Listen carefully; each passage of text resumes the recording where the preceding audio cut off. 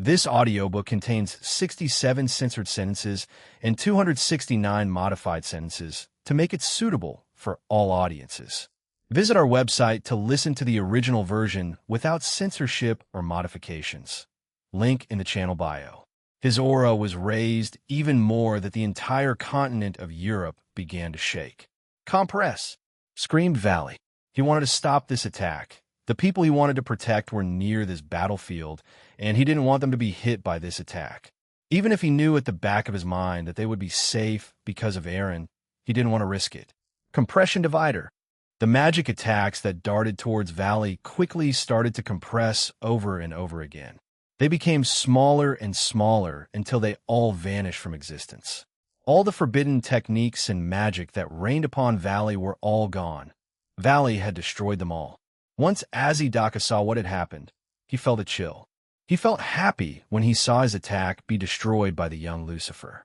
Valley himself was forced out of his Imperio Juggernaut overdrive because he had exhausted himself. Valley was back in his regular balance breaker armor. Even after training for around 200 years, he had run out of demonic power and stamina. He hadn't expected Azidaka to be this strong. He is definitely on the level of Ophis and Great Red, previously before they were strengthened by Jean, said Albion. Since it's come to this, ITLL be fine if you use Albion's true power. I really want to see the true power of yours that caused you to be revered as the Poison Dragon Emperor. You know, Albion? No, Guive? Albion Gwyber. Gwyber is Gwyber. Azidaka had existed since ancient times. It was no wonder he knew of Albion's true name. He also knew of the White Dragon's history. Albion did have the name of Gwyber in the past. In the Welsh language, it means poisonous snake. Although Albion and his rival Draig had never mentioned it before, the White Dragon Emperor, the White Dragon, was a dragon that used poison. Despite possessing a beautiful, pure white body, he had a hideous poison that even gods were afraid of. It was something within Albion's body that he hated and cursed at for many years. That name and power have already been sealed, said Albion. But precisely because you had that power, the gods of various factions feared and avoided you. Cinchuredo Albion had denied himself that power, as someone who had used toxic poison so much so that he hated speaking about it. Not even Valley was allowed to bring the topic up. Valley believed that even if he didn't have that power, the White Dragon Emperor's power was enough, which is why he had never mentioned it. But even though he hated his grandfather, he still proudly carried the name of Lucifer, and at the same time, Valley also felt that Albion's own values and ideas had begun to change while they spent time together. Another reason for this was the current Red Dragon Emperor, otherwise known as the Dual Dragon Emperor. The man known as Gene Skyward was beyond common sense in their world, and he had great influence on Albion and other people in their world. However, Albion had begun speaking to Eren's Albion and Draig, as both Valley and Eren were close themselves. In that regard, Valley's Albion began to change his worldviews because of the other two heavenly dragons. The things he heard them say were strange, yet he resonated with them in some way. When Azidaka saw Valley's expression, he said, "I've always felt that you and the Dual Dragon Emperor resembled each other in some way. You know? If I had to state the reason, it would be that both of you have the intention of wanting to protect something. Moreover, it isn't about wanting to protect your own pride, those eyes of yours. They're there because you want to protect someone special to you." "Is it a woman?" asked Azidaka. Valley stared at the evil dragon before a smirk appeared on his face. "You're correct in your assumption, Azidaka. It is a woman. However, she's not a lover or someone I'm interested in starting a romantic relationship with," said Valley. However, two people flashed in his mind, but he shook those off. "She's just someone who had taken care of me in the past. Am I like Aniki? Am not like Gene Skyward. I can't possibly protect that many people. I don't have the power nor the desire to. And until recently, I never thought about it in that kind of way." When Valley came to this place to fight, his mother and her new family kept on flashing in his mind. It was a very happy family, consisting of a mother, sister, and brother. If this world's destruction were to continue, it would surely reach them. Valley could not allow such a thing to happen. It's the one thing he wouldn't allow to happen, even if it cost him his life. However, there's a small human family that has people that I want to protect. Do you look down on me because of it? Or do you think of me as some kind of ordinary weakling? Recently, I started thinking that having such thoughts wasn't a terrible idea. Maybe Aniki influenced me a bit. Azidaka made a wry smile. It wasn't a smile of ridicule. He joyfully accepted what Valley had said. Kukuku, I have fought against people like you who believe in their minds that they're the last line of defense for those precious people in their hearts and minds. Without exceptions, all of them were formidable opponents. So I do not feel any trace of contempt for you at all. In fact, I think you're someone even stronger than they were. In the next instant, Azidaka created a magic circle around them. The surrounding landscape was completely rewritten. Vala got into a stance, but he immediately realized that this wasn't an offensive-type magic. As the surrounding scenery continued to distort and change, Valley was then absorbed into it. Vala Lucifer had entered an illusionary world that Azidaka created. Vala Lucifer woke up and realized that he was in a strange room. He sat up and found that he hadn't been in this room before. He looked beneath him and saw that he was also sleeping on a bed. Suddenly, he felt his body become heavier, as if some unseen weight had been placed across him. He looked towards that area and saw a boy sitting on the bed next to him. It was a boy that looked very similar to him. When the young boy saw that Valley was awake, he looked at him with a big smile. "Big brother is awake," the young boy shouted. The little boy was quite cheerful, and after he shouted that, the door to this room opened and a girl entered it. She also looked like himself.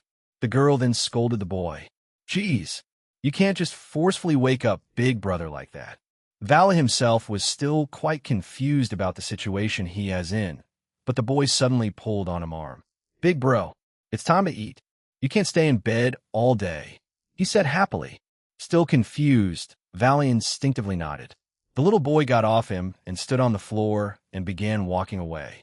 Vala, still confused, followed the two out of the room. Their destination seemed to be the living room. The sound of running water could be heard in the kitchen. Someone in the kitchen then noticed Vala and came out to the living room. Upon seeing that person, a cold sweat enveloped his body and he became nervous, and he noticed his breathing had stopped. "Ada, Vala, you woke up? You were up all night preparing for your exam, you know? University students really have it tough," said the woman with a gentle smile.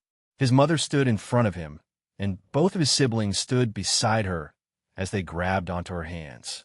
"Ah, so that's how it is. I understand now," thought Vala. He finally understood the true identity of these two young children.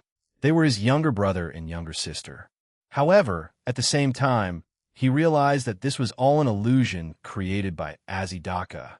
But when he looked at his mother's face, he felt an excruciating pain in his heart. Whether it was talking to his mother or realizing that this was all just an illusion, it made him feel distraught.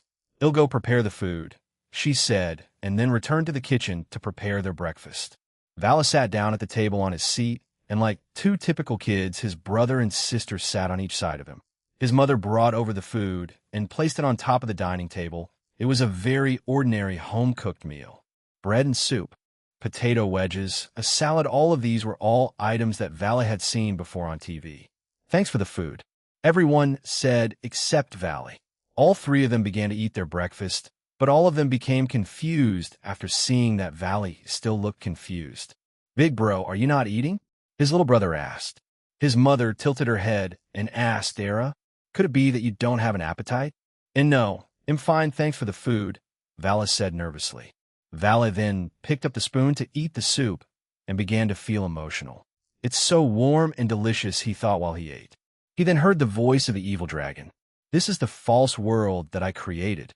This magic barrier will create a world based on the deepest desires of your heart. The scene in front of you right now is the world that you truly desire." That voice echoed in his mind. This was just an illusionary world, and, moreover, this was the kind of world that he wanted. He then heard Azidaka continue.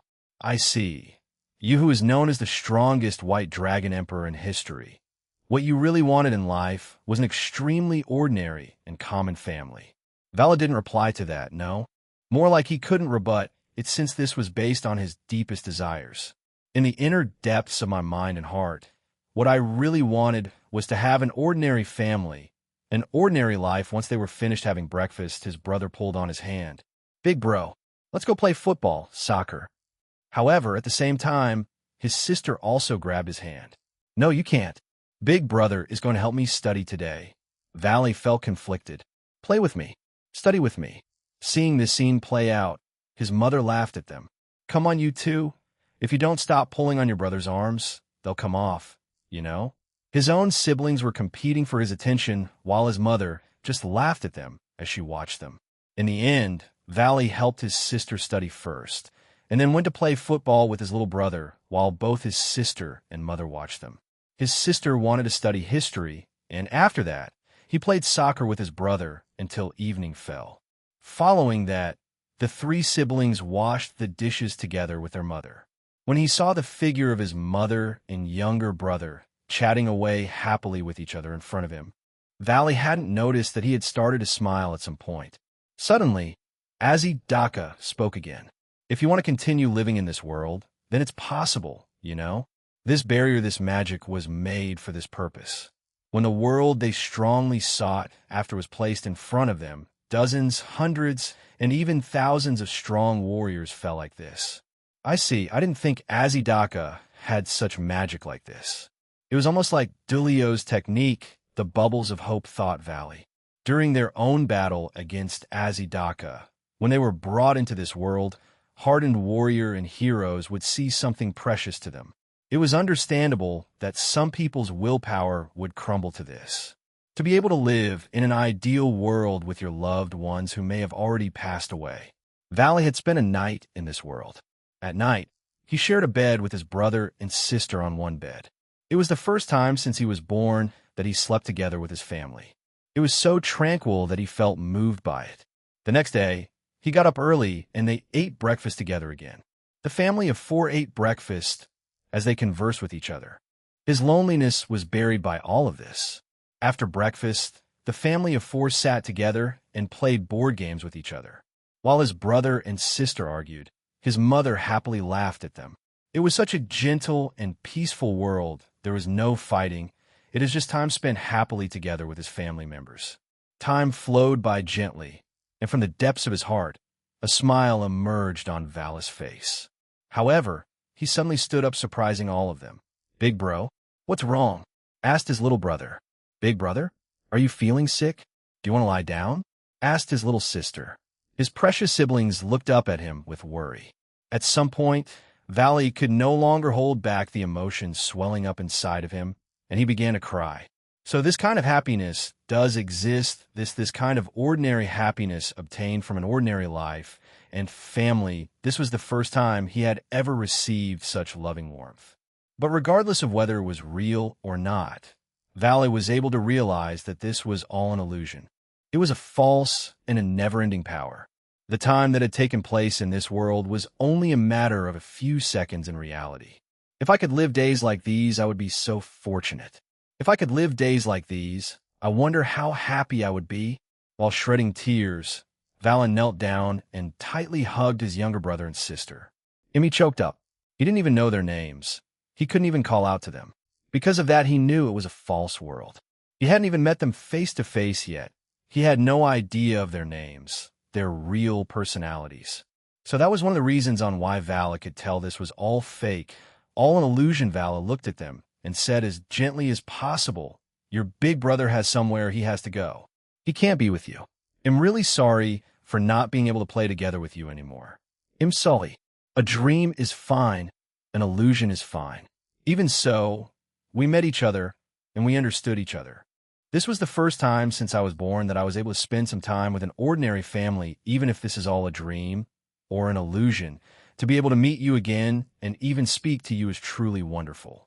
With this simple opportunity, no matter how much time passes, I can keep on fighting for myself and for all of you," he told them. Once again, Valley hugged them tightly in order to be able to remember this warmth forever. "I'm really sorry that I can't call you by your names, but I need to leave now so that I can protect all of you." Valley then faced his mother.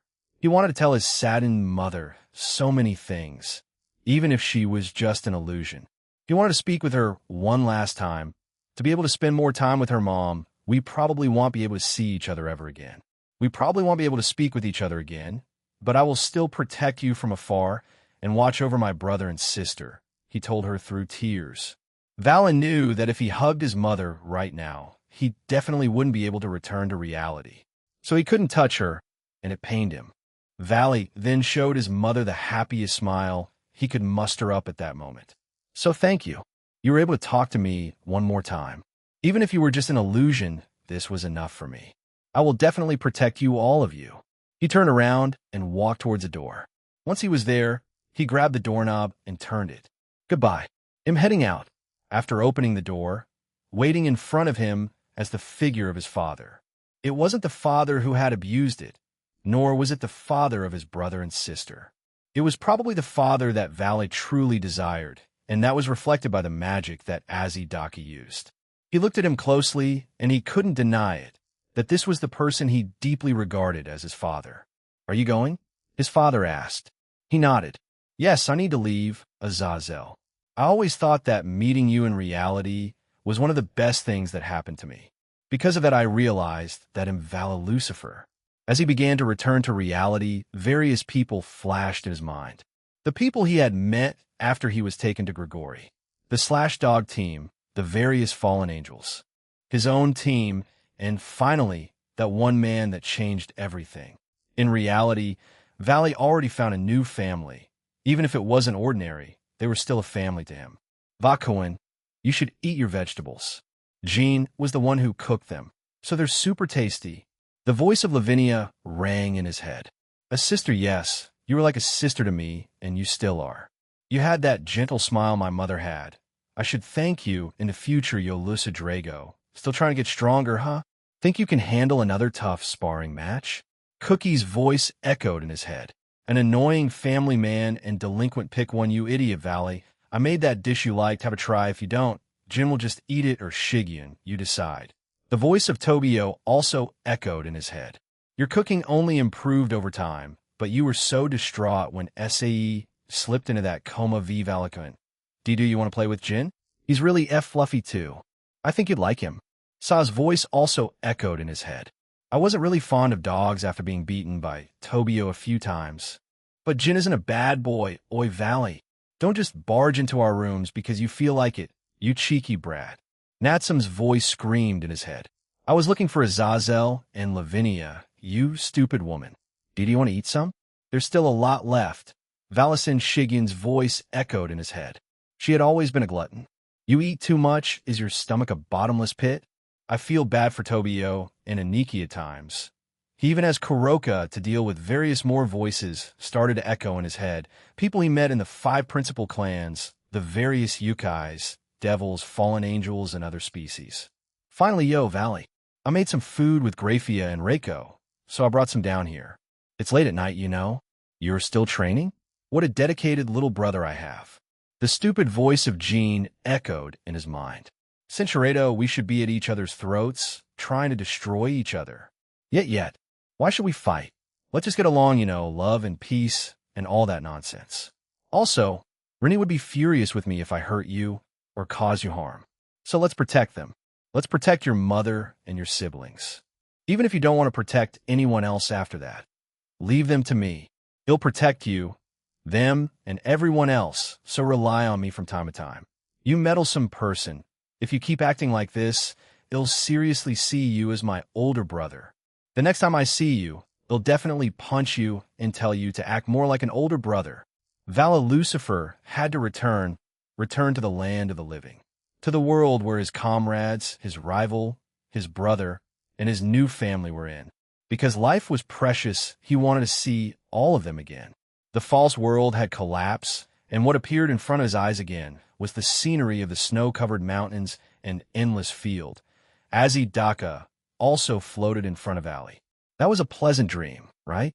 Asked Azidaka. Vala smiled and replied, yeah, it was the best dream I ever had. Azidaka's attitude immediately changed. The expression on his face became serious. He then expressed his respect towards Valley. White Dragon Emperor Vala, you were actually able to get away from my magic and techniques. Therefore, I will apologize for putting you into that lowly technique of mine. And because of that, I recognize you as my greatest and most worthy opponent."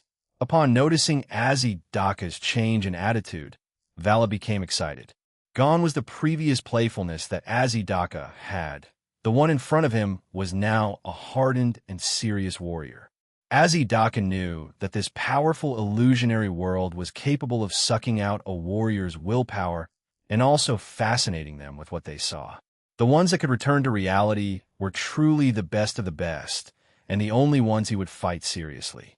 I feel the same way, Azidaka, but I'm also grateful to you since I could talk to those people at least once. Even before that, our match was already quite intense. So let's put our pride on the line then.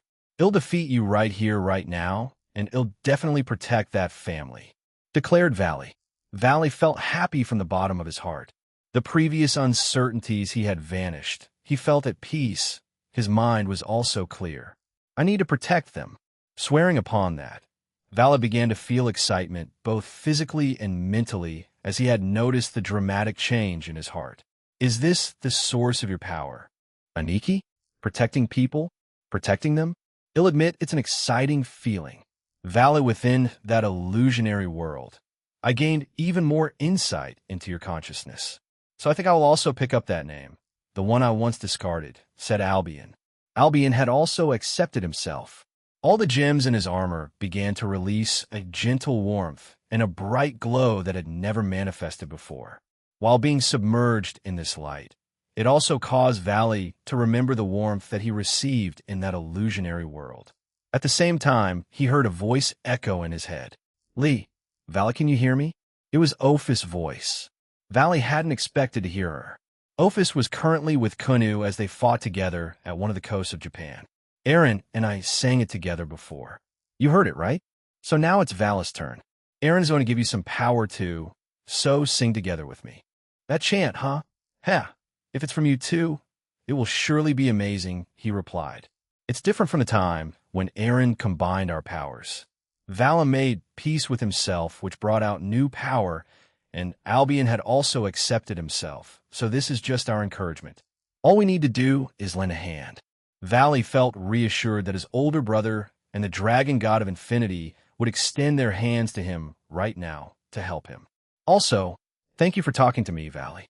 Ophis was the previous leader of the Cows Brigade, but regardless of whether it was Shalba or Chow Chow, they only ever used her for her powers. The only thing she felt in that place was loneliness. If you're satisfied with me, then I can speak with you at any time. Those are the words that Vala told Ophis. That hasn't changed even now, as they occasionally speak to one another when they come across each other. Friends, so this is what they call friends, huh? Aniki? Asked Valley. I will also sing it together with you. Valley, Ophis, added Albion. This was going to be a new chant between these friends and partners. A dragon god, a heavenly dragon, a Lucifer, and as Vala began to chant, he felt a reassuring hand on his shoulder, and he couldn't help but smirk. The pure white dragon dwelling within me. Rise up from your supremacy. The silver armor that exceeded supremacy gradually began to form jet black patterns on it. The silvery white morning star I possess within me claimed the throne of dawn in response to Albion's line. The wings of light on his back became infused with black. Following that, multiple pairs of new wings extended out his back.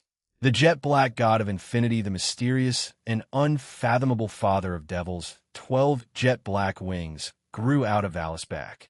All of the edges of his armor sharpened and became something with an organic form. Valis and Albion's voices then overlapped with each other. We shall transcend the limits to accept the oath. The crest of Lucifer appeared on all of the gems in his armor, and they unleashed a dazzling brilliance of light. The final stanza was chanted by Valley, Albion, Ophis, and thou shalt kneel down before our bright and glorious existence. LL Lucifer, go show him what you're made of. Valley, a voice echoed in his head. Vala felt even more excitement when the invisible hand on his shoulder lifted. Dragon Lucifer Drive. Once his new transformation ended, his entire armor emitted a dazzling radiance, and his aura increased even further. After his aura finished increasing, what appeared in front of Azidaka was a brand new white dragon emperor with 12 jet black wings. The armor was composed of silver white and jet black tones, and parts of it resembled the flesh of the vanishing dragon. With its dense silver and black aura, the waves of aura from the white dragon emperor and Lucifer radiated out from his entire body. The power of the white dragon emperor, Albion Gwyber, and the power of the Satan Lucifer. This is the form that we have awakened by combining our powers as one. Azidaka. With this, he'll defeat you, shouted Valley.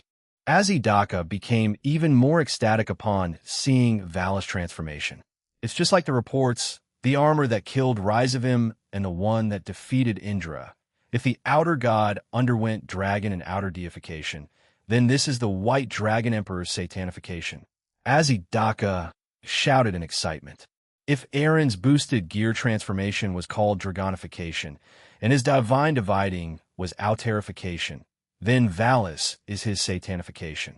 As he inherited the blood of the original Lucifer, and also possessed his own divine dividing, he combined both powers and awakened a new form while they both embedded their own oaths into the chant. With the help of Aaron, when Vala began to chant, his own feelings resonated with his older brothers to protect someone. You are truly strong, Vala Lucifer. This is the ultimate power I've been seeking to fight. That weakling Rizavim was just an impostor of the Satan Lucifer. You are the true Lucifer. I was right about that. The true successor of the true Satan is you, Valley. Hey, you got that right. I am a Lucifer. I can say that proudly now from the bottom of my heart. I am Valley Lucifer. Valley then spread open his 12 jet black wings as his armor released a silver white luster. He stared Azidaka in the eyes and declared, I am Vala Lucifer, the inheritor of the Satan's blood, and Gene Skyward and Lavinia, Rennie's little brother. Bring it on. Upon hearing that, all three of Azidaka's heads let loose a deafening roar. In order to exalt himself to his strongest state, the legendary evil dragon brought out his 2 wings. Yes, that's it.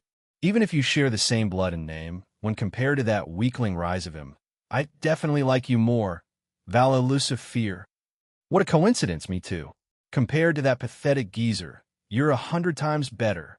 Both sides flew into the air at the same time. Valley with his new armor flapped his 12 wings of Lucifer, which caused all of the snow in the surrounding area to melt. Valley and Azidaka began a clash in the air.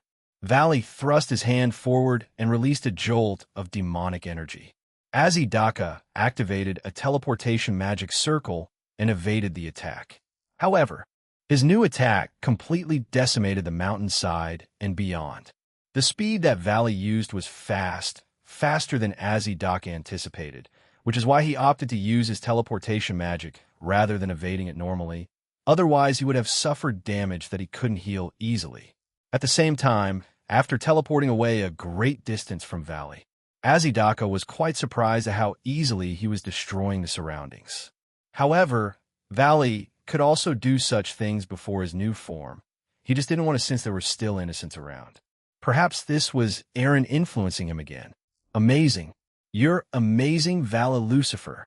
Such a casual attack destroyed so much. You're resembling the dual dragon emperor more and more. He's still emo though, but he's also strong now. What outrageous power. Vala channeled his power into his wings of Lucifer.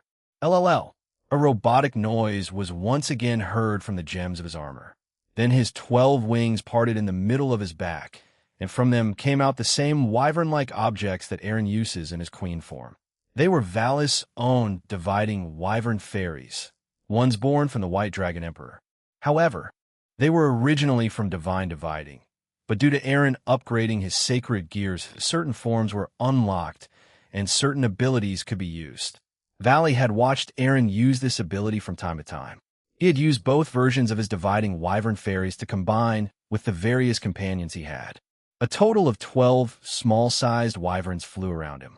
They began to circle around Valley until he pointed his hand towards Azidaka. Go, he shouted. Heeding Vala's command, They moved in accordance with their master's intentions, and the wyverns darted towards Azidaka. The body of one of the wyverns changed into a cannon, and from it, it fired a powerful beam of demonic aura.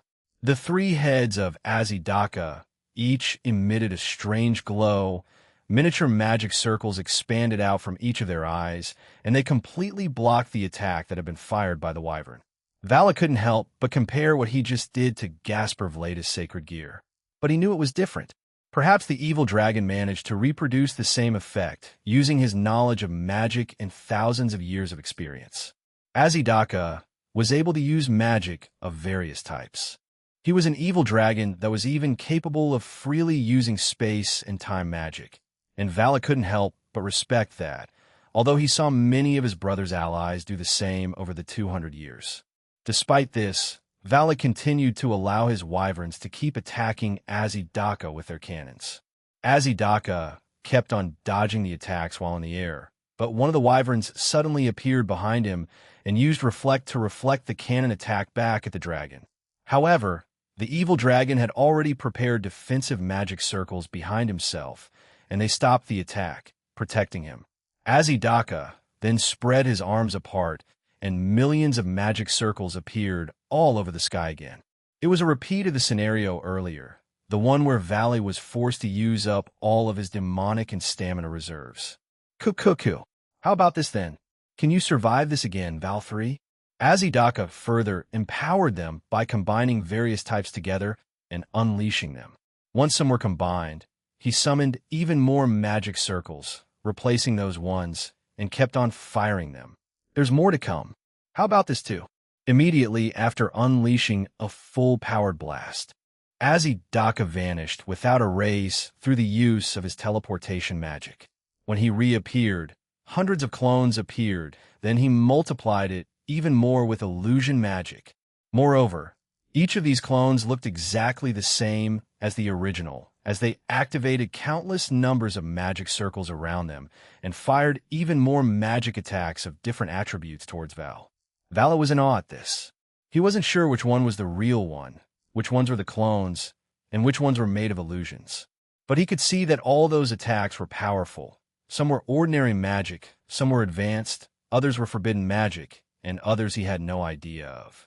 But Vala came to a single conclusion: it didn't matter which one was the real one. He would just need to blow them all away. Vala then increased his powers even more than he had ever done. As he did, his body exploded with a powerful aura. LLL. Vala put his right hand forward and grinned. Satan Compression Divider. What Valley released in front of him was the ultimate blast of demonic radiance. Silvery white and jet black streams of light were interwoven with each other, and all of the magic that Azidaka, his clones and illusions released, they were instantly compressed over and over again until they were all eliminated. Even all of Azidaka's clones had been blown away, leaving only the original behind. What? Who? That's too powerful. That's just plain cheating. After seeing the outcome of that, Azidaka was truly shocked. He was originally full of confidence in his full burst attack. The magic he had released would have wiped out this small country along with several others along with the alliance that fought in them and the innocents.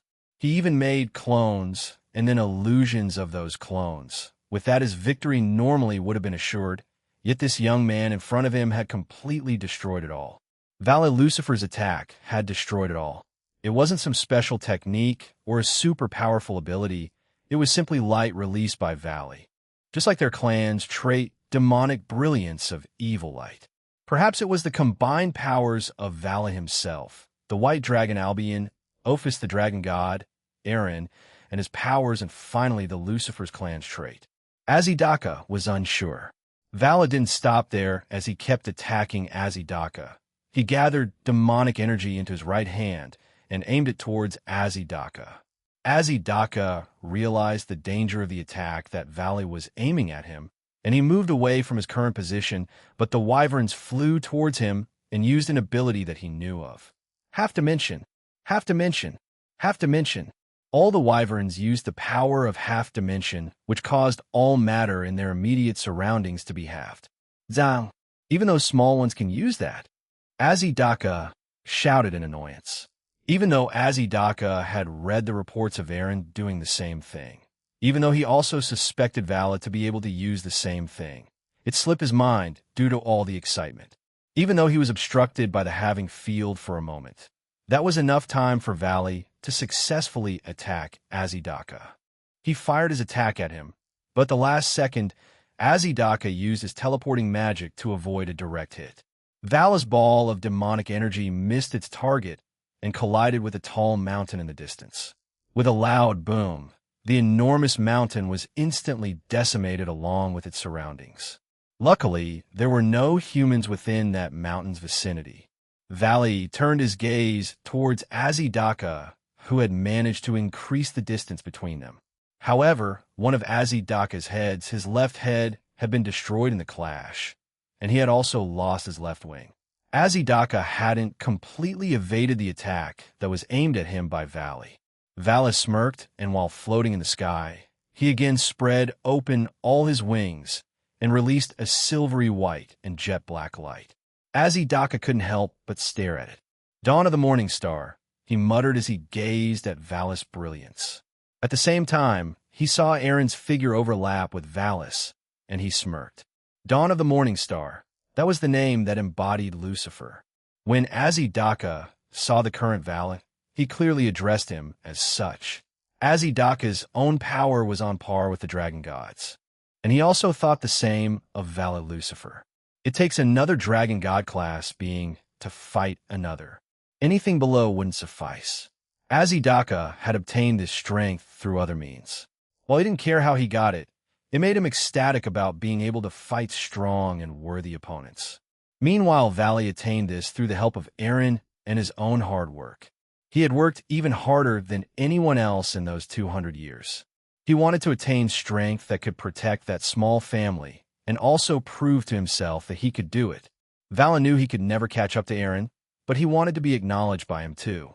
That's why in the future, when they have their fateful battle, he only wanted one thing out of it. Whether he won or lost their fateful duel was now irrelevant to him. He simply wanted his older brother to acknowledge his strength in a genuine way. Suddenly, something out of place flew towards this battlefield. They were various super devils, vampires, mass-produced evil dragons, and the fake red dragon emperor scale males. Upon seeing this, Azidaka became even more irritated. As he was about to shout at them, the various enemies suddenly and instantly frozen. A massive wall of ice had hit them and froze them. Then the large mountain of ice shattered, killing all those enemies. Both Valley and Azidaka stared at the scene for a moment before Vala chuckled. It seems my older sister is giving us our privacy, Azidaka. Indeed, she did. Whoever wins this battle, we must give her our thanks, said the evil dragon. Even though he was a wicked dragon, he had an honorable side. However, it seemed that even more appeared, and it further annoyed Azidaka. But Valley put his hand forward, and various wyverns flew towards the massive enemies.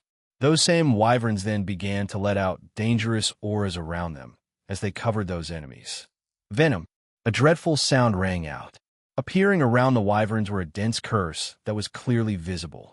Shortly afterward, the mass-produced evil dragons and various enemies began to writhe in pain. They then collapsed and fell to the ground in agony. They're experiencing pain? Oh, so it's what you wanted to see? It's Albion Gwyber's poison. It's called Reduce, said Valley. Albion's abilities were to have any object and have that halved portion absorbed as his own power, as well as being able to reflect his opponent's power. In addition to this, there is also Reduce. Albion then said, my poison is able to reduce all existences aside from inorganic objects. As long as it's a living being, its very essence can be broken down bit by bit. So anything, even gods, can have everything, including their bodies and soul, reduced. After the enemies were tainted by the poison that the wyverns released, everything within their bodies began to be reduced. As a result, they received fatal injuries, and they were killed. This was the poison that even God-class beings feared.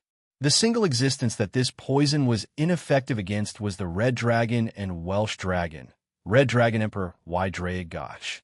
Because it was once believed that he was invincible and poisonous, he was always alone.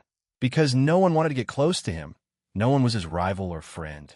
More accurately, even without the use of his poison, Albion was an overwhelmingly powerful being, and there were very few who would stand on equal ground against him. However, it all changed when he met Drake. There was actually another powerful dragon, and he could become stronger with him. Both of them wanted to become brave and fearless. From that day onward, they wanted to become powerful dragons without relying on those kinds of powers. He also found out that Great Red and Ophis were immune to his poison too. However, aside from those dragons, it was still effective even against gods, and Albion knew that with certainty. Even so, Albion pursued other abilities, and eventually he gained his divide and reflect abilities.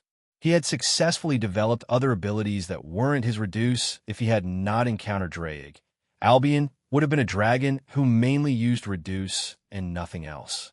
Because those two met, they both improved and changed themselves, and went up another level of power. Hence why these two dragons eventually became renowned as the two heavenly dragons feared by various factions and gods. "Are you going to use it on me?" asked Azidaka. "I've already told you before. This is a power that I had already discarded. Drake and I rely on our claws, fangs, ambition, and auras. We rely on our pure power to fight and enhance each other. I'm known as one of the heavenly dragons, so I don't need to use poisons." Valley also laughed. "That's right. We believe that our current power is enough. Or is this something that you're not satisfied with?" Azidaka. In response to Val's defiant question, Azidaka laughed loudly. He shook his head, and their battle started once again. They began slamming against each other's bodies and fired multiple attacks against each other. Each time their powers clashed, a part of their surroundings were blown apart. The mountains that once covered this part of Europe were all but long gone. Each powerful magic attack that Azidaka launched was destroyed or halved by Valley. Likewise, any attack Valley used was defended against by Azidaka, or he simply avoided it. Neither side let up, and they kept on clashing in the air. Their surroundings only got worse as time went on. Valley sent out a barrage of punches covered in powerful demonic energy. Azidaka did his best to dodge them all, but many of the punches landed on his abdomen, causing Azidaka to cough out blood. Yet Azidaka's will to fight didn't decrease at all. As a counterattack, he kicked Valley and knocked him back a fair distance. Half Dimension. Valley had used Half Dimension, and so did his wyverns who had come back. Azidaka was trapped in a field that was constantly being halved. The power was so overwhelming that he was forced to the ground, and he knelt at how powerful it was.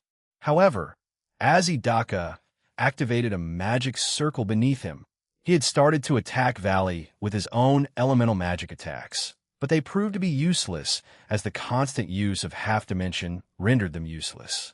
Azidaka then used healing magic to heal his body and heads. Healing magic was quite rare. Only a limited number of people could use them. It was considered to be the highest class of magic. Magic that was used to regenerate lost limbs or heal critical wounds came at a cost. It could be lifespan or something else, but to Azidaka right now, lifespan was meaningless. Seeing this, Vala kept on using his powers to attack Azidaka, while also continuing to use the wyvern's half-dimension use. At the same time, Vala felt his stamina getting lower with the constant use of his new power. However, he also knew that Aaron had given him some of his demonic power and stamina back earlier prior to him transforming. Because of all of this, Azidaka had to defend against all of the attacks while also healing himself, meaning his magical energy was rapidly being exhausted. Even if he had what was considered to be limitless reserves, it was being constantly cut down by the new generation Lucifer. In the end, Azidaka no longer had enough magical energy to use healing magic. His left and right heads that had been blown away several times no longer regenerated. Both of his wings were also full of holes. As he kneeled down on one knee, he breathed heavily and strenuously. Valley himself was also breathing heavily. His armor's regeneration had also greatly diminished. His match was so intense that most of its powers were being used offensively rather than defensively, repairing his armor. "It's not over yet," roared Azidaka. With the last of his strength, Azidaka flew over to Valley and with his remaining head, bit down on Vala's shoulder. If Azidaka couldn't use magic, Cinchuredo, using his razor-sharp fangs to crush the armor and dig into Vala's flesh. In a flash, the thought of death flashed in Vala's mind. This was the last move that his opponent made in order to determine the winner. At that moment, the faces of his mother, brother, and sister appeared in his mind, followed by his new family. "I can't lose. I can't afford to lose, because I swore that I would protect them." Vala screamed and increased his own power even more and dedicated it all to settling this match with one final attack. He spread open his black wings again. The armor on his chest and abdomen rattled as they separated and slid open. A muzzle of a cannon appeared and began to charge up as it emitted a great amount of power. In order to prevent him from escaping, Vala grabbed onto Azidaka tightly. This made his fangs dig even deeper into his body, and the pain was unbearable for a moment. Even so, he continued to focus his aura on the muzzle of the cannon. After a vast amount of demonic energy had gathered, Vala said to the legendary evil dragon in a calm tone, "This is the end, Azidaka." "LL Lucifer, Aat!" Vala screamed at the top of his lungs. "Satan Lucifer Smasher." The massive bombardment of silvery white and jet black auras was fired out of the muzzle on his abdomen. Once Vala's final attack had ended, the mountains around them had been torn through, leaving only a wide fissure in the middle. The bombardment of aura had traveled several kilometers. No, it went as far as the edge of the horizon. Despite all of that, Azidaka was still alive. No, he was on the verge of death and was on his last breath. Only a single head was left. Vala moved towards the only head that remained. Even in the face of death, Azidaka still showed a fearsome smile. "Ah, don't you think that was a wonderful fight? Don't worry, I'm an evil dragon, and an extremely persistent one." Azidaka's head began to crumble bit by bit. "I will be resurrected again after some time. Just wait about 2,000 or 3,000 years. I will definitely come back and find you for another battle. Vala Lucifer." Leaving behind those words, the legendary evil dragon, the Diabolism 1000 dragon, Azidaka, had disappeared. But even if a small piece of an evil dragon's soul remained, they were able to remain in this world. One day, just like he said, he would come back to life, and that day, Vala Lucifer looked forward to it. Vala fell to the ground and let out a deep sigh. He had never felt so much emotion after a victory. But he liked it. "Yeah, I sincerely look forward to it, Azidaka," muttered Vala as he looked up at the sky. "I did good, right, Aniki?" Vala Lucifer had won his death match. Chapter 16, Part 5, A Dragon That Burns Evil Hearts, Third-Person Point of View. Trials of Memories Past Failed, 20,999 times. Trials, 7 Body Restoration, 95 Evolution Progress. 1-290 Try again? "Yes, no, this is getting ridiculous," mumbled Aaron. He sat on his bed, and he had already reread through a couple of books he had. These books were Pride and Prejudice by Jane Austen, 100 Years of Solitude by Gabriel Garcia, and Wuthering Heights by Emily Bronte. In addition to his manga and light novel collection, he discovered he had a collection of other books, most of which were classical literature. Aaron decided to take a break, an extended one, because he had failed 20,999 times after he got past the 6th trial. The 6th trial was an emotional one, and he found out that Aoife loved him more than he loved her. He was filled with regret and sadness that he couldn't bring her back. He would ask Azathoth about her once they talked. He hoped that she would give him an answer that he would like. But if it wasn't, he wanted to be reckless, but he knew the girls would probably stop him. So if the answer he received in the future wasn't what he wanted, he would let her rest. "The longer I sit here and read, the more anxious I get. I wonder how everyone is doing. They're surely fine, right? No, it'll stop. It'll probably jinx them," he told himself. Aaron sat back on his bed and sighed while looking at the white sky. As Aaron closed his eyes, he heard some rustling. He thought he was simply going insane, so he didn't bother looking at it. But then he heard a sigh that confused him. Master Aaron, didn't I tell you to clean up your mess? Leaving books lying around is still being messy, even if you don't think so, said a female's voice. Alerted by the sudden voice of a female, Aaron's eyes shot open, and as he began to move, he fell from his bed. Ah, my back. He heard another sigh and looked up. A woman had come over to him and offered him her hand. The second he saw her face, he smiled and accepted her hand. Once he was up, he immediately hugged her. Oh dear, did you miss me that much? The woman asked as she hugged him back. Yeah, I only remembered you until recently, you know. It should be a crime for me to do that, replied Aaron as he stepped away and looked over the woman. She had shoulder-long brunette hair and light brown eyes and wore a simple black and white maid uniform. Cindy, I thought you were reincarnated with Mom? Aaron asked, confused. He started to poke her to check if she was real and if he wasn't just hallucinating. Cindy stopped Aaron from poking her and grabbed both his cheeks before pulling them. Yes, but I was informed by a certain outer god that my master had failed numerous times and we had to come here. We? He asked, confused. Suddenly he felt arms wrap themselves around him in a surprise hug. Guess who? Mom? Okay, now I'm confused. How is this happening?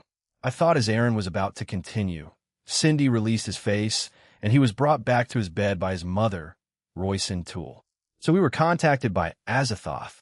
We're both asleep with neither of our memories intact yet, but we'll regain them once we make contact with you again. To put it simply, we're asleep, and she brought us here, so we won't have long, explained Royson. Ah, I see, replied Aaron as his head rested comfortably against his mother's chest. By the way, how long will you keep me like this? He asked. Forever? Replied Royson, and she began to hum to herself. Meanwhile, Cindy had begun to pick up the various books that were scattered in Aaron's room, while keeping an eye on the mother and son duo. But it seems like you failed a lot on the last trial. Huh? What's it about? Royson asked her son. After secondary school, during college, and before I reconnected with everyone, and during the months that I was dying, explained Aaron. I can get to the dying part plus the next few months part, but I can't move forward from there. After he told them that, they both fell silent. Royson's body began to tremble, and Aaron obviously noticed that. He called out to his mother, but received no answer. So when he looked back at her, she was silently crying. What's wrong? He asked and cupped her cheek. He then brought his mother into his chest and hugged her head. Aaron looked at Cindy, who also had a look of guilt, but she gave him a sad but troubled smile and shook her head. Please go find me and talk to me. I can't say where, but it's still in Ireland. In with Cindy, she told Aaron through tears. But I did try doing that, but I could never find you. Can I get a bit more of a hint? Asked Aaron. Go west. You'll find us there, she said, and hugged Aaron again. Aaron had no idea what was happening, but his own suspicions led him to believe that his mom still felt guilty about not being there for him.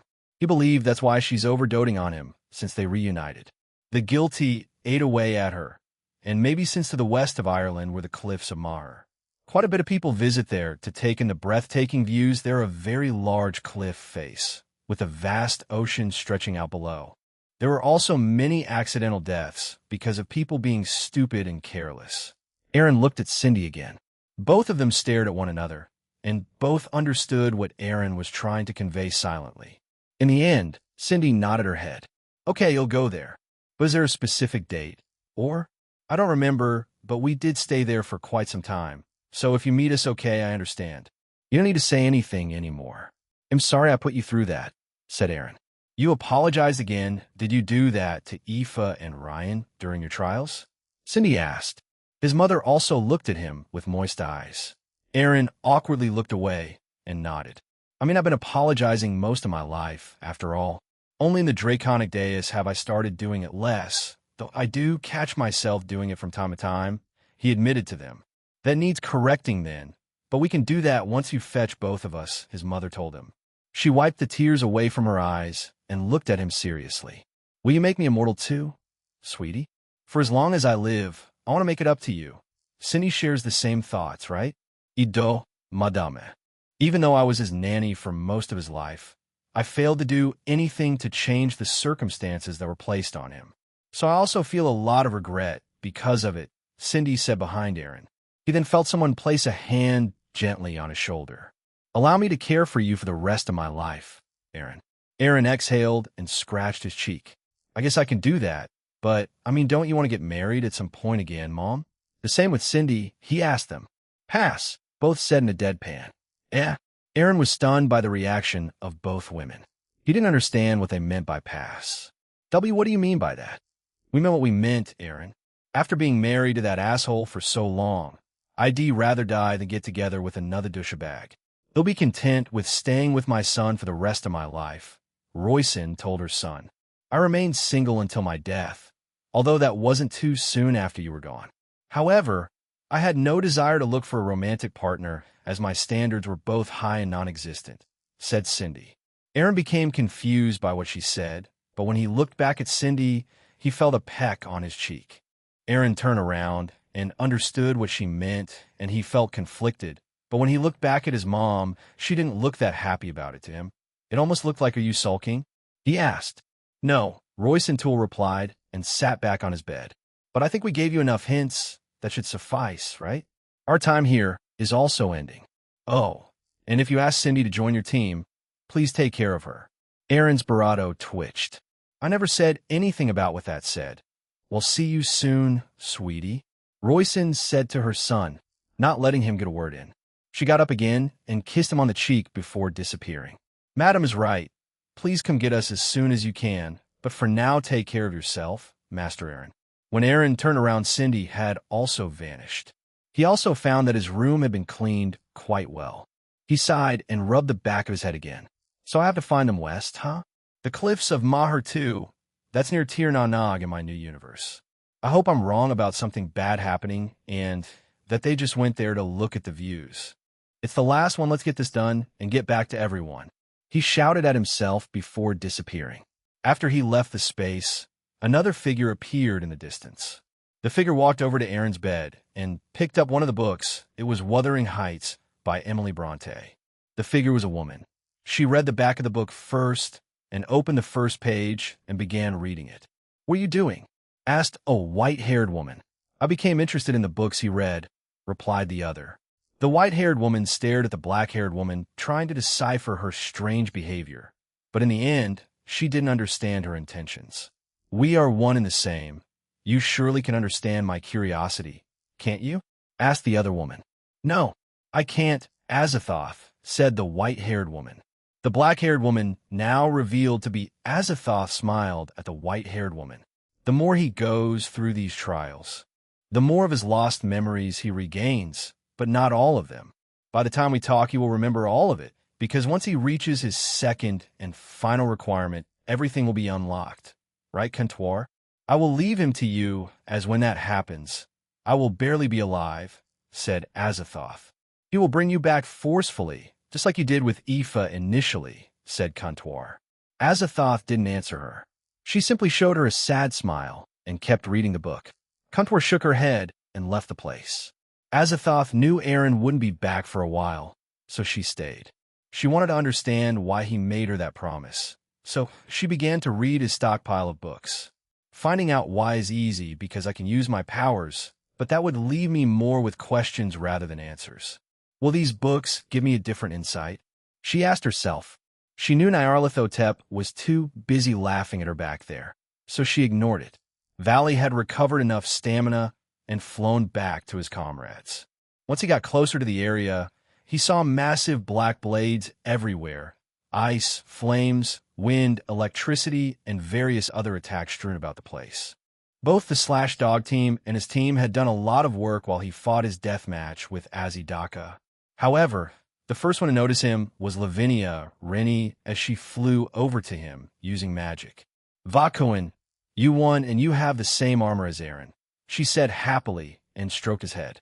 As she did that, the others joined them as a wide white barrier and field covered the area, and every enemy had stopped moving. Oh, bro had the same armor from before? You also unlocked it too, huh?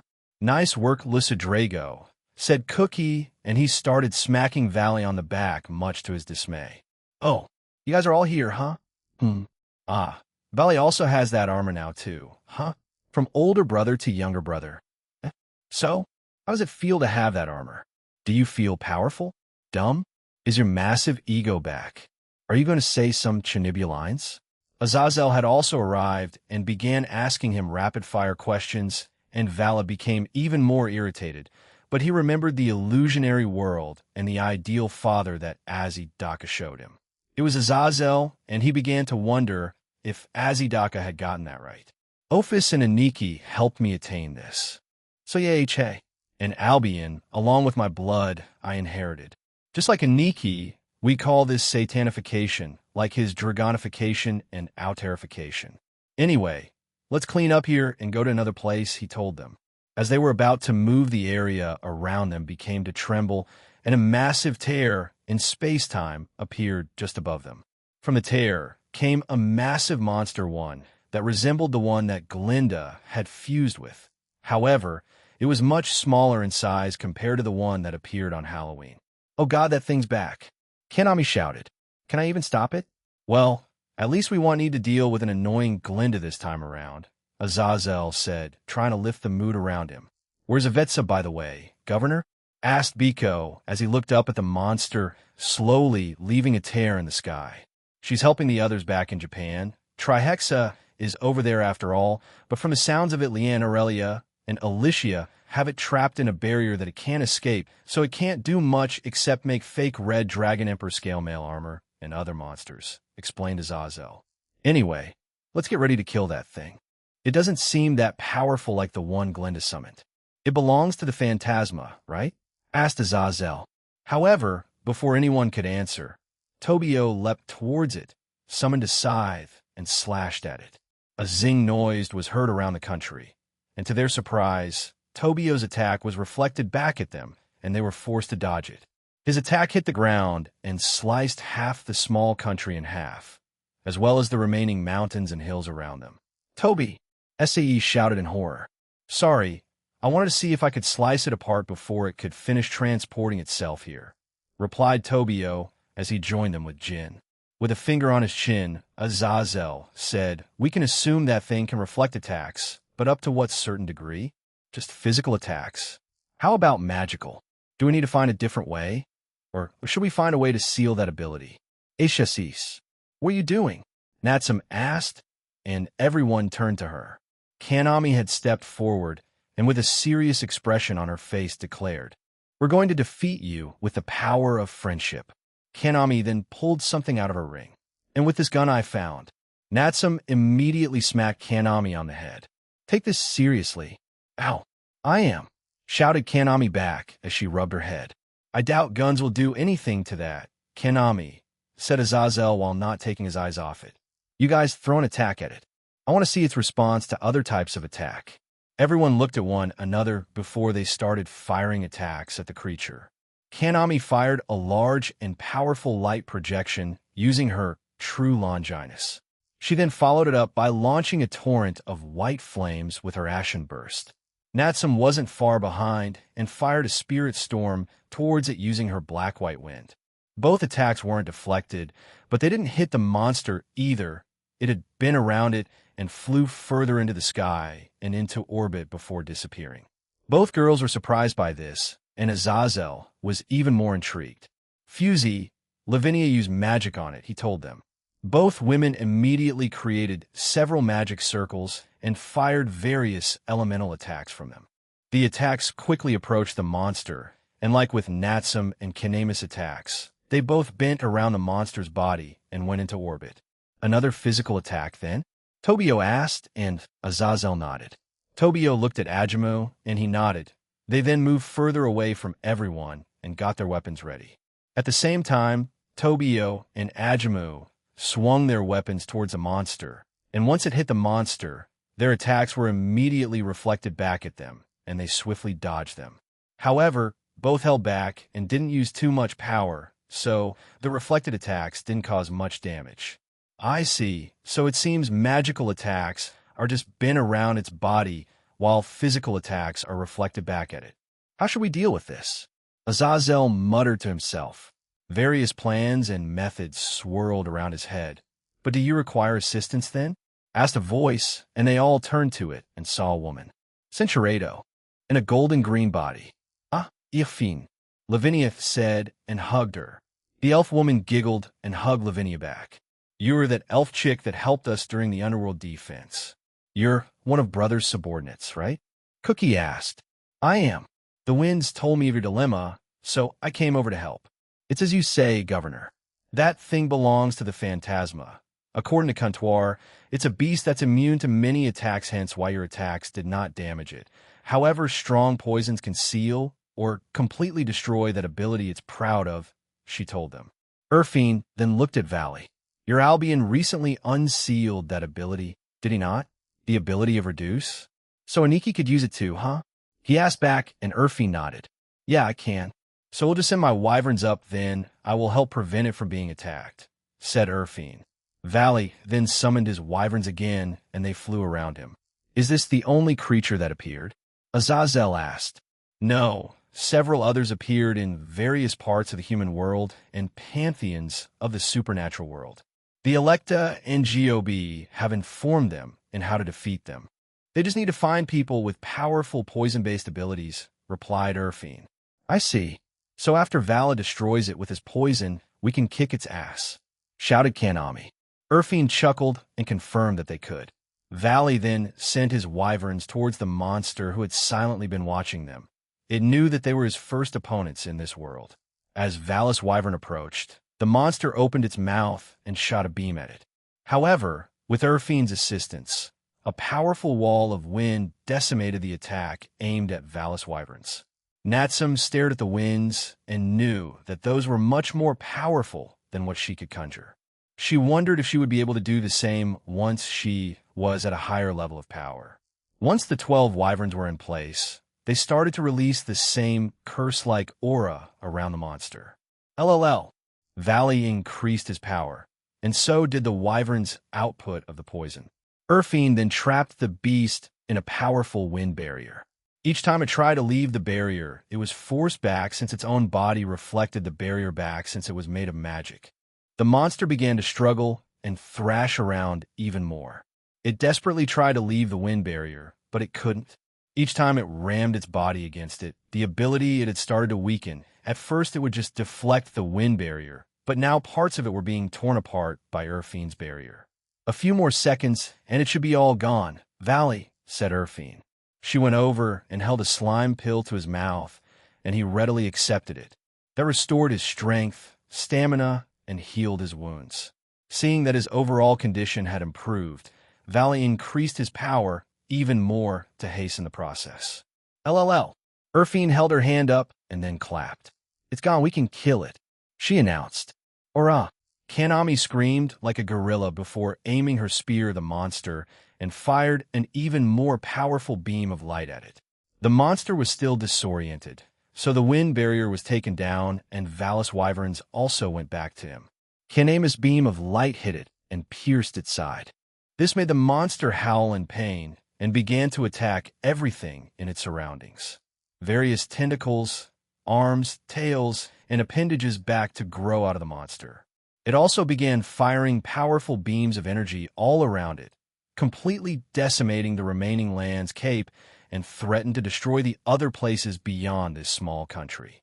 However, when it wildly aimed to a further distance, the beam hit another barrier. Fufu, I set up another barrier earlier, so we won't need to worry about its attacks leaving this small area. Urfine smirked at the monster and gathered powerful wind around her arms. Those winds began to form into humanoid shapes and moved in front of her. Now my lovelies go and bully it, she shouted. Urfine had created 2 more of her celestial storm clones. She had thousands of these roaming around Europe as they helped various other groups defend their countries and pantheons. Everyone else joined in the assault on the monster as various attacks were unleashed upon it. Fusey and Lavinia's magic, Cookie firing electricity at it, Middlet and Calawarna using their light attacks, Maruam using his own energy to attack it, and Ajamu and Tobio using their weapons to hack, slash, and pierce its body. Azazel stood back and watched it all. He wanted to inform them of anything else. If the monster suddenly changed or evolved, he wanted to be the first one to see it happen. Urfine was also beside him, so he struck up a conversation. Is your master coming back anytime soon? He asked. We are unsure, but he will eventually, replied the woman. I take it that you all trust him? Yes. Their conversation ended there. Her celestial storm clones kept the monster in place and prevented it from attacking both teams. Essentially, it made this fight easier for them, as it was just an unmoving target, yet it had a powerful regeneration ability as well. However, it wasn't as powerful as 660 SXS, so they could still slowly chip away at it. LLL. Valley aimed his arm and wings at the monster. Satan Compression Divider. The same ultimate blast of silvery white and black demonic radiance hit the monster, and it began to have its body over and over again. However, it didn't fully kill it, as it stopped halfway and only reduced its existence to half its original size. Lavinia aimed her hand at it and instantly froze the monster. Everyone looked at the Ice Queen and felt a chill. Vakuin, can you launch into the air? Let's end this so we can move on to another country, she told them. Everyone quickly agreed, and with the help of Maruam, Tobio, and Ajamu, they launched the monster far up into the air. Urfine canceled her barrier around the area, and everyone charged up their final attacks. Man, she can become terrifying at the flip of a switch, Azazel mumbled while looking at Lavinia. Fufu, perhaps she has the potential to become a Yandere, mused Urfine. Please don't say such terrifying things so casually. Her love and attachment to Jean is already ridiculously high, and any more would make me be worried, replied Azazel. Super Mega Ultrea, shut up. Natsum told her sister to shut up, and Kanami huffed as various powerful attacks were launched at the monster that was high up in the air. An enormous explosion transpired once the beast was hit by all the attacks. The sky above them distorted and briefly turned the sky an amalgamation of different colors before it returned to its previous state. Phew, oh well, that ends well, huh? Asked Kanami as she wiped the non-existent sweat off her forehead. I just received some info that there are several more enemies appeared at a nearby country. Tobio, Kanami, you'll leave that to the Slashdog team. Valley, you and your team come with me. There's another that requires the use of poison, Azazel said to them while ignoring Kanami's weird comments. Well, I'll leave it to you guys then. My celestial storm clones are everywhere in Europe right now, so one might accidentally stumble near you. So ITLL automatically help you. They'll continue with eliminating the battle gods. As Urfine was about to finish saying her bit, the meteors that were constantly hitting the barriers around Earth suddenly stopped. Fufu, it seems like Adite found the ones summoning the tears and meteors. We won't need to worry about that any more then, she told them. Good day to you guys. If you need my personal assistance, just shout into the wind, all right? Let's Slashdog team, let's go. Kanami shouted, interrupting Tobio as she ran off before the rest could agree with her. Tobio was stunned, but laughed in the end. You heard her. Let's go. He repeated, and their team left first. Calantha walked over to Valley and began to poke at his chest. I knew my husband would come out victorious. Now then, when shall we have babies? She asked him. Valley silently stared at the woman for a few seconds before he turned to Azazel and asked, What country are we going to? That's so mean. At least acknowledge me. Whined Calantha. Valley then reached out to her head and stroked it as he spoke with Azazel. Calantha stopped and stared at Valley. Even the rest of his team were surprised by his actions. Valacuin, Calantha hugged his arm, much to Val's dismay as they started walking away. Luffy, Arthur called out to his sister. Yes. How can I help you, Oni-sama? Luffy. How goes your relationship with Jean? Upon hearing this question, Luffy blushed. What are you talking about? Oni-sama? I'm just a roommate to Jean-sama. Biko howled with laughter at both women, but got singed by Calantha as the two began to bicker back and forth. Arthur simply nodded at his sister, not showing how he really felt, but when Luffy turned around, a small smirk appeared on his face. In the Hindu pantheon, in Buloka, Sukista stood a woman.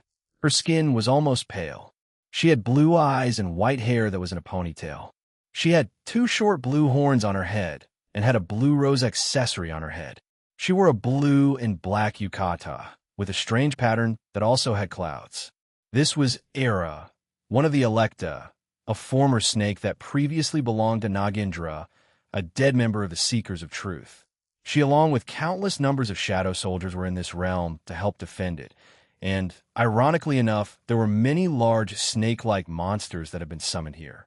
Other gods and warriors were also helping defend it, including the Hindu group of Team DXD. One of them approached Era.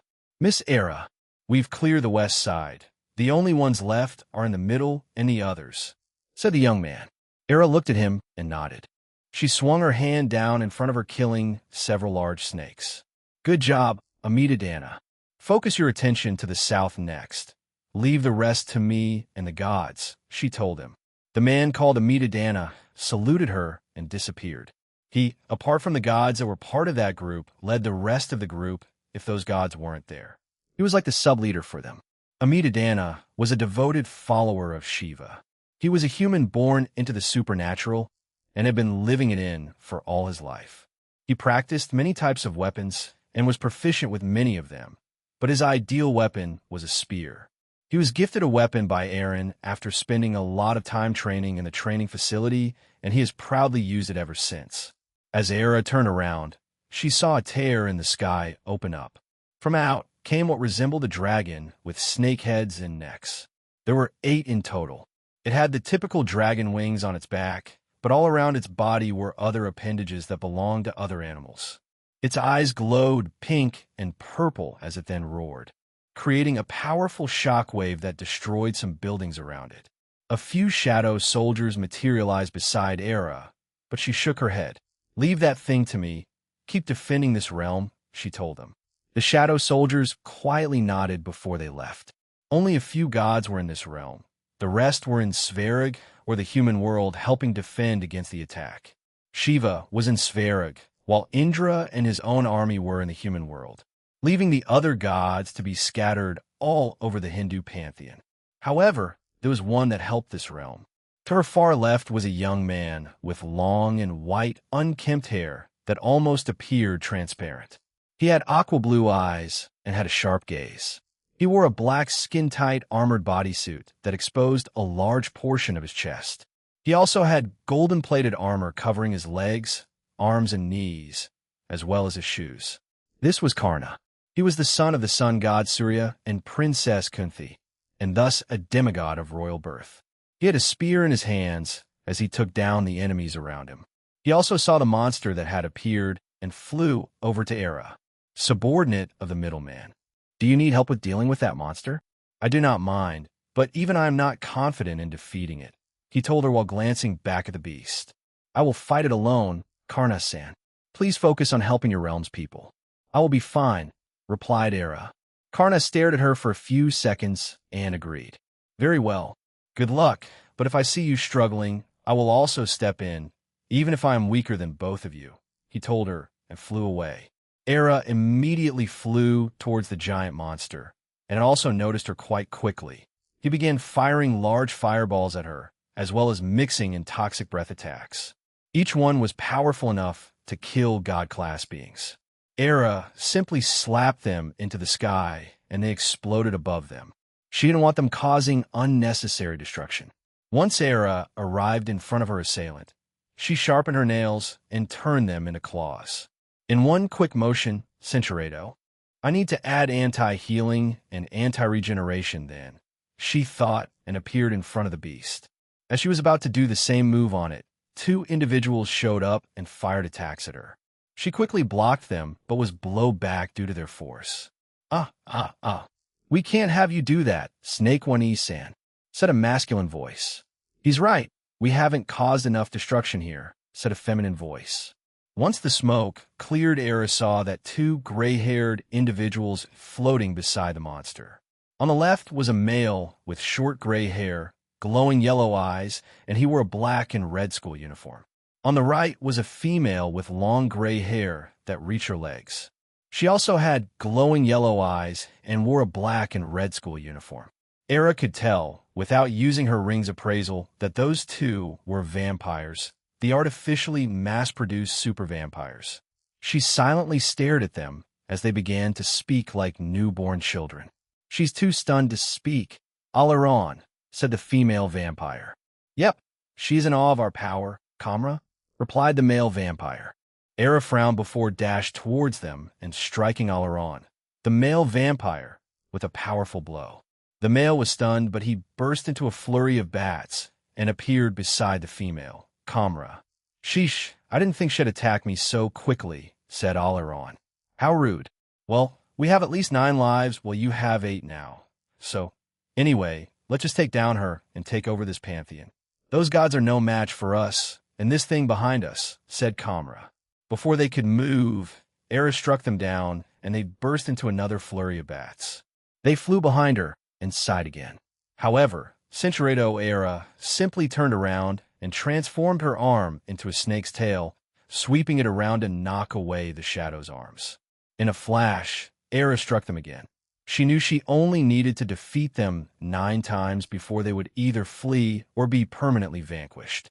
As she fought them, she also summoned several large snakes of her own, and they kept the large beast busy and also weakened it at the same time by injecting anti-healing and anti-regeneration into it as they bit into its flesh.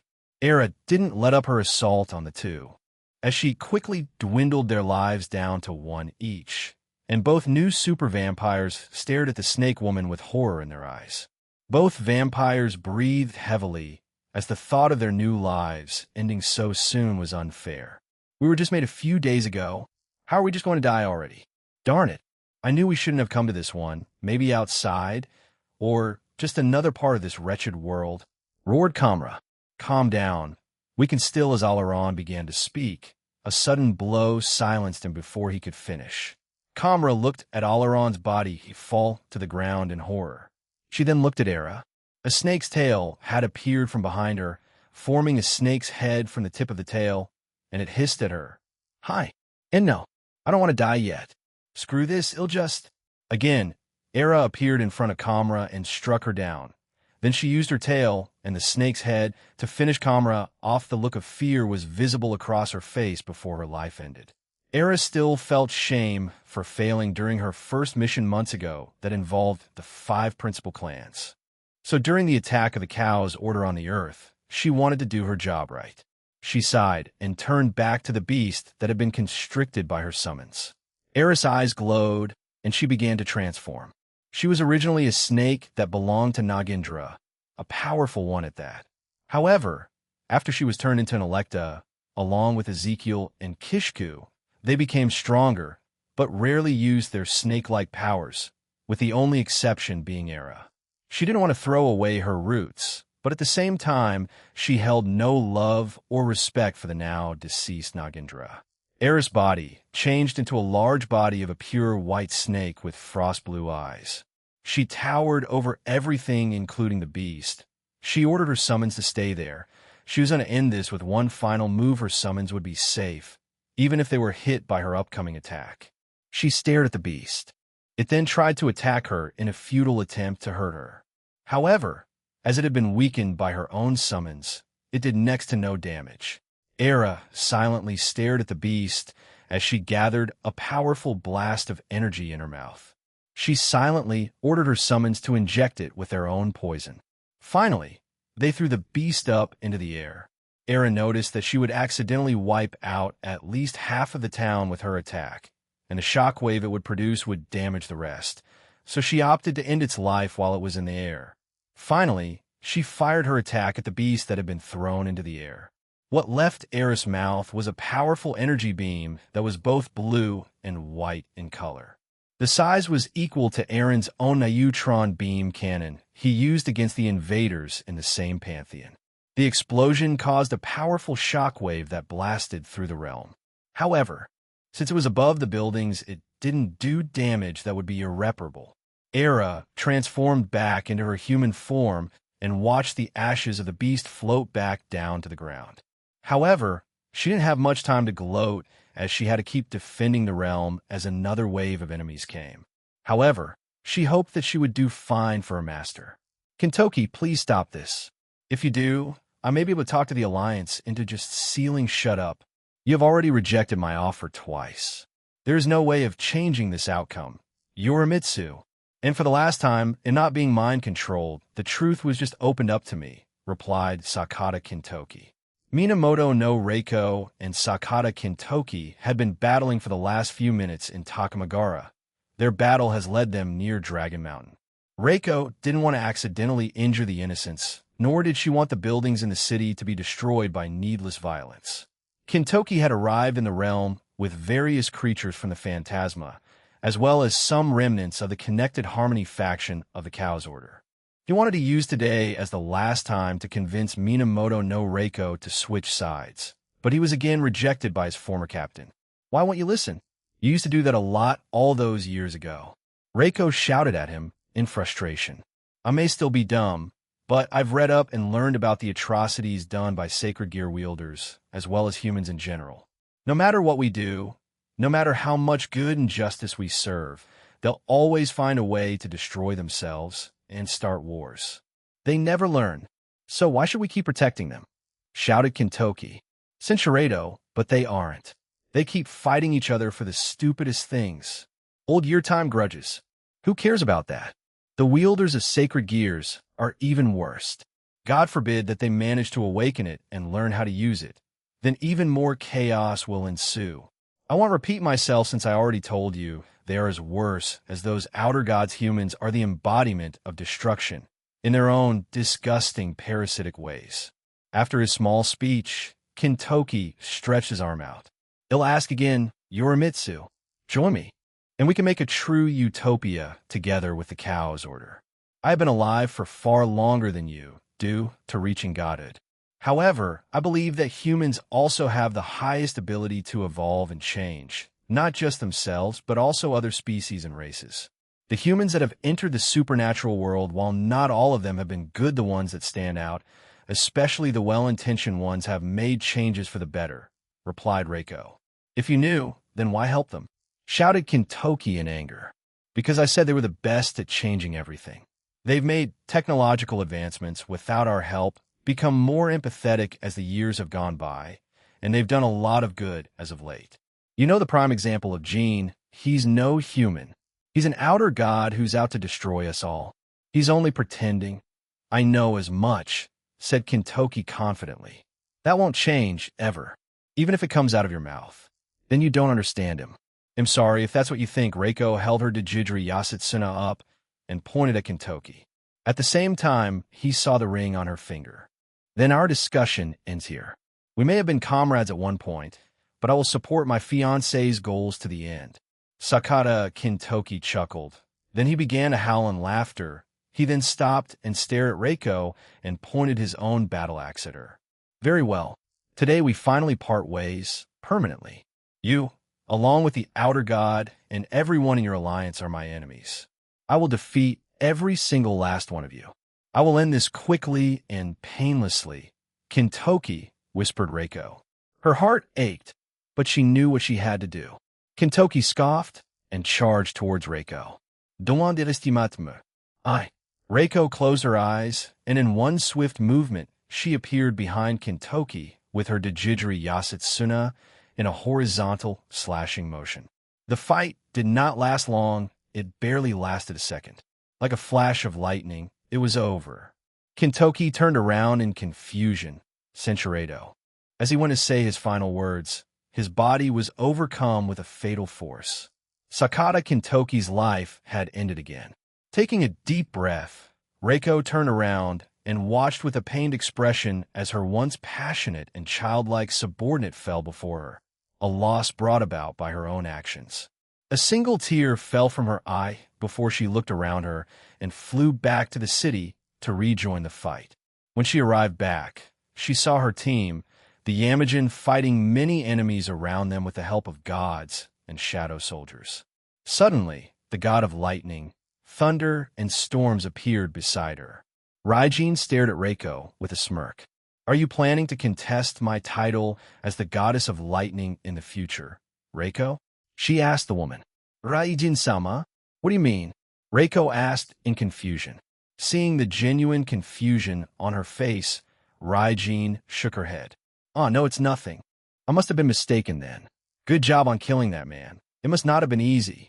Come, we still need to defend our realm, she told her. Reiko nodded, and they flew away to deal with more enemies. Reiko looked back at the spot where she ended Kintoki's life. Memories of their past flashed in her mind. The first time they fought together, the first time they ate together, the first time she tried to teach him how to read, write, and other things. Reiko was many of Kintoki's firsts in life. He was also her trusted subordinate in the past. If she could change how he led his life after his resurrection, she would, but she didn't know if her fiancé would approve of it, although he did want to give everyone second chances. Reiko would try to ask him if resurrection was possible in the future. If not, she would let bygones be bygones. Reijin-sama, what about the exiled clan members? Reiko asked as she turned back around. They were the easiest to capture, so they're currently locked up. The monsters, on the other hand, they're still being dealt with. Not everyone here is a god-class being. Thankfully, our advanced regeneration technology helped elevate most of our citizens to ultimate class and up, replied Raijin. Reiko wryly smiled at the goddess. Raijin wasn't in a relationship, nor was she engaged to Eren, yet she had already started calling him husband. When Reiko first heard of it, she was quite taken aback and shocked, but now she was used to it. She still found it strange, but was used to it in the land of Heaven Falls and many other realms in the Irish pantheon. Many of its gods and warriors were busy defending their realm. However, it was made easier thanks to the help of the shadow soldiers that Eren provided. Kana Kludmer, the Irish goddess of music and dreams, was busy playing her harp in the middle of the town in the land of Heaven Falls. They were once again under attack, but this time thanks to the increase in help, and with Ain with her powers, it made the defense much easier. However, Kana, like Akino, shared the same worries today. To her, she felt like it was off somehow, and she didn't know how. However, she had to push that feeling aside, so she could keep helping out her fellow gods and goddesses. In the distance, Luff, the god of the sun in the Irish mythology, was making quick work of the enemies around them. Luff had joined everyone in the training facility in Eren's home, as he still held intense hatred for the Cow's order for destroying his home and harming his people. Luff flew around and killed his opponents with a single slash, or using his authority over the sun by using powerful flames that equaled the sun's heat and temperature. Every enemy that came into contact with it were incinerated from existence. They didn't even feel the pain, much to Luff's annoyance. The insect used Kana's powers to provide a powerful healing effect throughout the realm. Providing their warriors with passive healing gave them peace of mind, and they could fight a little bit more recklessly. However, at the same time, it worked in their favor, as these warriors had gained some confidence because of it. Not many of them had fought alongside their gods, so this was a good opportunity for some of them to show off and maybe have a chance of being scouted by them for a future team or something of that nature, or simply creating better relationships. The defense of this realm was progressing well until a powerful tremor occurred on the land. All its inhabitants looked towards a large in the sky, and from it came a man. As soon as the gods and goddess lay their eyes on the man, they became shocked, especially a certain woman, as she stared at the man and trembled. She herself wasn't fearful of him anymore, but her body remembered, and she desperately tried to regain control of it and stop herself from shaking. The man had short black hair, dead-looking purple eyes, and he wore a black vest over a black shirt. He had a purple necklace around his neck, and he wore black gloves, gray pants, and black shoes. He also had some earrings on his ears. "What's he doing here?" Bridget asked in shock. Danu rushed over to Ain and stood in front of her, like a protective mother shielding her young. With furrowed brows, Danu muttered, "Manan and Mac Liar, what are you doing here?" "Oh, if it isn't Mother. I came to take my wife back. I thought we could use a honeymoon after this little scuffle around the world, you know?" said Manan and Mac Liar. He waved at the other gods, too. Luff immediately tried to slice his head off, but to his utter surprise, Manan and Mac Liar stopped his sword with a single finger. The man smiled at Luff, as if looking at an old friend. "Wow, I wasn't expecting you to welcome me so strongly, Luff. We're friends, aren't we?" He'll greet you too. In the afterlife, that is," he said menacingly. 1 second, Luff, the god of the sun, was there. The next minute, he was gone. Shock was what everyone felt. They were unable to process what had just happened. One of the strongest gods in their pantheon, yet so easily killed. Luff! Nuada screamed and flew towards Manannan MacLiar. Other shadow soldiers joined him and they tried to grab him, but to the shadow soldier's surprise, he disappeared and appeared in front of Danu. "Excuse me," Mommy said and grabbed Ain. As his hand touched Ain, she lashed out and Manannan MacLiar crashed through several houses after being slapped away. As a result of that, other buildings in the area also collapses due to Ain forgetting to hold back her strength. The realm itself also threatened to crumble away. Wow, so powerful. So the middleman really helped you, huh? Fufu, you also have that ring. I suggest you take it off. Ain, my love, Manannan MacLiar said as he got out of the rubble with a few cuts on his body. Come now, my love, join us. A different voice said to them. Yes, yes. Join us, Ain. Another voice added. Why you how why? Ain stuttered out, horrified and confused. Manannan MacLiar smiled at her and said, Your other 3 husband souls are inside of me. If you come with us, all of us can be together again. Isn't that wonderful? You're sick in the head, replied Ain. I'd rather die than go with you. All 3 of you. Just thinking about any of you makes me sick. Come now, don't be like that. We'll be happy together. Happy. Happy. We can share wonderful times too. Danu finally stepped in front of Ain again and declared, You won't have her, not while Kana and I stand. Manannan MacLiar smiled and chuckled. I guess we just need to stop you then. It seems everything is going well. We only have a minimum. Aurelia stopped in her tracks as she frowned. The ones beside her also frowned. Those were Leanne and Alicia. Aurelia, is something wrong? Rias asked as she and the rest of her peerage landed beside them. Luff, the god of the sun of the Irish mythology, has died, she said with a frown. This obviously shocked the rest of them, and they weren't sure on what to say. Ain, Danu, and Kana are there along with the other shadow soldiers, but we might let's kill 666 before we start scattering. Aurelia, said Alicia. She agreed, and they turned back to the trapped beast of the apocalypse. Just then several tears started appearing, and more beasts from the Phantasma, as well as giant machines from the Eevee, began to come out of them. It doesn't look like they're going to make this simple. Aurelia, we'll leave 666 to you. Leanne and I will deal with those creatures. Without waiting for her response, Alicia summoned her sword and flew away. Yes, I believe General Aurelia will be able to rid of that 666 all by herself. Leanne added and showed Aurelia a teasing smile before she equipped her helmet back on and flew away too. Grimmery Peerage, inform the Bale and Citri Peerages to keep up your efforts. Leave those to us. Once all is settled here, you can go to the underworld, Grigori, and Kuo to check on your loved ones, said Aurelia. Before the Rias and her peerage could answer, Aurelia disappeared, leaving a gust of wind behind. After she disappeared, several giant crosses made of light appeared on the horizon. They then exploded, killing thousands of their enemies. Next to that, several hundred blue and white lines appeared all over the sky, which also exploded, killing even more enemies. That was Leanne Sensei and Alicia San, said Chiron. Naya, that's right, Chiron. And Shama, I thought you were somewhere else. I came back because I missed you, said Barato, smiling warmly at Chiron. Also, the other one was Alicia. Well, eventually reach that level of strength someday.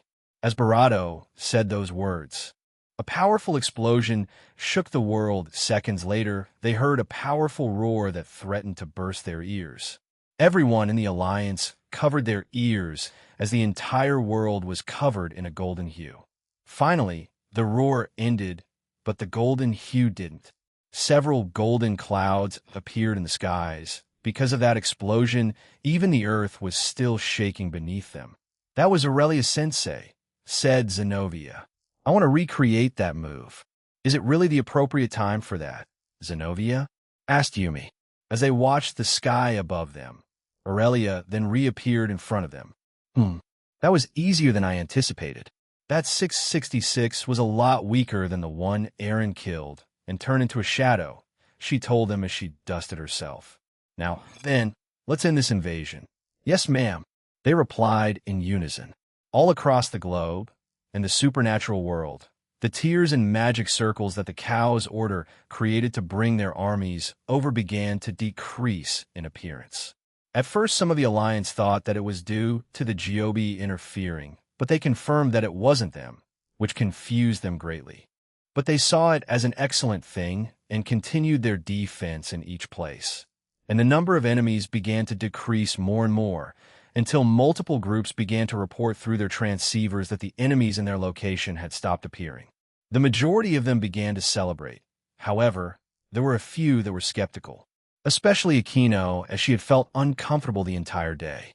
Even after she contacted her parents, it didn't feel right to her, so both Barrichello and Shuri teleported to her just to comfort her. Much of the Alliance on the coast of Japan began to gather where Aurelia and her group were. They also played the news of the humans through a magic circle, and they were relieved as well. But also at the same time, they began to talk about the existence of the supernatural. Many were shocked that they were real, many were still skeptical, but they couldn't deny what had just happened to the world around them. It wasn't just in one place, after all. It happened all around the world at the same time. "Yo, we made it," said a voice. Aurelia's group turned to find that Azazel, the Vala team, Slashdog team, and Surzex had arrived. "Oh, Onyisama, W, what are you doing here?" Rias asked, shocked. "I wanted to see how things were coming along. We have apprehended all the rebels in the underworld, as well as repelled the attackers there too. It seems the same is happening around the globe. Does this mean?" Surzex trailed off. "We won," finished Azazel. "Who knows? Maybe? But Aniki hasn't come back yet," added Vala, forcing the area to quieten down. Indeed, Aaron Tool hadn't come back yet. However, their victory was short-lived as a feminine voice echoed throughout the world. "Fufu. Well done, Team DXD and the Alliance. You all deserve a praise." The voice cheered happily. Many of them knew who this voice belonged to, and their faces changed from being relaxed to being tense. Suddenly, a body was thrown to them. "Ignia," Azazel shouted and ran over to him. "Oh no, Ron. You can't win," he slowly said to them. He collapsed from a severe wound. Lapis turned into an outer god. "None of you can win. She also took away my powers," he told them. A cold wind swept over the entire world, both human and supernatural. Then, a crack appeared in the sky. It quickly increased, and eventually the sky above them shattered. From it came Lapis. She had a smile on her face as she waved at everyone. Elbayuna. Long time no see, fufufu. Let's begin part 2, shall we?" she said happily. Then several places on Earth suddenly exploded, killing millions of lives. The explosions were so large that they created pink mushroom clouds of smoke. Everyone in Team DXD and the Alliance looked on in horror. Large chunks of the Earth were also missing when looking at it from outer space. Ada, I hit Japan, Kyoto, all of the 5 principal clans were in that spot, weren't they? Oh, Cinchuredo, the ones who couldn't fight. But the rest of the members of the clans went to fight on one of the coasts. So some of them should be safe, added Suzaku as she interrupted Barrichello. However, she was obviously distraught to finding out her parents and the rest of the clan were essentially killed. What they didn't know was that Lavinia's home had also been destroyed in those attacks, and the Ice Queen still didn't know about it. She just glared at Lapis like the rest of them. TCH. Aurelia clicked her tongue and appeared behind Lapis. With her greatsword held above her head, she swung it down, but as it hit Lapis back, it shattered. "Sure, too bad, bang," Lapis said as she aimed her hand at Aurelia like she was holding a gun. Immediately afterward, Aurelia was struck by a devastating attack. Everyone had delayed reactions. They just watched one of their strongest fighters killed so easily. The first one to react was Aurelia. Leanne screamed in horror as she watched her friend and longtime rival be killed. Leanne began the motions of jumping towards Lapis, but she was held back and stopped by Alicia. "Let me. If you go now, you might end up like her." "Please don't," Alicia shouted at her. "I'm not waiting, you know." Lapis raised her hands, and even more explosions happened around the world. More and more human cities, towns, and villages began to explode. However, what followed after were small, thin, pink lines appeared above Lapis. They were numerous, almost infinite, and everyone that saw them had a bad feeling. Ignia, who had been healed by Asia, saw it and shouted, "Barato, run! Those things will track you down, and you'll be killed like Aurelia. Nothing can stop it. Boo! Don't spoil it," complained Lapis as she fired them towards the world. She also clicked her fingers and made it nighttime. The world was now a mix of black and pink to some. It felt like some kind of joke. A big line, millions of pink lines began flying towards everyone. Many members of Team DXD were hit. Initially, nothing happened, but I don't feel any, the man began to say. Cinchuredo, some of them targeted Lapis, but as soon as they got close enough to her, they were also killed. A pink line suddenly zipped towards Sona Citri. Many on Team DXD saw this, especially the ones in the Citri peerage. Time slowed down for many of them, but Saji quickly equipped his armor and made a mad dash towards his king. A horrified look crossed Sona's face as she looked at the line and Saji. "President!" Saji screamed. He wasn't going to make it. Some of the shadow soldiers appear in front of it, and they were immediately killed. But it also slowed it slightly. As the line was about to hit Sona, a pair of hands pushed her out of the way. Everyone there was shocked. The one that appeared was Seraphal Leviathan, Sona's older sister. Sona stared at her older sister in shock, however. The last thing she saw was her sister smiling gently at her, the line completely passing through her. Sotan Seraphal didn't finish her sentence as she was struck down. "Onea-sama!" Sona screamed as she had just watched her sister fall right in front of her. Various other members also cried out to the Satan Leviathan. Surzex was also shocked by his friend's sudden death. Down goes the Leviathan. Saratan is gone. Lapis cheered happily. "I wonder who's next." Hee. More and more shadow soldiers began to attack Lapis, but they all met the same fate. Even more began to stand in front of the lines that Lapis created endlessly in the sky. However, they only served to slow down the instant death line she made. Endless people died because of those lines. Normal humans, supernatural beings, and even some gods. No one was safe. "Don't just stand there." Ajamu screamed as he tackled Yumi out of the way, surprising everyone. However, in turn, he was also pierced by the pink line. He smiled apologetically at Yumi. "I never got a chance to apologize for those events a few months ago," Ajamu then exploded as Yumi and the Slash Dog team watch on in horror. Yumi didn't know how to react. She didn't hate Ajamu anymore. They had spoken a few times over the course of the year and put aside their differences, because they were more or less raised the same way and were used by Valper or Galilei, so they put the blame on that man. "Let's make more places go boom." Lapis shouted, and various pantheons, realms, and groups were killed.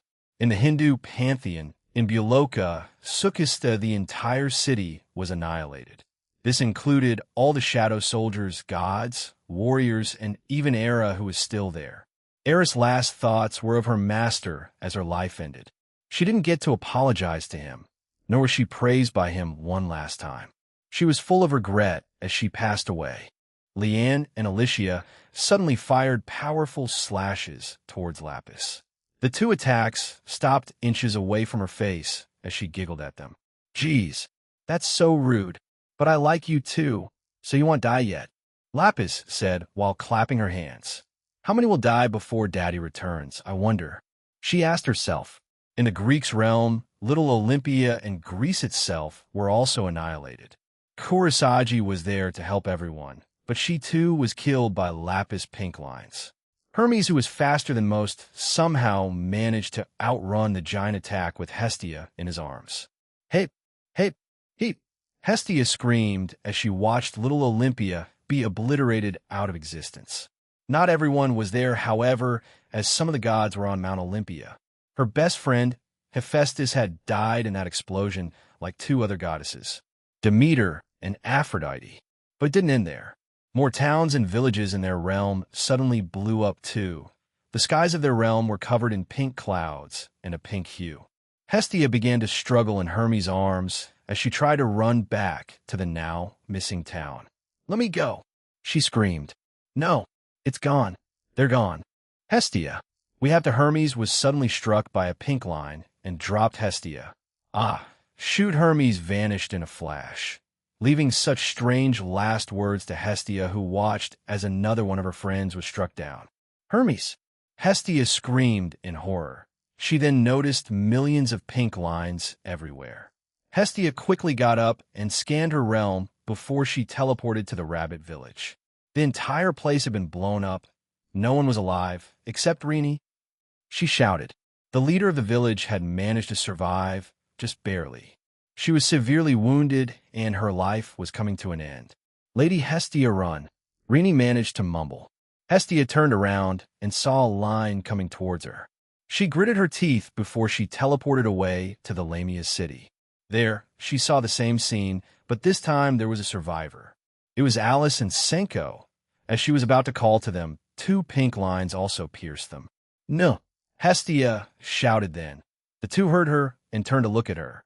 But before words left their mouths, they were also struck down.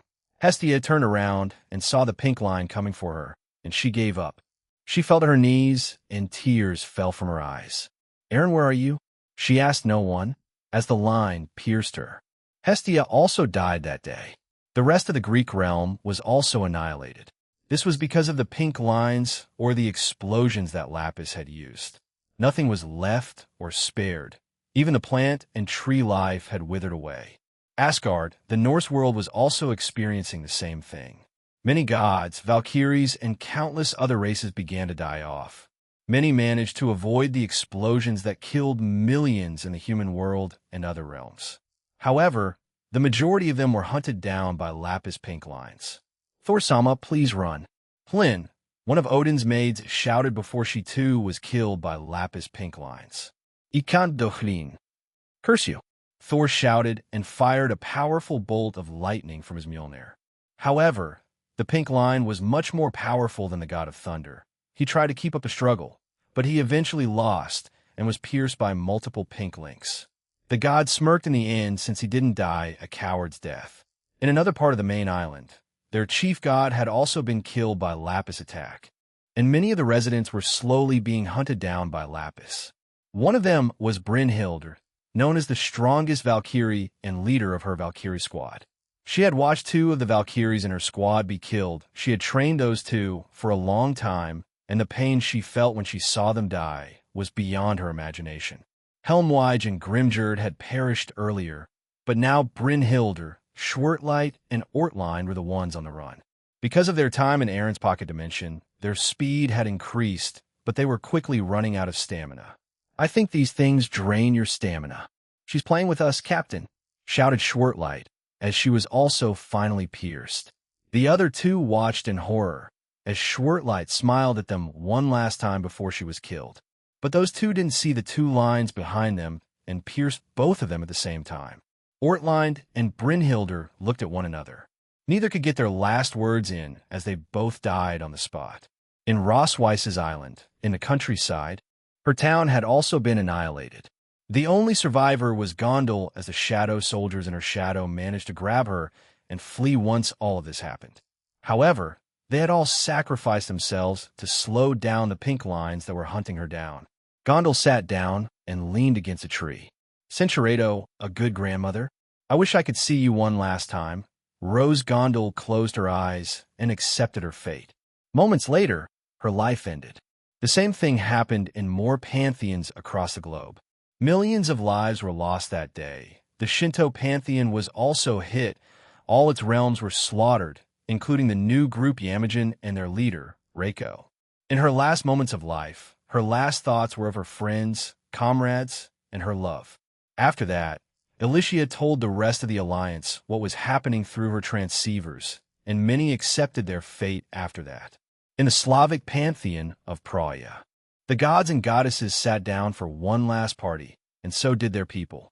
Many put aside their differences and drank themselves silly until they were eliminated by an explosion or Lapis pink lines. One goddess in particular was saddened that she couldn't see one last person in her final moments. However, she quietly accepted her fate as if she was being mocked. She was the last one in the room to be struck down by Lapis pink lines. They also flew around her for around a minute before they overwhelmed her. In the Egyptian realm, much was the same. Many gods and goddesses fell, Brave and proud warriors screamed in terror in the last moments of their lives. There were a few that tried to fight back, but it was futile. One of them was Vera, a new goddess. She protected the people around her to her last breath, but in the end, she also fell to Lapis attacks. She had many regrets in her life, and one of them was that she couldn't be by her parents' side when all this happened, and also that she couldn't confess her own feelings to the man she loved. She was also aware that her best friend had perished earlier, as she heard Alicius say that the Greek realm fell before the Egyptian one. In the Chinese pantheon, only a few remained alive. Ningguang, their leader, Qing Long, the Azure Dragon, and Long Wang, the Dragon King. Jin Skyward has yet to awaken, and the world is ending. When we needed him the most, he wasn't here, and the Cow's order took advantage of it. It almost looked like we had one too. Centuredo, a peaceful world would be wonderful. I didn't have the opportunity to get close to him, which was a shame, replied the Azure Dragon. Both sat across from each other until they closed their eyes.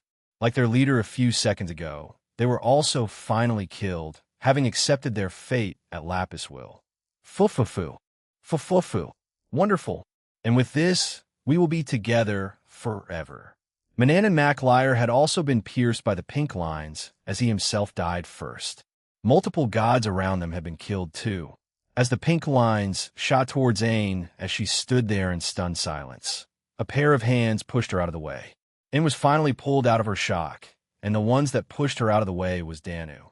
Her eyes widened in shock as Danu herself was struck down by the lines. Danu, I was happy to be called a mother by you, Ain. Please live, Danu told her before she was gone. The same scene happened nearby, as Kana also pushed Bridget and Dian's sect out of the way. Both gods were shocked by this as they saw their friend smiling at them until the end. Kana! Bridget also screamed as she watched her friend meet her fate. Suddenly, the pink lines disappeared from the realm, leaving the survivors confused and broken. Everywhere was shrouded in devastation and loss. The same grim scene unfolded across the world. The human population had dropped from 7 billion to a mere 2 million in a matter of minutes. The supernatural world was not far behind, their numbers dwindling to just 90,000. Aang sat there on the ground, in disbelief. Hot and angry tears fell from her eyes as she started screaming and pummeling the ground in frustration. She and many others couldn't do anything to stop this. For the first time in a long time, they all felt powerless. However, it wasn't better by the coast of Japan, Kanami. Natsum screamed as she had watched her sister push Shigen out of the way from being hit by one of Lapis' pink lines. Kanami looked at Natsum, but instead of saying one last goodbye, she put her hand out and showed her sister one last peace sign and smile, brighter than any other one she had shown her. Seconds later, Kanami Managawa lost her life. The same scene happened between two Nekisha sisters, as the older one had tackled her younger sister out of the way. Chiron, I want food, nya. Kuroka screamed one last time at her sister before she also died. Chiron was unsure if she should laugh, cry, or scream in anger at her older sister who had just died. But instead, she fell to her knees and sobbed. She lost her mother before, become separated from her sister, hated her, reunited and reconnected, only to see her die in front of her. To Chiron, it was unfair. Everyone else had been desperately dodging the pink lines until a certain silver-haired youth made a mistake which caused a certain young vampire to push him out of the way. Once she did, she also was pierced by Lapis attack. Calantha looked at Valley and smirked. I guess I'm not the first wife then, she said nonchalantly before dying. Vala stood there in shock, but again, he was body slammed away by a larger person. Quit standing around, Valley. That ain't like you. A familiar voice had shouted that at him. Valley felt a new wave of cold sweat spread across his body as he looked at the person who said that. It was Azazel. A pink line had also pierced him. With his usual grin, he spoke to Vala one last time. And here I thought I would see you grow up to become an even bigger battle maniac. At that moment, Valley had recalled various memories he had spent with Azazel. He remembered the first time that Azazel had taught him how to read and write. He remembered the first time that Azazel had taught him how to use his devil powers properly. He remembered the first time he taught him how to properly communicate and converse with Albion. He remembered the first time he went fishing together with him. He remembered the first time that Azazel took him out for a drive. Many first times flashed in his mind as he saw the man he considered a father figure be killed right in front of him. He had taught Vala so many things and did so many things for him, but in the end, he went off on his own selfishly. Yet he still accepted him back like nothing had happened. Calantha, Azazel, Valley roared in shock. And one final act of Lapis' uncle. Aquino. Suzaku screamed in despair as she watched Barrakiel and Aquino be pierced by Lapis' pink lines. Shuri herself watched in horror as both her husband and daughter died in front of her. It was a strange twist of fate. Shuri Himejima was the one who died, and Aquino's family became broken. However, she was brought back to life, and now she had to watch both her loved ones be killed right in front of her. Shuri mom, Suzanisama Erin Aquino, said as she reached out to her mother and cousin. Both finally died, their haunting last words heard by Shuri, Suzaku, and Rias. Rias had seen her queen and her best friend die. Many memories of Aquino flashed in her mind. The day she met her, the time she taught her proper lady etiquette, the day she became her queen, the days they spent in Kuo Academy. Her sadness turned to anger, and she began firing thousands of large balls of power of destruction towards Lapis, who laughed at her futile attempts. Rias angrily cried and shouted, "Give her back," over and over again. Surzex, who was still nearby, watched her sister's despair and became even more angry. Three people, without hesitation, immediately confronted Lapis. Even though they knew they stood no chance, they needed a way to let out their anger. Surzex had entered his aura of destruction. He had turned himself into a human-shaped power of destruction. The other two were Vala Lucifer and Tobio Acuse. However, another soon joined them as he also cried angrily.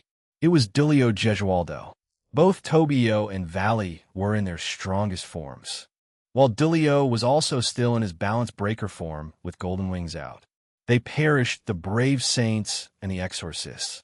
His eminence Strata, Cristaldi, Irina-chan, and Griseldine died. Dulio said in almost a whisper. Yet the three other men heard him. "Are you angry with me?" "Fufu. Try your best," then Lapis said mockingly. Tobio slashed at Lapis with everything he had. He tried to bend whatever barrier she had around her, yet it didn't reach her. However, to his shock, his slash was aimed back at him, and it even injured him. Tobio let out a pained and frustrated grunt. Next was Dulio, who fired several light attacks, along with multiple elemental attacks from his sacred gear. He even tried to use his balance breaker on her, but it was futile as none of them ever reached the woman who mockingly smiled at all of them. LL Lucifer, Satan Lucifer Smasher. Vala fired his attack towards Lapis, who laughed at it, as she simply swiped it away. Next, Valley aimed his Satan compression divider at Lapis, who also just sniggered at it and fired her own attacks at Valley, piercing him on his thigh and shoulder. She then appeared in front of him and slammed her knee into his face, forcing him back to the ground. Lapis did this to Dulio, while also ripping off his rings and kicking him back to the ground. "They'll be taking that darkness away from you," she said cheerfully to Tobio.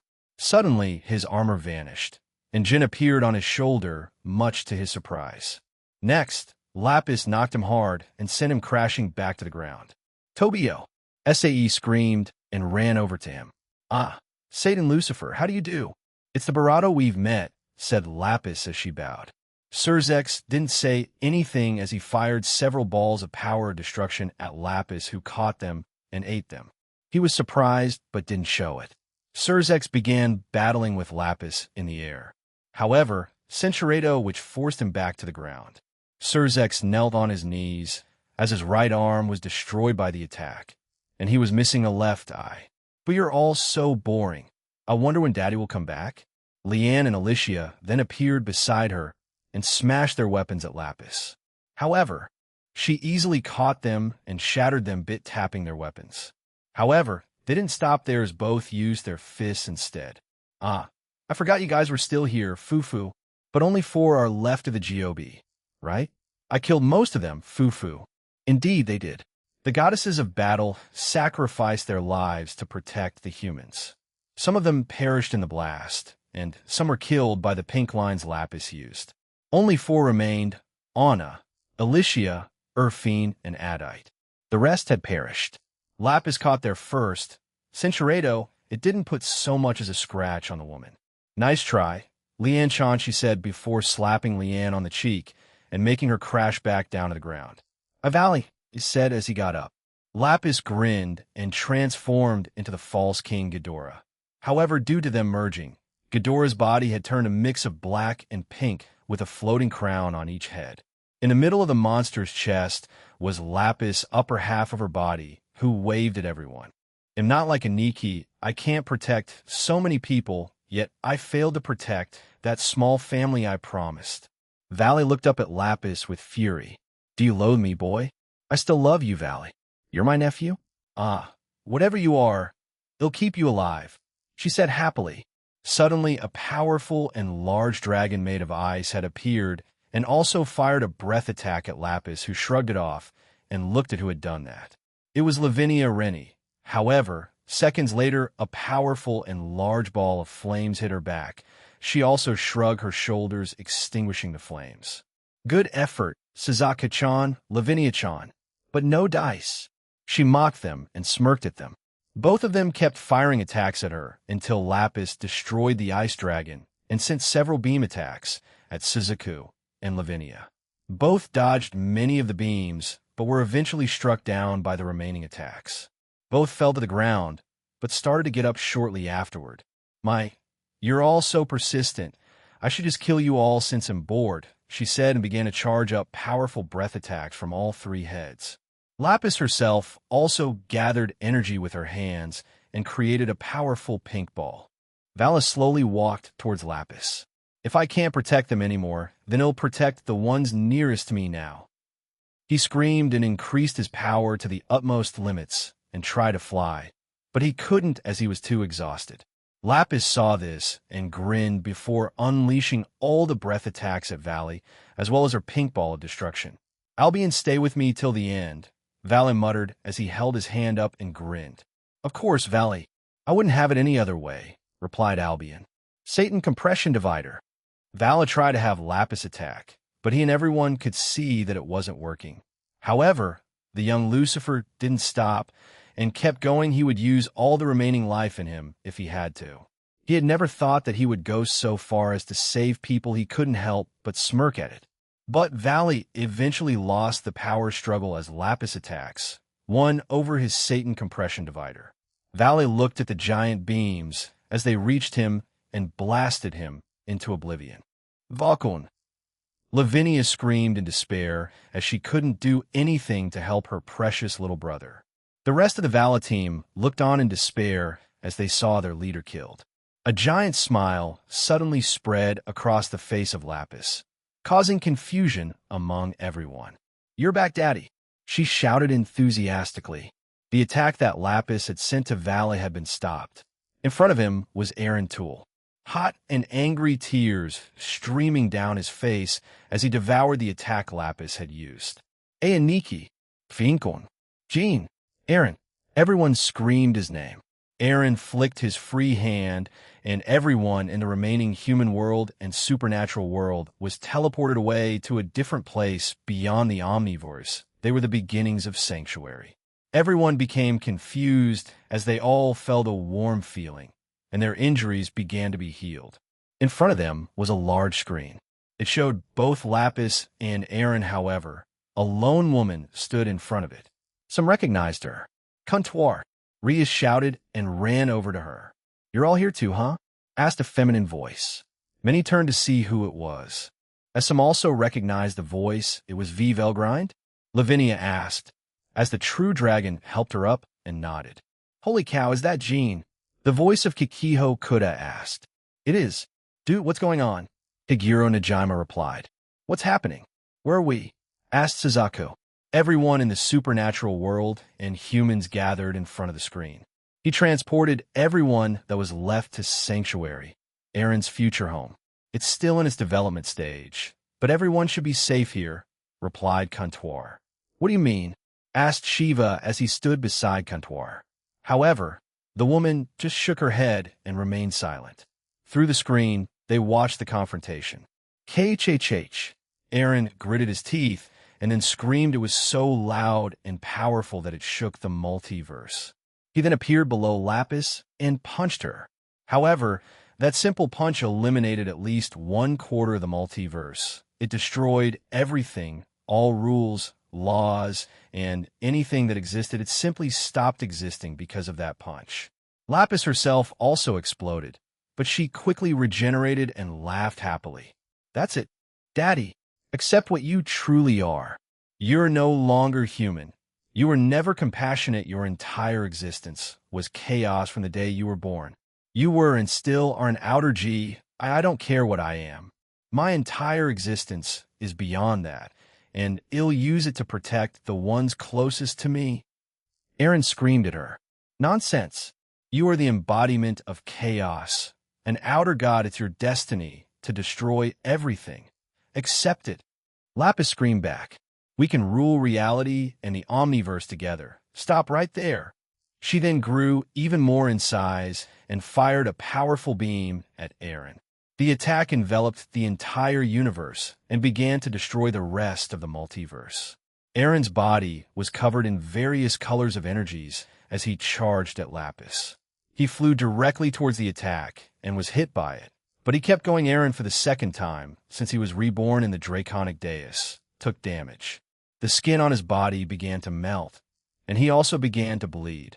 It hurt. It really hurt him, but he didn't care.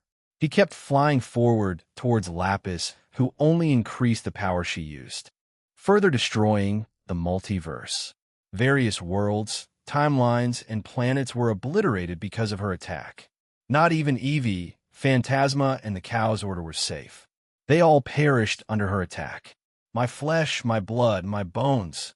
I don't need any of it, screamed Aaron as he finally reached Lapis' body and his fist slammed into her again. However, this time his scream got louder as he kept increasing his power. You can do it, Dragon Hero. Beat the bad guy, Dragon Hero. Dragon Hero? Who cares? Kick that villain's ass. Jean, defeat her. Dragon Strike. Aaron heard the remaining children of the supernatural, as well as other people, screaming his name. He even heard his two friends Higuro and Kikiho. Suddenly, the glowing fist that Aaron used to punch Lapis transformed into a large nose, and in front of them, a majestic form of a dragon made of shadows and darkness appeared in his place. Aaron Tool had transformed into his dragon form, and he roared loudly. Aya! With one final roar, his body glowed brightly, and everything around Aaron was destroyed. To the ones watching this confrontation, the entire universe simply turned white, and then Lapis' body began to crumble away seconds later. Ah, at least I was defeated by my father, Lapis thought as her life ended. Would things be different if I were born another way? What happened? Someone asked. He destroyed it all, replied Kantor. What? Shiva asked, confused. He destroyed the omniverse or whatever else remained after Lapis' attack. Nothing remains, only the ever-expanding white void of nothingness, said Kantor. A lone figure floated in that void. It looked lonely and full of regret. He looked at his hand and brought it up, and thus began the reconstruction of the entire omniverse. However, he did not use his power alone. He siphoned it from someone else. Use my power. Those were the words he heard when he came back to the world. While hesitant at the start, he did use it during the short confrontation between them. Everything around him, as well as the rest of the omniverse, began to repair itself. Earth, the planet, also came back, and with it, the ones that died that day. However, this included everyone across the omniverse too, so the Eevee, Phantasma, and some villains were brought back. Aaron himself wasn't aware of this. Once he was done, the various people who lost their lives were confused. That was until they noticed Aaron there, smiling sadly at them. Aaron walked over to Aquino and Barrakiel and hugged them. I'm sorry for being late, Dad. Aquino, he told them. Neither of them replied, but they simply hugged him back too.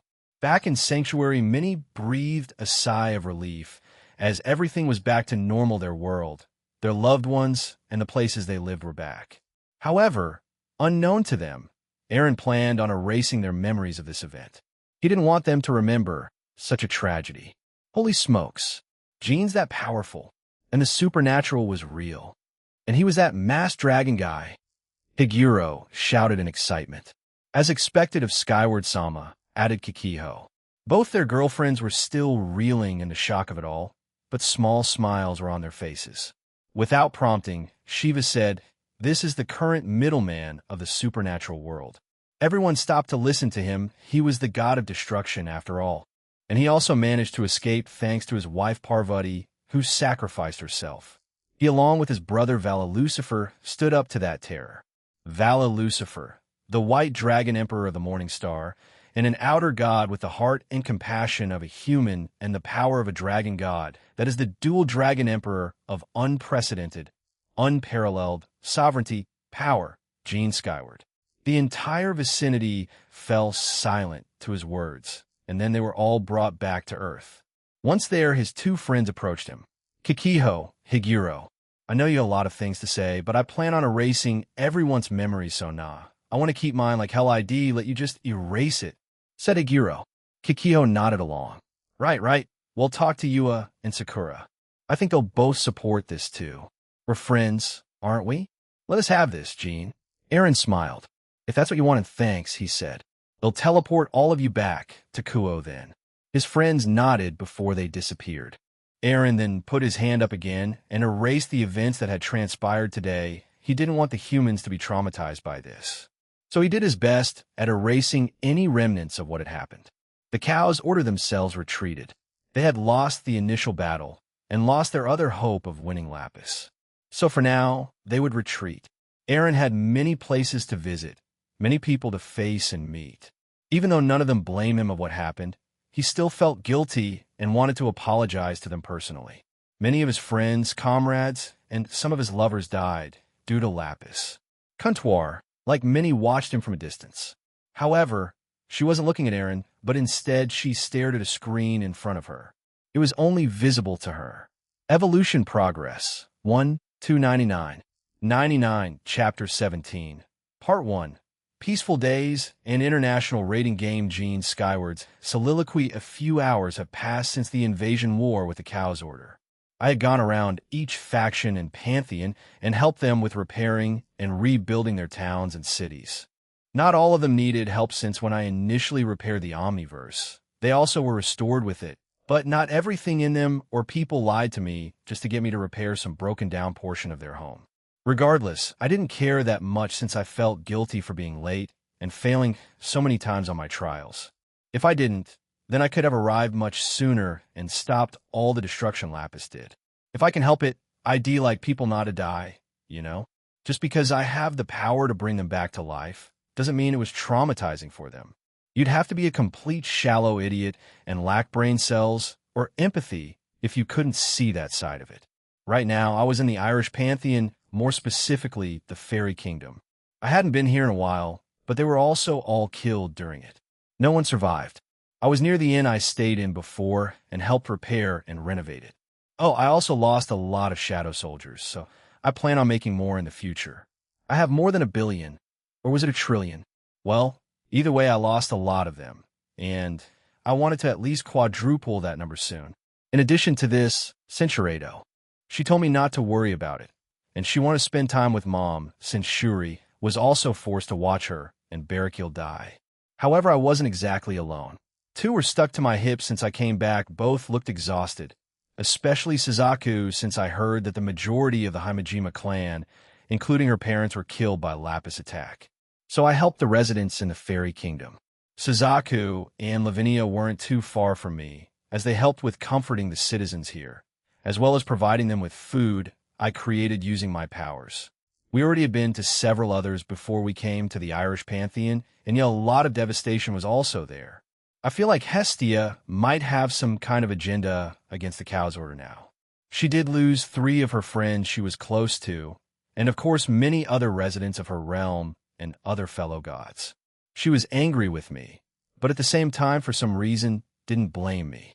I wouldn't have minded it if she did. However, I guess Hestia was a lot more mature than I took her for, even after I apologized to her a couple of times. She just told me to shut up in the end. Thanks, middleman. I think the others over there need help, said a Fae. Yeah, they'll get to it. If you need any more help, don't hesitate to call me again. I told her, and she agreed before flying off. I turned around to look at Suzaku and Lavinia. They were handing out boxes of food to anyone who came by for them. It seems like we'll be here for a while. I walked back over to them and started helping out. I created 2 avatars to go help the rest of them out as I stayed with them. They kept glancing at me as I helped them out, which confused me, but I didn't ask them about it. When we first arrived here, a lot of the land was destroyed, like a few other pantheons we visited. However, it wasn't as severe as them, so I only needed to spend a few minutes fixing things. Once that was done, I went around renovating and helping these 2 with handing out provisions since I wanted to make sure they had enough to eat until their next shipment came. Since all the pantheons and factions are still recovering from the war that occurred, I decided to help them by giving provisions. Once we were done with this area, we moved on to the next one. It was mostly silent between us, with both girls tightly hugging my arm as we walked through the areas. Oya? Jean-kun, I didn't think you'd come here, so soon, said Oberon to our right. He jumped down from the tree and greeted us. Joe, how's Mr. Dual Dragon Emperor of Superpower? Apparently, Shiva gave me some kind of new moniker that spread quite quickly even after I brought everyone back. I'm not entirely sure what it is since a few of them have told me it in a more teasing and playful way. I've tried asking the others, but they seemed too preoccupied with other things, so I didn't press it. Hello, Oberon. How are you feeling? I asked while putting my hand up. Tip-top shape. Ah, by the way, can you do us a favor? We mentioned it during that meeting when those Satans attacked us, but a lot of things happened between that time and now, so I have some free time, so I don't mind, I told him. The 2 with me agreed, and Oberon was happy with my response. Great. Ah, if you're going to ask where Titania is, she's helping the Dark and High Elves through something. Hey, erase the request then, he explained and handed me a piece of paper. I looked through it and found 3 names of what I assumed were elemental spirits. Salamander, I would guess the fire spirit equal to Sylph. Undine, the water spirit, and finally Gnome, the earth spirit.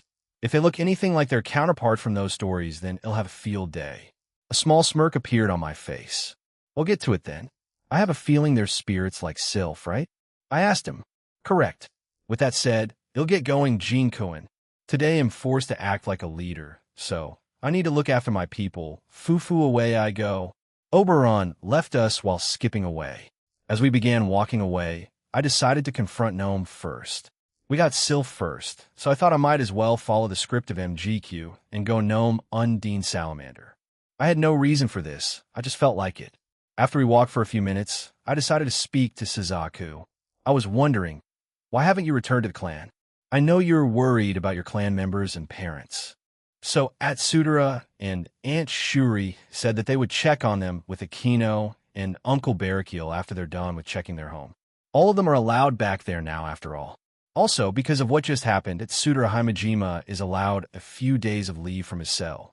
Apparently, he helped during the attack and saved many fallen angels' lives, explained Suzaku. I see. Well, we can check on them after we're done with my job. Sorry about this, you two, I told them. We arrived in a sort of swamp and desert-like area in the Fairy Kingdom. The note that Oberon gave me simply said help fix their environment. I saw it as an easy task, so I accepted it.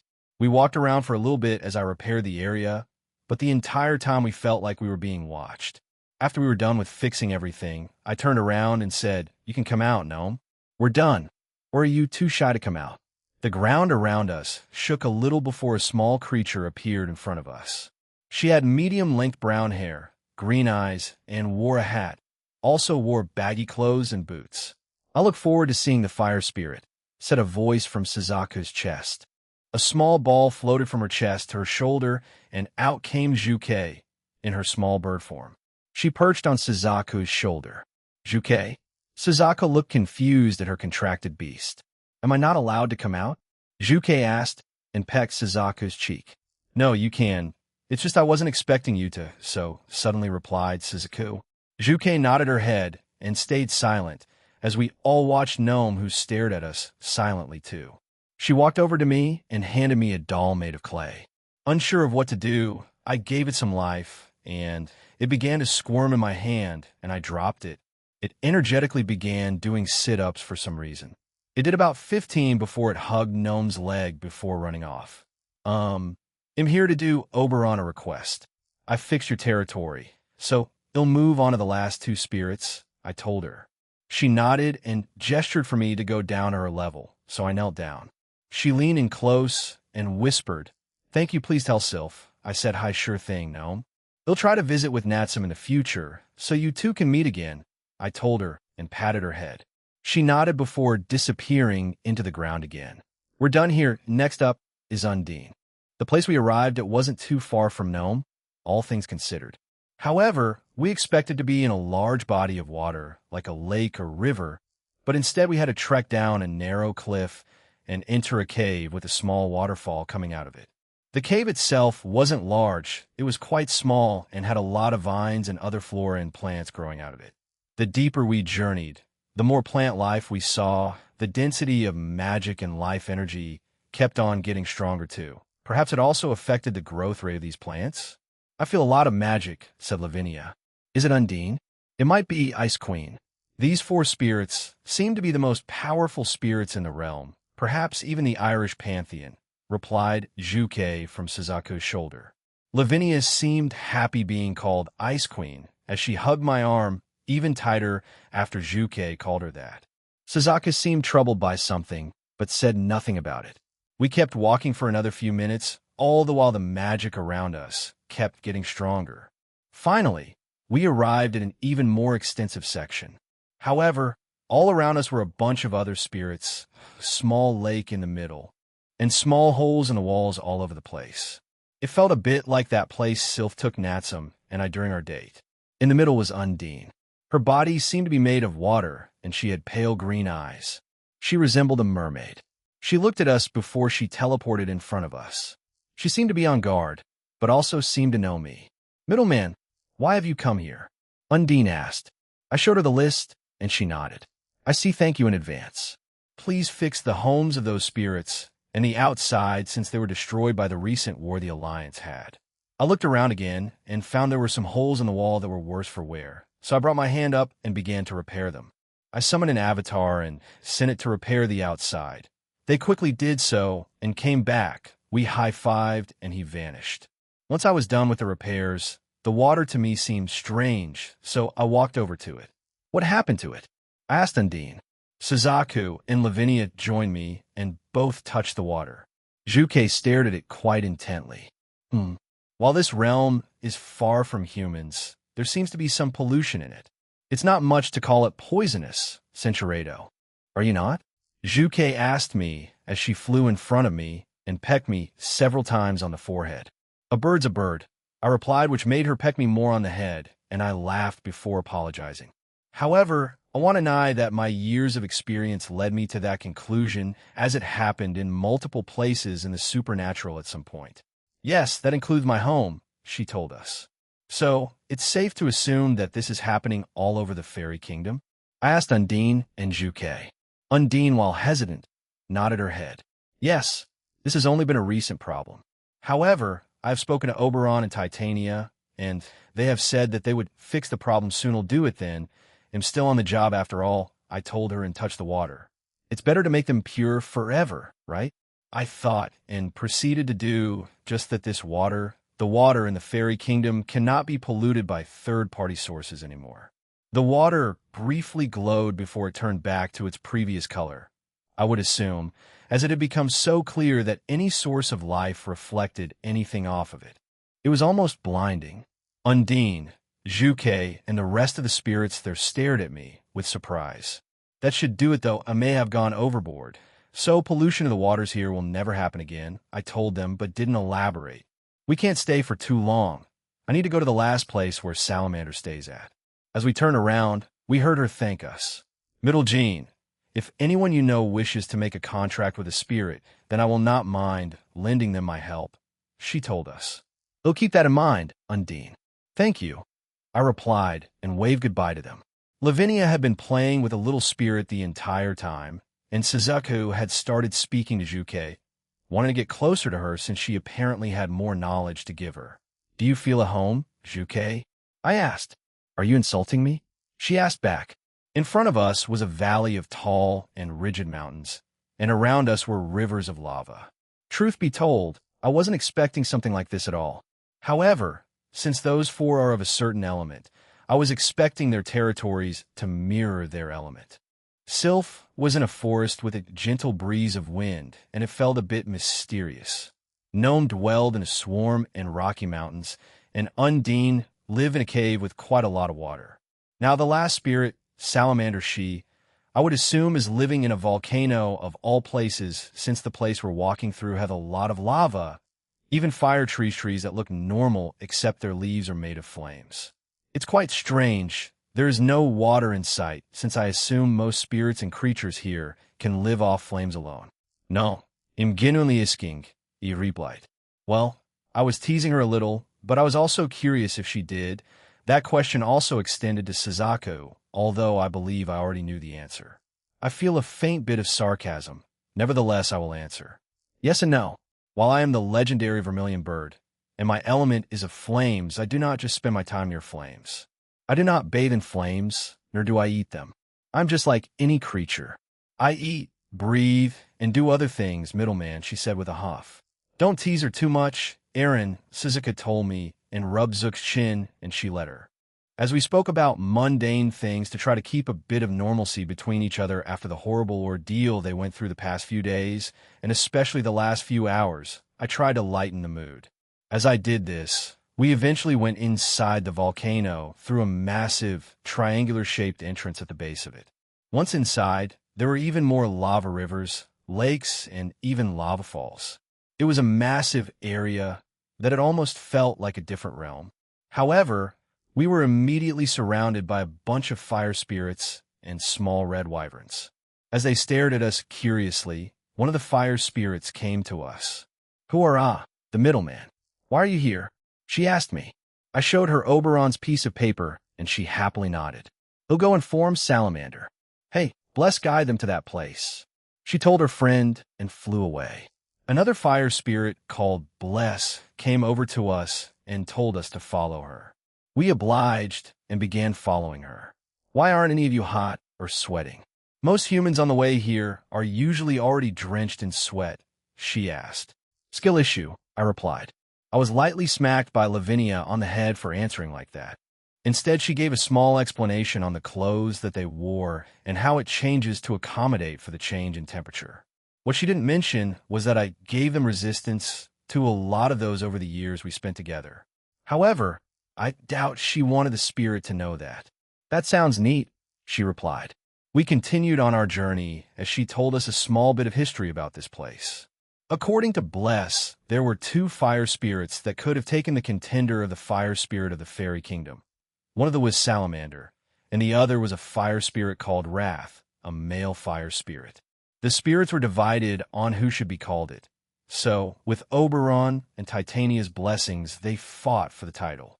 In the end, Salamander won, and not much was heard about Wrath after it. As she finished her story, we arrived at what we assumed was the throne room of Salamander. On both sides of this relatively narrow, but still large room were two lava rivers, and nearer to the throne were two holes that lava falls poured down from. In the middle of the room was a large rock where a throne was carved or melted to form it. On it was Salamander. She had brown skin and flames for hair and red eyes. She wore an outfit of living flames that covered her body. She stared at us when we came into the room. "So you're the middleman? Looks can be deceiving, although you did revive all of us, so you have my thanks. I'd like to get started." So she summoned another piece of paper made of flame and made it fly to me. "This is doable, correct?" she asked. Along with the two with me, plus Juke looked through the list. It had around 10 places in total for me to repair, 5 in the inside of the volcano and 5 on the outside. While it was more than the others, I could get it done in no time, so I agreed to do it. After this, we'll head to the land of Heaven Falls since I was informed about something and I wanted to go there as fast as I could. "It's fine, so we'll get started," I told her and turned around. "Hold it," she said, and I turned back around to look at her. "Sylph, She became contracted with one of your companions, correct? Are you doing this to make more contracts for them? She asked. No, I'm just going around factions and pantheons to help with repairs. Undine so far has been the only one to tell me that she doesn't mind forming a contract in the future with someone. Does that satisfy your question? I asked. She nodded her head before gesturing for us to leave. I shrugged and left the room. They'll leave the outside for my avatar. Let's focus on the inside. It shouldn't take long, I told them. But suddenly Zhu got off Suzaku's shoulder. I will go explore. I'm interested in this place, she told us and flew off. Suzaku put her hand out to try to stop her, but Zhu flew away before she got her words out. Do you want to go with her? I asked, but Suzaku shook her head. She'll be fine, and that's just a small avatar of hers. It won't do anything to her if it's killed, she muttered and clung back to me. I nodded and got to work. The various places she wrote down for me were rooms that were quite spacious. One of them was a place to store other ingredients they ate that wasn't just flames. It was damaged, and she wanted me to repair it and also replace some of them. I scanned those items and were surprised to see the variants in them, like a flaming spicy potato. Another room was essentially a fighting ring. We saw some pictures on the walls as well as when they won some kind of tournament here. It feels like the Supernatural really likes their fighting tournaments. The other rooms were normal and nothing noteworthy. Some were more storage rooms. Some were giant sleeping quarters for whom I assume are the fire spirits and Salamander's guard. I occasionally looked through my avatar's eyes and saw that it was the same outside. They had some locations where they resembled normal human places, like restaurants, a training course, and hot springs, or do I call them lava springs? Around 7 minutes later, we were done and my avatar disappeared. I gained all his memories and we told Salamander this. She looked skeptical, but there was another fire spirit guard that followed us, so he confirmed it for her. I see. Thank you, she said, and we were essentially dismissed after that. She felt a bit rude and cold, but I didn't really care at this point. I wanted to go somewhere else. However, we waited outside of the volcano for Zhu, who Suzaku contacted. After a few minutes, she came out in her human form and had a frown on her face. Is something wrong, Zhu? Suzaku asked her. I do not like this place. It feels strange. However, it is not my place to intervene or say anything more, so I will leave it to Jean if he wishes to pursue it, she told us, and changed back in her bird form and perched on Suzaku's shoulder. What did she mean by that?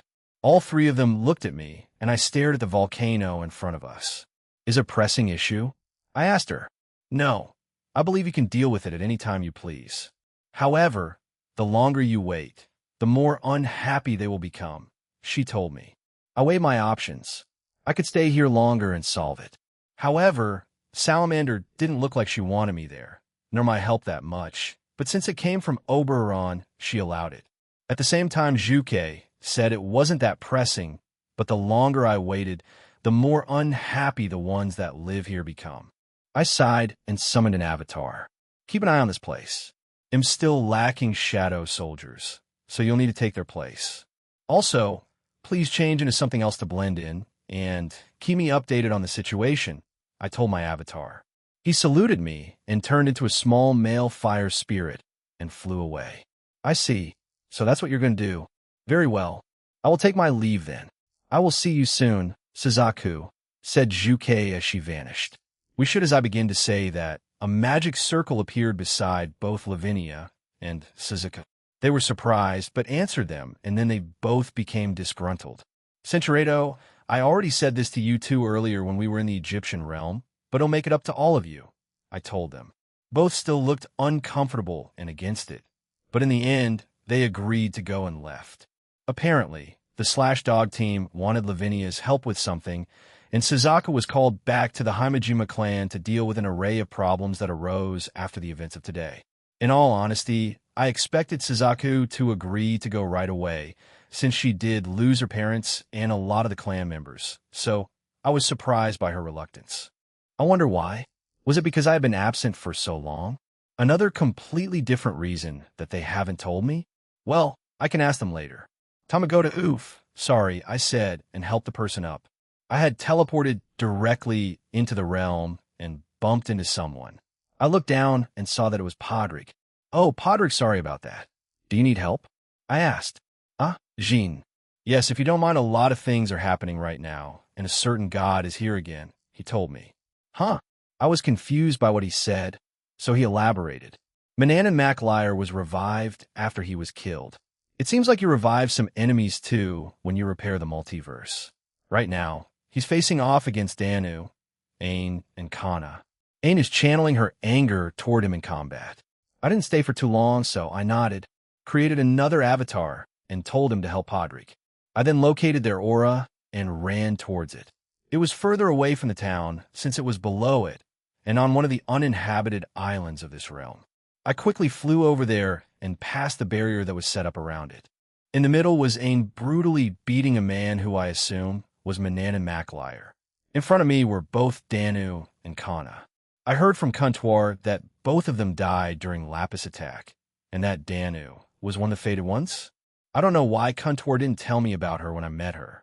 I guess some strange requirement was needed. I stepped forward and stepped on a twig, which caused both Danu and Kana to turn around. I sighed and walked towards Danu before embracing her, which surprised her. But she hugged me back too, and we stayed like that for a little, while all the while we heard Ain's fist slamming into Manannan MacLiar's face and body. Sully. Those were the first words out of my mouth to her. However, Danu tightened her embrace in response to it. Finally, we pulled away, and I cupped her cheek. Danu, it's okay. I was the one that pushed Ain out of the way. I didn't want her to die.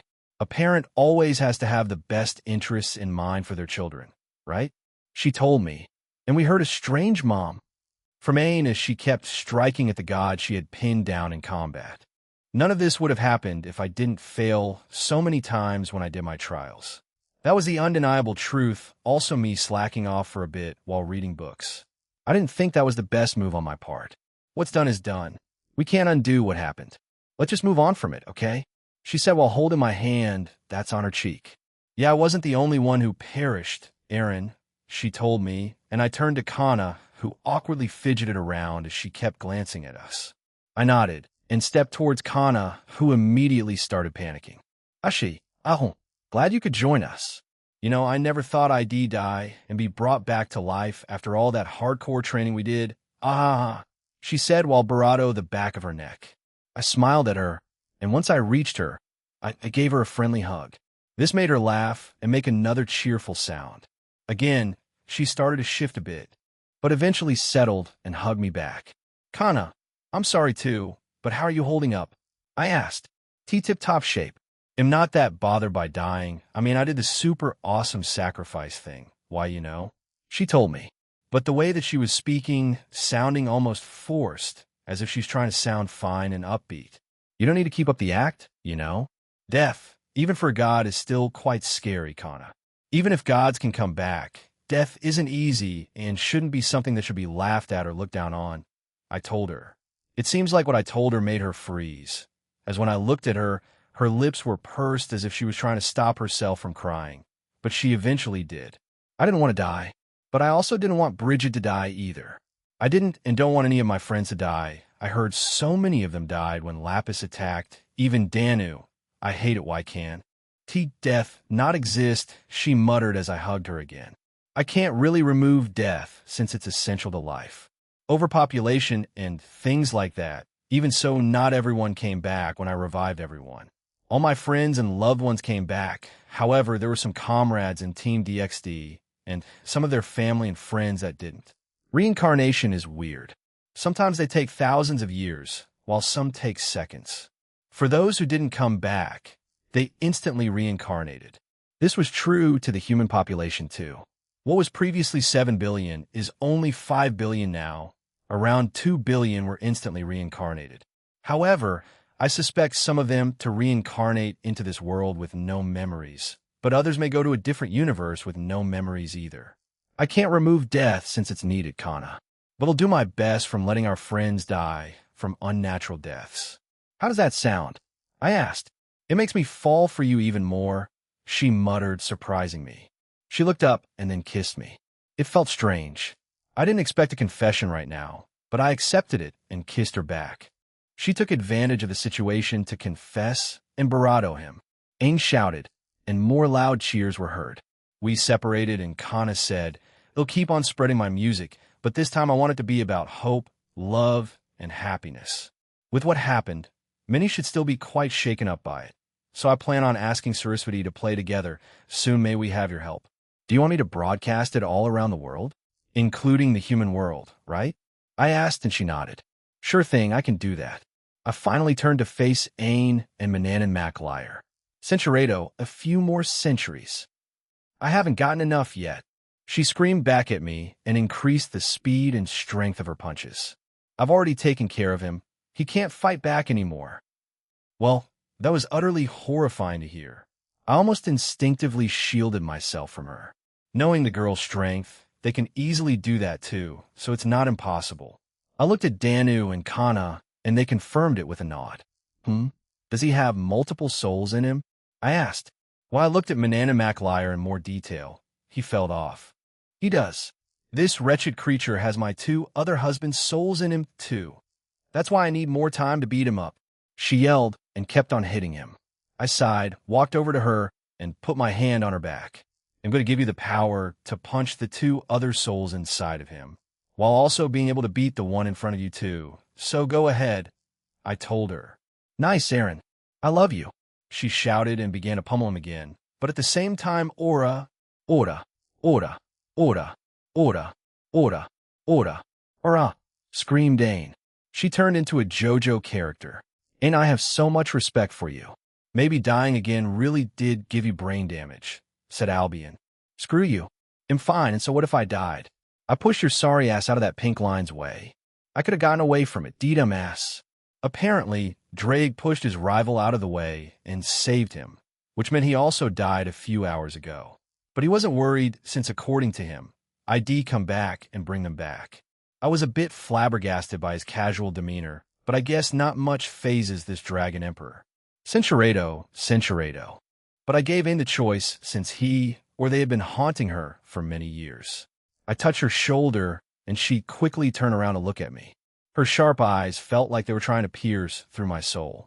To my surprise, she grabbed my hand and held it as she started to shake. Her hands were bloody. She didn't give me an answer right away.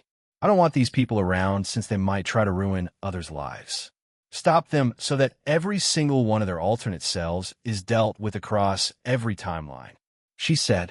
She then started to hyperventilate.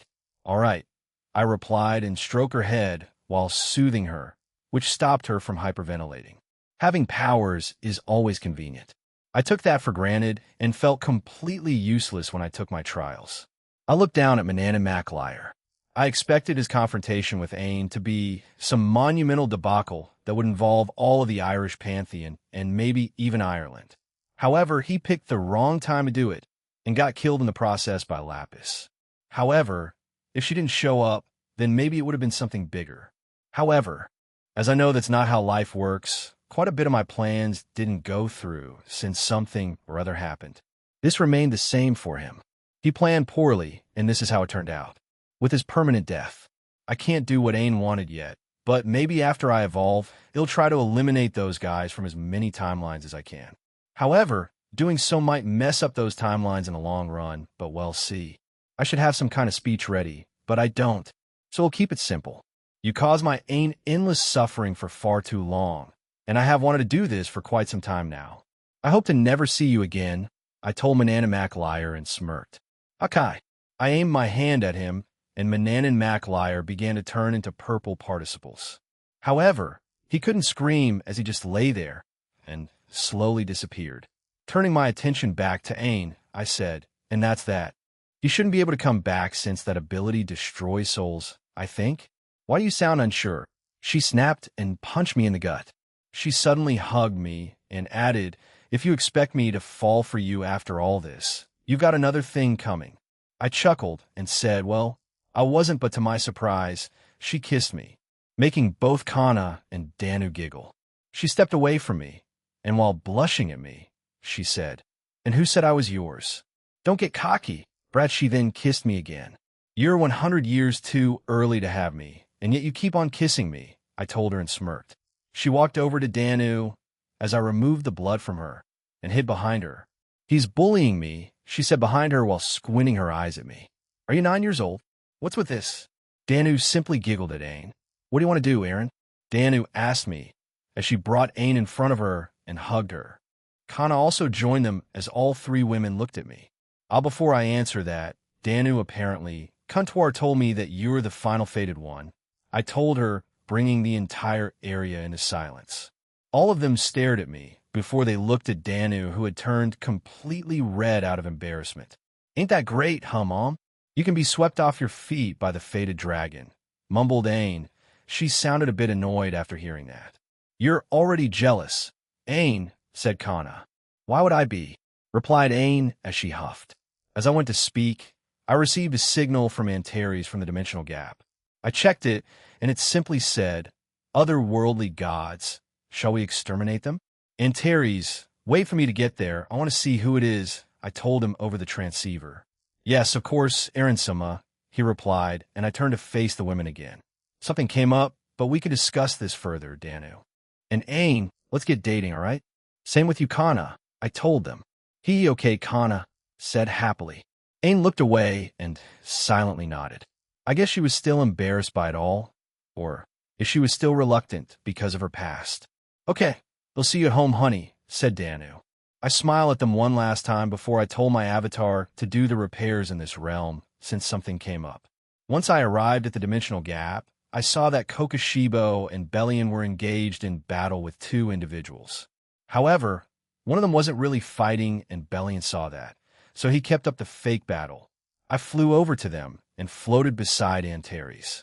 Godzilla and Mothra were also here, so they flew over to me, changed into their small chibi forms, and landed on my shoulder. To think that there were powerful beings in this place other than the Great Red. Impressive organic life form, a robot said to Kokoshibo. When I used Observe on both of them, I saw that the one fighting Kokoshibo was Regalziva and the one Bellion was fighting with Saraselbis. However, this Regalziva was different from the one I read.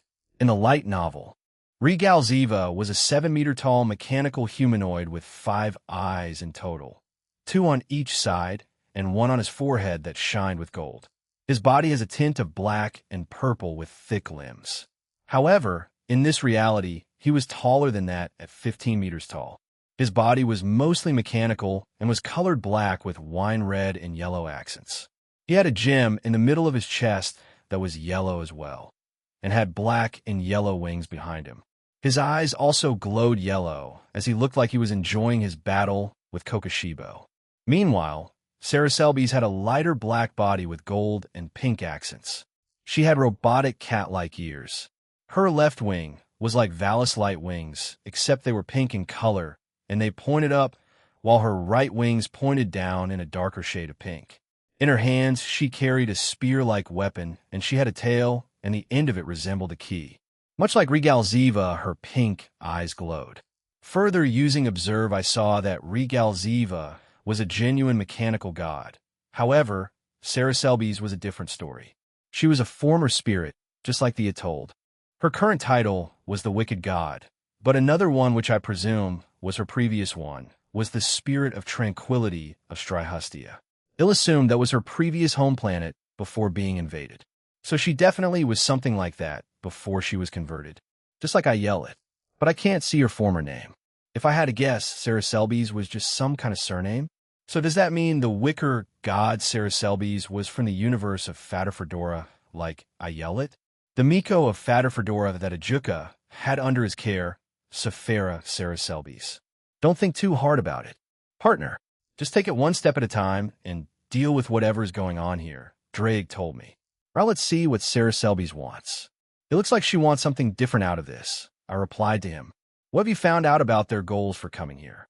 I asked Antares. They have said nothing. Although from the body language of the one facing Bellion, she may want to speak to us. That's why he has been engaging with her, and she has been responding in turn, explained Antares. I see the outer god I see, Fufufu Kaka Kaka, a worthy opponent indeed. You were right, Saraselbis. There does seem to be a base here. And even better, the outer god is also here, shouted Regalziva. Thousands of missiles suddenly fired from Regalziva's back, but Kokoshibo effortlessly sliced them apart with one swing of his blade. Regal Ziva smirked and materialized beside Kokoshibo. He then changed his right arm into various blades and thrust it towards him. Kokoshibo went to parry it with his sword, but to his surprise it passed through Regal Ziva's arm, and he immediately backed away. Part of his Nagagi kimono was torn apart, and he frowned. The two of them danced around the sky, as Regal Ziva showed various abilities and howled with joy as he attacked Kokoshibo. Slowly but surely his kimono had been torn apart, leaving Kokoshibo essentially shirtless. You did well. Most organic life forms would have already died from my assault, yet you still live. However, this is where playtime ends, Regal Ziva said menacingly, and the entire dimensional gap began to shake. Suddenly, he thrust his hand in front of him, and Kokoshibo appeared, but with his quickly reflexes, dodged it and slashed at Regal Ziva, who also avoided his attack. He tried various ways to attack Kokoshibo, but in the end he nodded. I see. So you're immune to soul, reality, and time-based abilities. At most, I can will you to exist in front of me, but nothing more cuckoo to think my reality powers would be reduced to that. An outer god's powers are something else, aren't they? So he tried to warp reality here, huh? Is that why Kokoshibo suddenly blinked into existence right in front of him, and why he was so confident in that random attack earlier? If it was anyone else, or anyone below his level of power, which was Universal X, then they would definitely struggle to fight him. If Regal Ziva is already that powerful, then how about Melvazoa? He's the leader after all. I glanced back at Sarah Selby's, also was Universal X. The siblings are powerful then. I can assume Melvazoa is at least multiversal. I wonder if it's possible to turn him into an Electa? I thought, but a sudden voice surprised me. It is. I shall siphon it. That was Azathoth. I wasn't expecting that. Also, siphon it? Does she mean my future power? As I was about to ask her, a set of instructions appeared in my head, and I couldn't help but chuckle at it. I had wondered if I could do it, but it seems like I was being prevented by her. So even if I did, it would have been useless, like my future sight. I guess he'll try it then. I replied to her and brought Kokoshibo back, much to his surprise. I floated towards Regal Ziva and gestured with my finger to bring it on. He smirked at me and charged towards me at an impressive speed. From the looks of it, it was just below the speed of light. Nevertheless, I poked the spot in front of me with my hand. Just then, everything froze. No, it just stopped. Not time, not space, but the entire story stopped. A power I was meant to have access to after my evolution, I was given a taste of it right now at the cost of some of Azathoth's life force. I was going to bring her back, so I'll apologize then for being selfish. The power I had access to right now was plot manipulation, stopping everything and anything, not even my Electa or anything else in the Omniverse was aware of what was about to happen.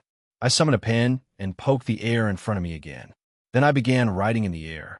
All of Regal Ziva's powers are to be sealed. All of his memories are to be altered. All of his history is to be changed. He will be a double agent for me. Melvazoa and anyone else won't know what happened. Regal Ziva's powers will only work when he fights for me, or when he's acting as a double agent and fighting for Melvazoa and the Eevee. I added more things that changed everything about him, and around 2 minutes later I was done. I let out a sigh of relief and apologized to Azathoth. Once I was done, the pen vanished and everything returned to its normal state. Experience the taste of my power, outer god. Regal Ziva shouted as his fist hit my chest. However, nothing happened. I did a few things to him. One, his powers were immediately sealed, but many of the others will only activate once I defeat him. Meaning, he'll become a double agent for me. After I make him into an Electa, just like how I did to Yanuyo. He was clearly shocked. He backed away and used various types of abilities on me, and they bounced off me, or simply did no damage or didn't activate at all. This is inconceivable. I, the fierce god of supreme evil, cannot do anything to you. He turned to look at Sarah Selby's and shouted, "Assist me." However, I casually appeared in front of him and unleashed a powerful energy strike that overwhelmed him before I sealed away his core power. Immediately afterward, the other changes I had made took effect. His body glowed brightly, and something shifted throughout the Omniverse. I was the only one who felt it, as everyone else did not. Well, maybe Azathoth too. But that's all. I landed on the ground, and so did Regal Ziva. He then knelt down with his broken body. I then created an identical body for him and moved his consciousness into it. The destroyed body of Regal Ziva fell and disintegrated. Then the new one silently got up and kneeled in front of me. If what I set early remained true, then all the other rules I set should still be in place. From the corner of my eye, I glanced at her and asked, "Sarah Selby's, would you like to speak with me?" Bellion stopped his attacks and landed beside me, as did Kokoshibo and Antares. She looked uneasy, but nodded and also landed beside the kneeling Regal Ziva. "What did you do?" she asked while looking at Regal Ziva. "That's not of importance. Tell me, what do you wish to discuss?" I asked her again and stared at her. She looked up and said, "I of February. More than 20 days have passed since the war with the Cow's Order, and peace has settled back into the world. However, there had been many rumors of a mass abduction from aliens since around 2 billion humans suddenly disappeared, which caused a lot of discussions for about a week, and everyone moved on. During those 20 days, I, along with several avatars, went around all the factions and pantheons to help them rebuild and provide provisions for them. During that time, a lot of things happened, mainly me go to a few places to form some connections and promising to visit them to join the Alliance. Michael Azazel also helped me with it, so all that's left is to go there. I told them that they could do it, but they insisted on me doing it since I'm the middleman. Also, apparently, during that war, Tobio and Saz Kid perished along with many others in the daycare in Grigori. Again, I felt like I was responsible, and Tobio had to punch me to stop me from apologizing constantly. I guess Mom was right about me constantly apologizing. Apart from me just cleaning up after myself and promising a bunch of factions and pantheons, we have made a lot of progress with the Rating Game World Tournament, or the International Rating Game.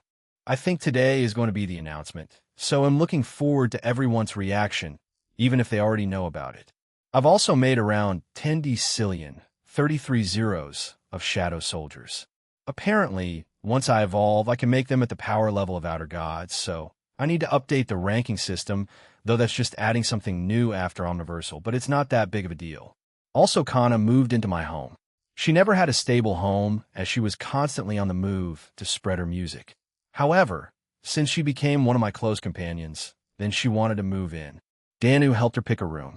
The thing with Sarah Selby's too, she and Regal Ziva escaped from me, and also managed to kill Great Red and Kokoshibo. They brought their heads to Melvazoa, and apparently, he was quite ecstatic for a few days. All of it was obviously fake, so I tricked their ruler. I'm getting updates from both of them, and once I evolve, they'll also involve them and slowly destroy the Eevee from within their universe without the need, hopefully, for me to leave mine. The nerve on this man, monologuing while we're trying to relax, said a feminine voice. Fufu, maybe he's gotten even more arrogant after coming back, asked another feminine voice. He's just happy that peace came back, another added. There was also another sound, but most of it was eating sounds. I looked down to see 4 women with me. Aquino, Rias, Lavinia, and Suzaku, and we had finished a long session together. Lavinia came over and cuddled beside me, followed by Rias and Suzu, who had offered to help tidy up, ended up just staying close again, as Aquino joined her just now. Sorry, I just thought back on the last 20 days, and we'll be graduating soon, and my restaurant is basically finished, so all that's left is to open it, and I'm holding back for a bit more time since I still need to install the name outside. I told them. You finished it around 3 days ago, right? Asked Rias. I nodded and pulled both her and Nia closer to me. Yeah, I just need that design that Valerie made. I offered to just create it, but she insisted on getting it made normally, so I let her. I'm just waiting on her to get it back to me. And well, they'll put it up on opening day, I replied to Rias. Centurado, Centurado, Centurado, Centurado. She brought out a tablet and showed us a video from it. And so, regarding the Rating Game World Tournament, which has finally been announced, It appears that the discussion with each of the mythological forces has been settled, and we received reports that preparations for the preliminary tournament are already underway in various locations. Therefore, the teams that will pass the preliminaries are all forces take action. The Rating Game World Tournament has finally been announced, and it's being hosted by none other than our world-famous Dual Dragon Emperor and the legendary Dragon King. You knew about this, didn't you? Rias asked as she got up. The rest of them did too. Yeah, I mean, apart from speaking to the various leaders of factions and pantheons during those 20 days, I also made them aware of the upcoming tournament. Anyone can join, and more of the rules will be announced soon. So keep an eye out, Centuredo. That caused the girls to giggle at her. You shouldn't have done that, Aquino. I told her, yet she just winked at me playfully. We need to stop for now. Let's go join everyone else. End of February, what awaited high school students here in Japan was end-of-semester tests. However, today was the last of them, so all of them should be done with them. I myself am near my restaurant, which was fully built. I also received the sign that Valerie wanted to put up last night, and she was here with me today. Aquino and Rias were in touring the college campus since I told them about Venaria and Koharu, so they also invited them for a short tour. As I stood outside the restaurant with Valerie, people approached us. Yo, awesome Dragon Kun, said Kikiho. It's finally done, huh? Asked Agiro. Beside them were their girlfriends, Sakura and Yua. It took them a while to accept all that happened. I also helped them settle with it by using magic, but they've accepted me and everyone else that was part of the supernatural. Yep, I just needed Valerie here to give you the last part. After we graduate and at the start of college life, ITLL officially open. I will have like a pre-opening thing where I invite various higher-ups from different factions and pantheons, I told them. Big shots like gods and the 4 great Satans and angels, right? Geez, I never thought Rias-san was the sister of the current Lucifer, said Kikiho. Right? Same with Sona. She's the sister of the current Leviathan. No wonder they're sometimes intimidating to talk to, added Higuro. Who's this? He asked and pointed at Valerie. She's Valerie Teeps, a damper, and one of my partners, I told them. They were already aware of the state of the supernatural regarding relationships and other things, so I feel like any women we meet in the future will be another partner, and we just move on, said Kikiho, and the other 3 agreed with him. Valerie giggled and said, Well, shall I warn you that he's in a relationship with goddesses too? Ugh, are you serious? No way. Both my friends exploded with jealousy. They began to berate me and grumble loudly, and some of the things they said were just unintelligible. However, they stopped when both Yua and Sakura put their hands on their respective boyfriends. Gikon, Guchan, both women looked quite intimidating, and both guys flinched away from them. Before they could apologize, both of them grabbed their ears and dragged them away. Jean Healp, they both screamed. I smiled and gave them a thumbs up. Trayator. They screeched and turned a corner. A job well done, I muttered, although Valerie pinched my cheek after I said that. You should help your friends, Aaron. They already knew about my social circle before they found out about the supernatural. Their own jealousy was their downfall. Also, apparently Kikiho asked Sakura if he could see other people. You can probably guess how that ended. I told her and sighed. It ended badly for him. She didn't speak to him for a few days, and even now she's very protective, I guess. She got angry, huh? Well, I wouldn't blame her, she said.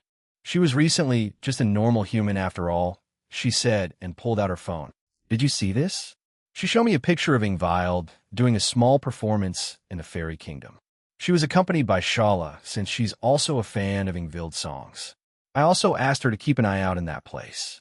My avatar reported a few things to me, and it seems things are heating up, no pun intended.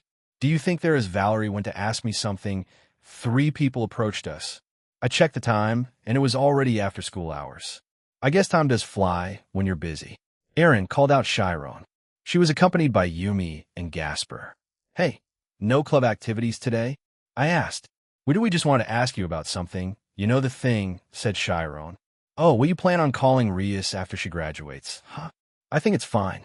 I mean, you'd either have to call her that, or Rias-san or Rias-sama or something, but coming from you guys it just sounds weird, I replied. I exaggeratedly sighed and added, graduation, huh?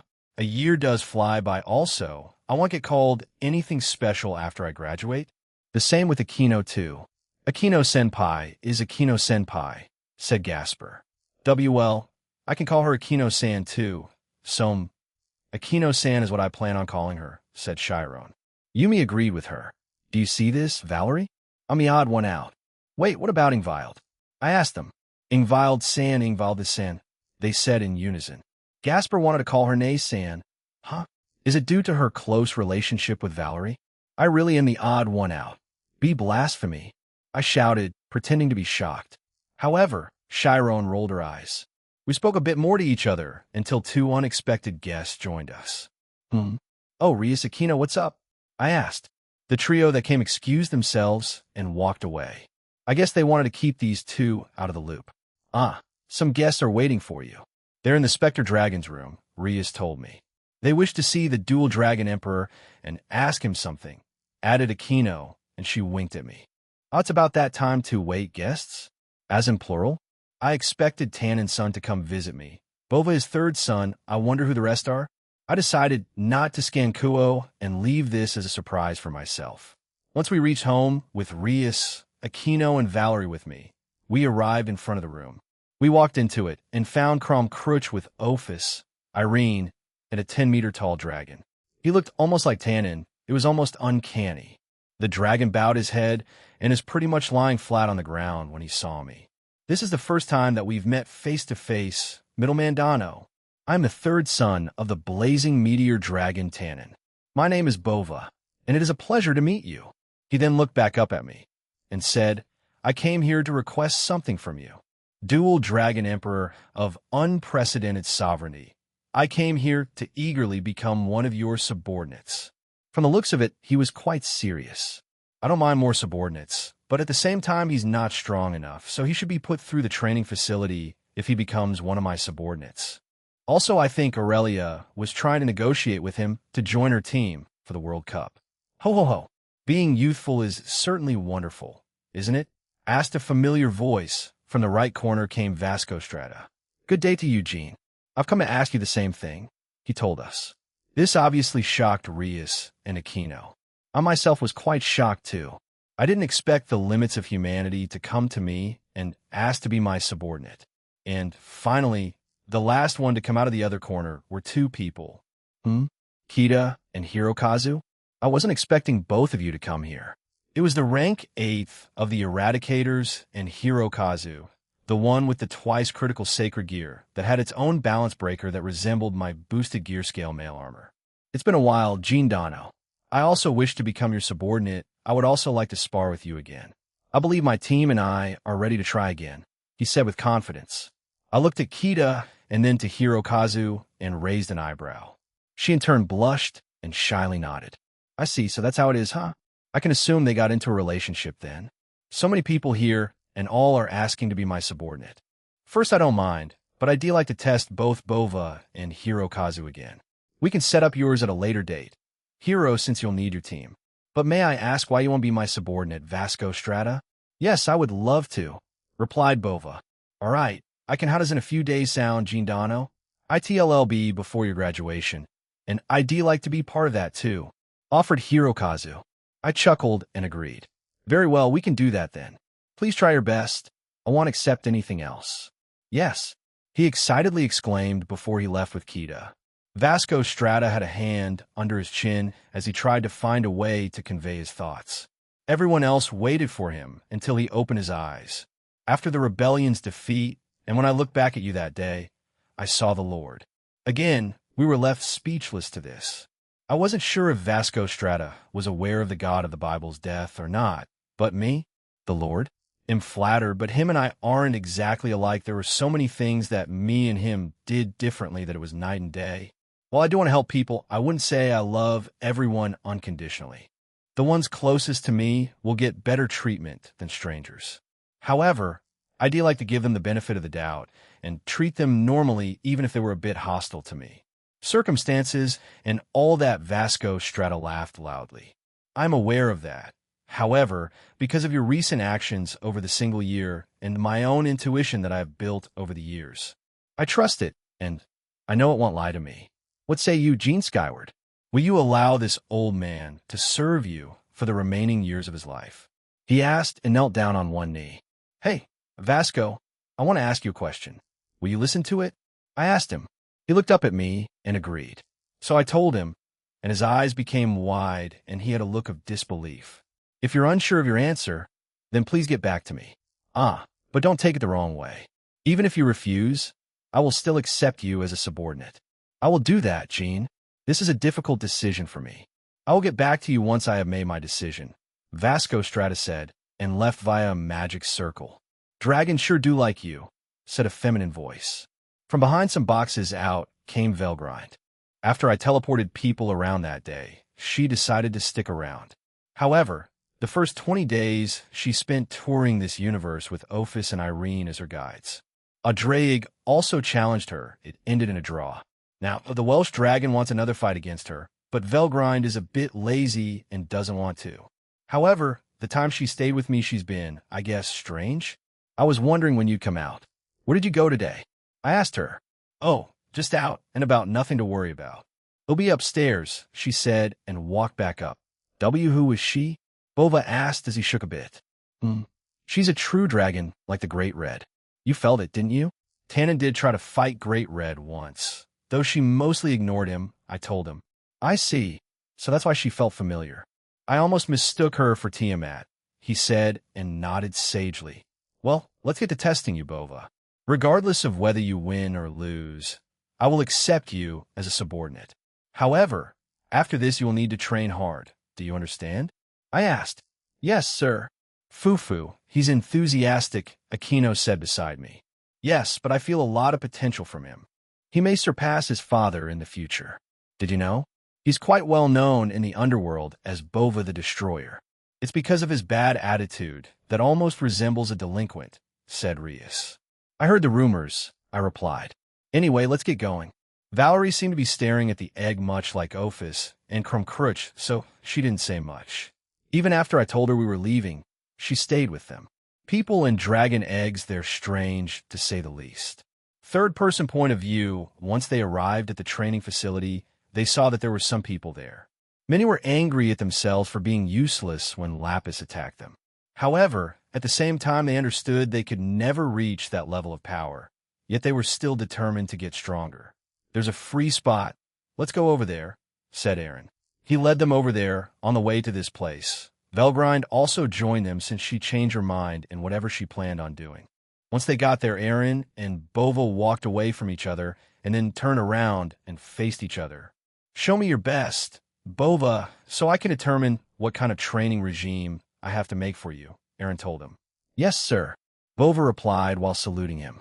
Aaron chuckled and looked at Rias. She nodded and stepped forward. He'll be the arbiter then. A short sparring match between Gene Skyward and Bova Tannen. Are both of you ready? She asked. Both nodded, and she swung her hand down. Begin. Bova immediately flew towards Aaron and threw a single straightforward punch. There was no tactic or any more thought put into it. Bova had a straightforward personality, and it reflected in his fighting prowess. Aaron put his hand forward and caught it. Bova smiled and began to throw a barrage of punches at Aaron, who blocked them all with a single finger. Bova was both in shock and awe. While he didn't have the respect as his father and older brother, he still had considerable strength. However, he didn't expect his punches known for destroying large-sized rock with a single strike to be stopped with a mere finger. Bova jumped away and then released a torrent of flames from his mouth. Aaron slapped the flames to the ground, extinguishing them. Amazing. I expected it to be one-sided, but I didn't think it would be this one-sided, muttered Bova. But this is what I enjoy. He'll grow stronger from this. Bova charged back at Aaron and jumped into the air and covered his leg with flames before he sent it down at Aaron, who blocked it with his arm. Aaron pushed him off again. Bova did a backflip and fired another larger and more powerful breath attack at him. Aaron put his hand forward and devoured it all. A black-white vortex swallowed it all. Bova didn't stop as he charged back again, and his entire body was covered with flames, and he body-tackled Aaron with it. Aaron stopped it with his hand and was surprised by his recklessness. He knew that he had a delinquent personality and challenged strong people to fight all the time, but he didn't think he was this reckless. Aaron thought it was a good thing, and also a bad thing. Bova suddenly grinned, and a swirl of flames appeared all over his body. "I got you," he screamed before the area exploded. A small semicircle of flames devoured that small area of the training facility. As this sparring match continued, more people came over to watch, and now a sizable crowd had gathered. "He's an idiot," commented Velgrind. "Which one are you talking about?" Aquino asked while awkwardly smiling at the dragon beside her. "The Bova guy," said Velgrind. "He's reckless, and while that may work with weaker opponents or opponents of the same power, anything or anyone else above you in power ITLL get you killed, especially in a real fight." Rias, Valerie, and the rest that had arrived to watch agreed with what Velgrind said. Being reckless can be useful in certain situations, but one has to use tactics along with it. Otherwise, you're just recklessly charging in without a plan. Once the flaming sphere disappeared, Aaron was left unscathed while Bova grinned from ear to ear. "See? There was no effect on him at all," said Velgrind as she pointed at Aaron. "Cuckoo. That's where you're wrong, lady," shouted Bova, which in turn annoyed Velgrind. Bova then pointed at the marks on the ground. I moved Jean skyward Dono from where he was originally standing, he told them, and began laughing proudly to himself. This is a major step. That was true. The entire short fight Aaron hadn't moved a single step from where he stood. Velgrind put a hand on her forehead and rubbed it. "Doesn't that just mean that he beat you up without taking a single step?" she asked Bova. Bova grinned and began wobbling on the stop. He had clearly reached his limit, but was still willing to keep on fighting his idol and future leader. "That was impressive, Bova. Normally I'd say you pass, but you don't want to end on that note, do you?" asked Aaron. "That's right. I won't give up until I land a major hit on you," announced Bova loudly. Aaron sighed and smiled at Bova. Without another word, a white-black aura began to cover his body. "I thought you'd say that all right. I won't hold back on you, Bova. What's this pressure?" thought the young dragon as the entire area began to shake. In order to walk the path you seek and reach its peak, there's something you lack. The power around Aaron exploded, and a pillar of black-white aura covered the area around him. Now you will learn that. The power kept increasing and increasing. Even the rest of Team DXD that were watching felt uneasy at the sight. They understand their leader. He's usually quite calm and happy-go-lucky with them, even when he's giving them advice when he's in the facility. They would only see this side of him when they're in meetings or something serious was happening, but not to this extent. Bova stood there, his body covered in sweat. He was unsure if he should take a step forward and face this monster or flee. His natural instincts told him to flee, yet his mind did not. Bova began to scream and took a step forward, then her ran towards Aaron. However, a single glare from him stopped him in his tracks. To Bova, who had stopped right in front of Aaron when he looked up at the man, all he saw was his figure beyond the dense and powerful aura that surrounded the man. It was as if he was staring at an enormous monster. Bova gritted his teeth and fell to his knees. His body began to shake as he stared at the ground. "I accept defeat," he muttered quietly as Aaron stared at him and stopped unleashing his aura. "Excellent. I will not disparage you for having the courage to stand up to me. However, exceptionally few have the courage to put away an unsheathed sword. There is nothing wrong with fear. To fear is to know your own weakness, and knowing your own weakness can make you stronger, and Kinder, that's a necessity for walking the path you chose." Bova. Aaron walked towards Bova and arrived in front of him. He then put his hand out. "And now you have realized it. You pass." Bova looked up and accepted the hand in front of him. "But this isn't the end. I now know what else you need to work on, so you better be ready. I know you can do it." Aaron pulled Bova up as he started to silently cry.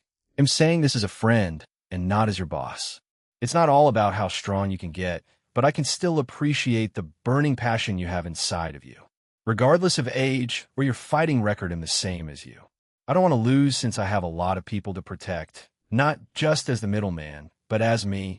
You lo. I'll follow you to the ends of the earth." "Jean Dono," Bova screamed in his mind. "I'll accept any training from you," he shouted as Aaron walked away and laughed. "Is that so? Well, draft it up then, but for now you can join the rest," he told him and left the area with the girls he came in with. Jean's skyward soliloquy, a week has passed, and it's the weekend again. However, today my entire household plus Team DXD decided to go on a break. I transported us to an uninhabited island in the human world, and we relaxed here. Of course, the girls wore swimwear, and everyone had a wonderful time enjoying the beautiful scenery. All right, you guys, they'll teach you how to properly fish, Azazel shouted. A few other members of the team were eager to learn, so they followed him. It looked like a mother duck being followed by its ducklings. Naihaha! Kuroka laughed happily as she played in the water with Chiron and a few others. Nay Shalma. That's stop. Chiron complained as Kuroka kept splashing water at her, much to her annoyance. Don't wear yourselves out now, I told them as I worked on the grill.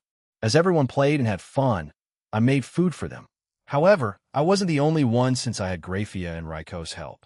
The Pleiades wanted to help, but I let them have the day off, and they also had fun with everyone else. Are you sure you don't need my help? Jean? Asked Tobio. For the millionth time, Tobio, no. I invited your family out for the sole purpose of letting you guys have fun. Now shut up and enjoy it. I told him, and he awkwardly laughed. Hee, just do it, Tobio, said Isai as she held their daughter in her arms. See? Even your wife agrees with me. I'm giving you more time and memories with your daughter and family. Now shut up and go. I waved him off with my spatula, and he finally left after thanking me again. Be nice, Aaron. He just wanted to help, said Shuri as she came over to us. Yes, Mom. Here is your portion, and Dad's, I replied and gave her 2 plates. She was happy with that and left. Apart from Shuri and Barakil, Suzuka's parents also came. I tried to invite Shigen and Natsums, but they were busy. Mom was happy enough with that, so she left to join Dad. I turned to Graphia and Reiko and asked, you two can go join everyone else, you know? I can just use my avatars to help with cooking. Both of them were already dressed for the day. Graphia wore a red and white outfit, while Reiko wore a light purple one. They both looked good. You sent the Pleiades to enjoy the day, so we thought it would be better to join you. We also sent Ine away to enjoy herself, said Graphia. We also like cooking, Aaron. So please let us stay, said Reiko. Fufufu, I agree with Reiko-sama. Aaron-sama, said a voice. We turned our attention to it, but Graphia snapped her head immediately at it. Sharon Graphia-sama, even though they've spent a lot of time together in my pocket dimension, these two have a strange yet silent rivalry. It probably has something to do with being a maid or something, though I never really asked in detail. Seeing a weird tension here, I stood behind Graphia and tapped her on the shoulder to get her attention. Hey, Aaron? She asked, surprised. As she looked at the situation, she seemed unsure of how to react. Cinchuredo, I was just teasing you, Graphia. But sure, we can continue later, I told her and kissed her on the head. Where's Yasaka and Kunu? I asked Sharon. Kunu-sama is playing with Office-sama. Yasaka-sama is with Irene-sama. They're sunbathing, she said and walked over to me. She then took my hand and held it close. I would like to be spoiled too, Aaron-sama. Graphia frowned and put her tongs down and took my other free hand. First and foremost, he is my husband, hence why he must attend to me first, said Graphia while looking at Sharon. It seems a cat fight was about to start. As I tried to move away, I felt 2 large bundles of fabric hit the back of my head. I also want his attention, Reiko said and pulled me close in a tight hug. Well, I don't mind this. I also need to tend to our food. Else they burn, I told them, and they immediately stopped. Then Sharon, care to help?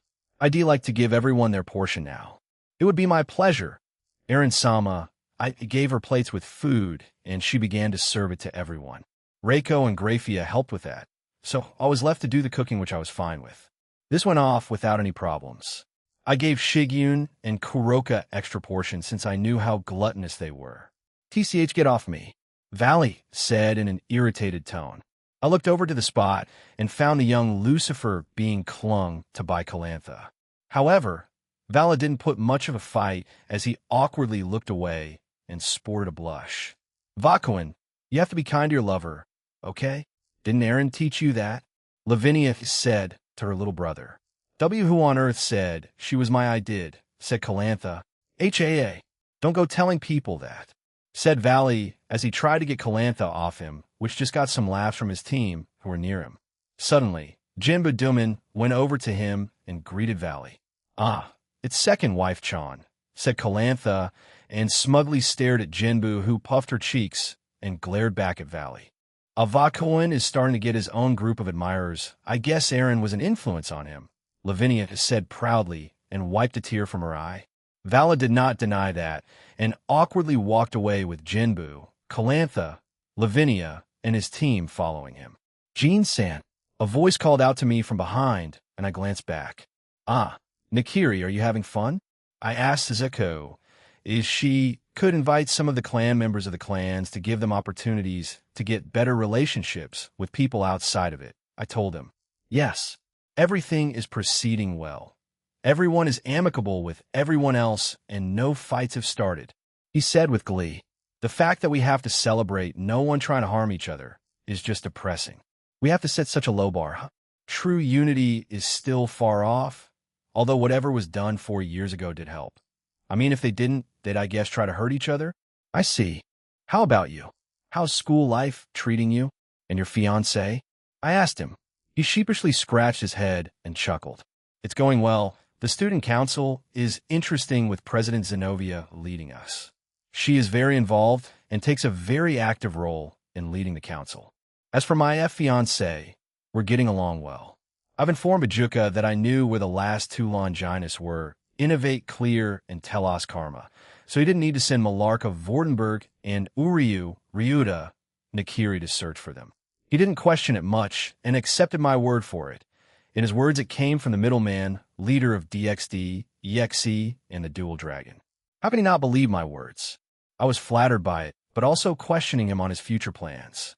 He simply smiled at me and said that it would benefit me in EXE, so we'll be informed in the future. "And the other one from the Kushihashi clan? We're also doing great," he said happily. "Uryu, as the next head, or current, I don't know the situation, is allowed up to 3 wives. He was already engaged to the one in the Kushihashi clan, but also fell in love with Malarka Vordenberg, so he plans on marrying her too. Now he just needs a third, and bam, he's got his own little group. Saji has told me on a few occasions that he was jealous of Ryuta's situation. In the distance, both Malarka and who I assume was his other fiancé called for him. Don't keep them waiting. Go ahead, and hay-race your food." I gave him 2 plates with large portions, and he happily accepted them before going back to them. "Are you sure about slaving away like this?" asked a feminine voice behind me. "I'm doing it because I enjoy cooking, Vel.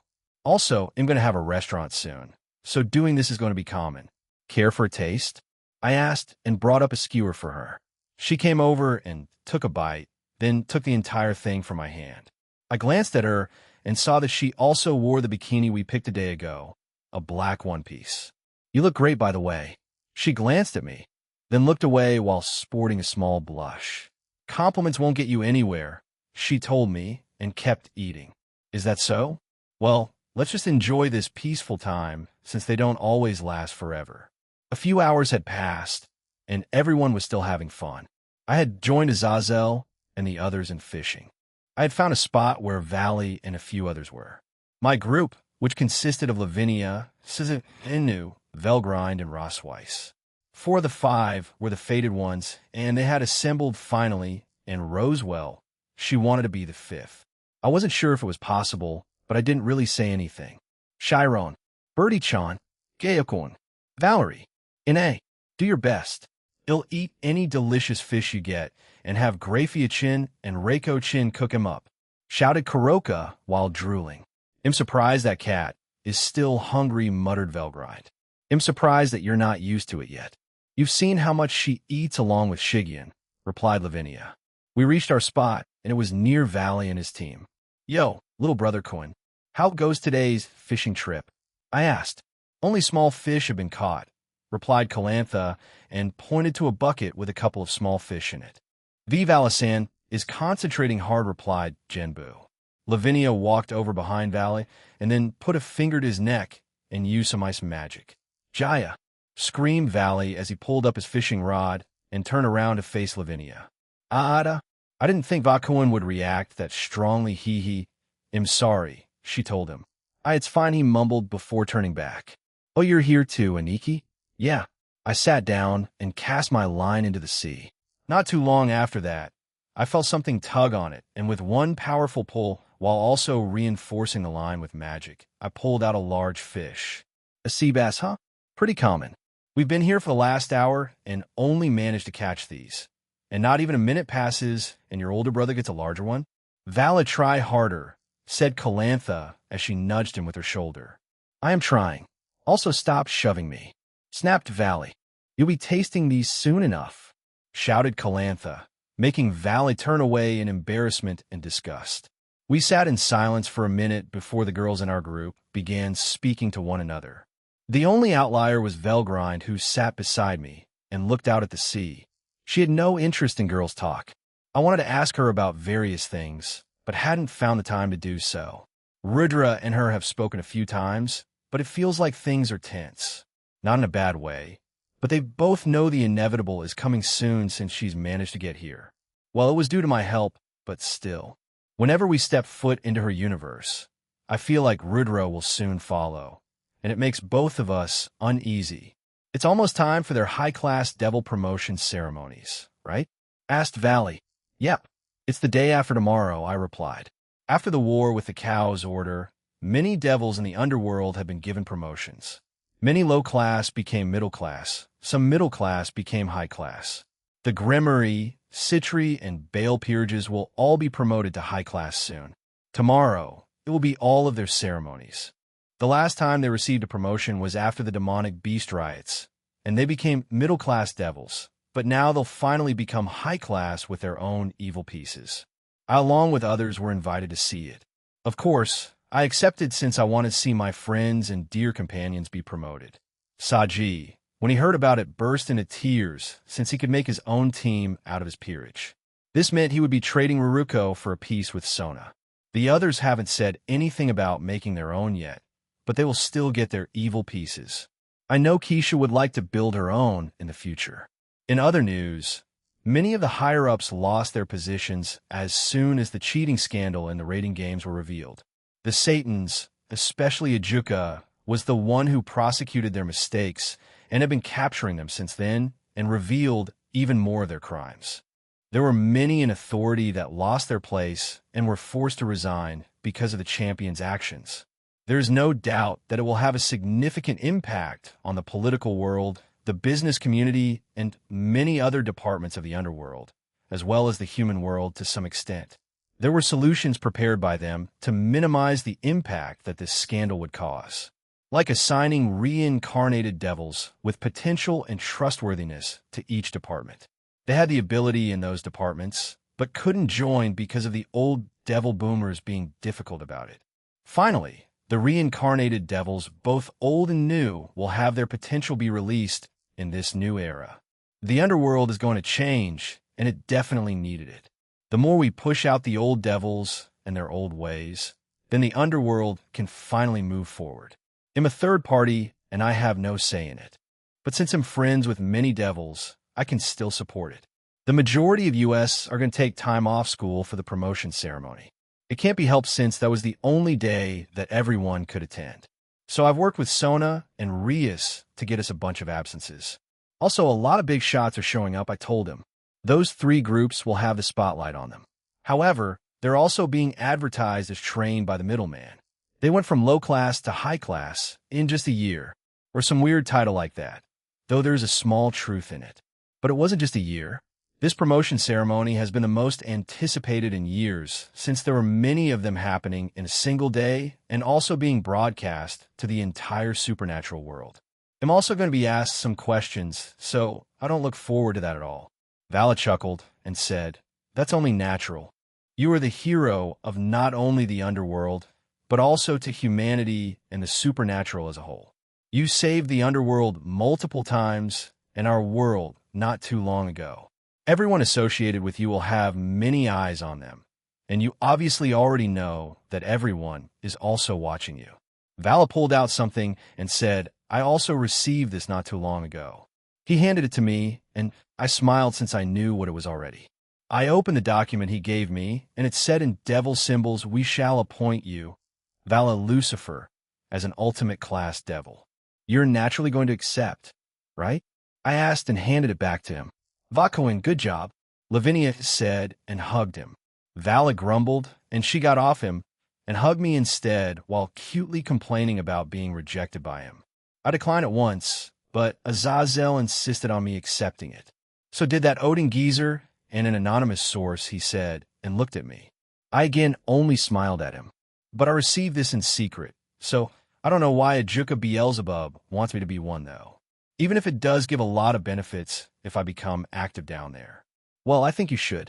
As the last person of the Lucifer bloodline and the strongest white dragon emperor, wouldn't it be good?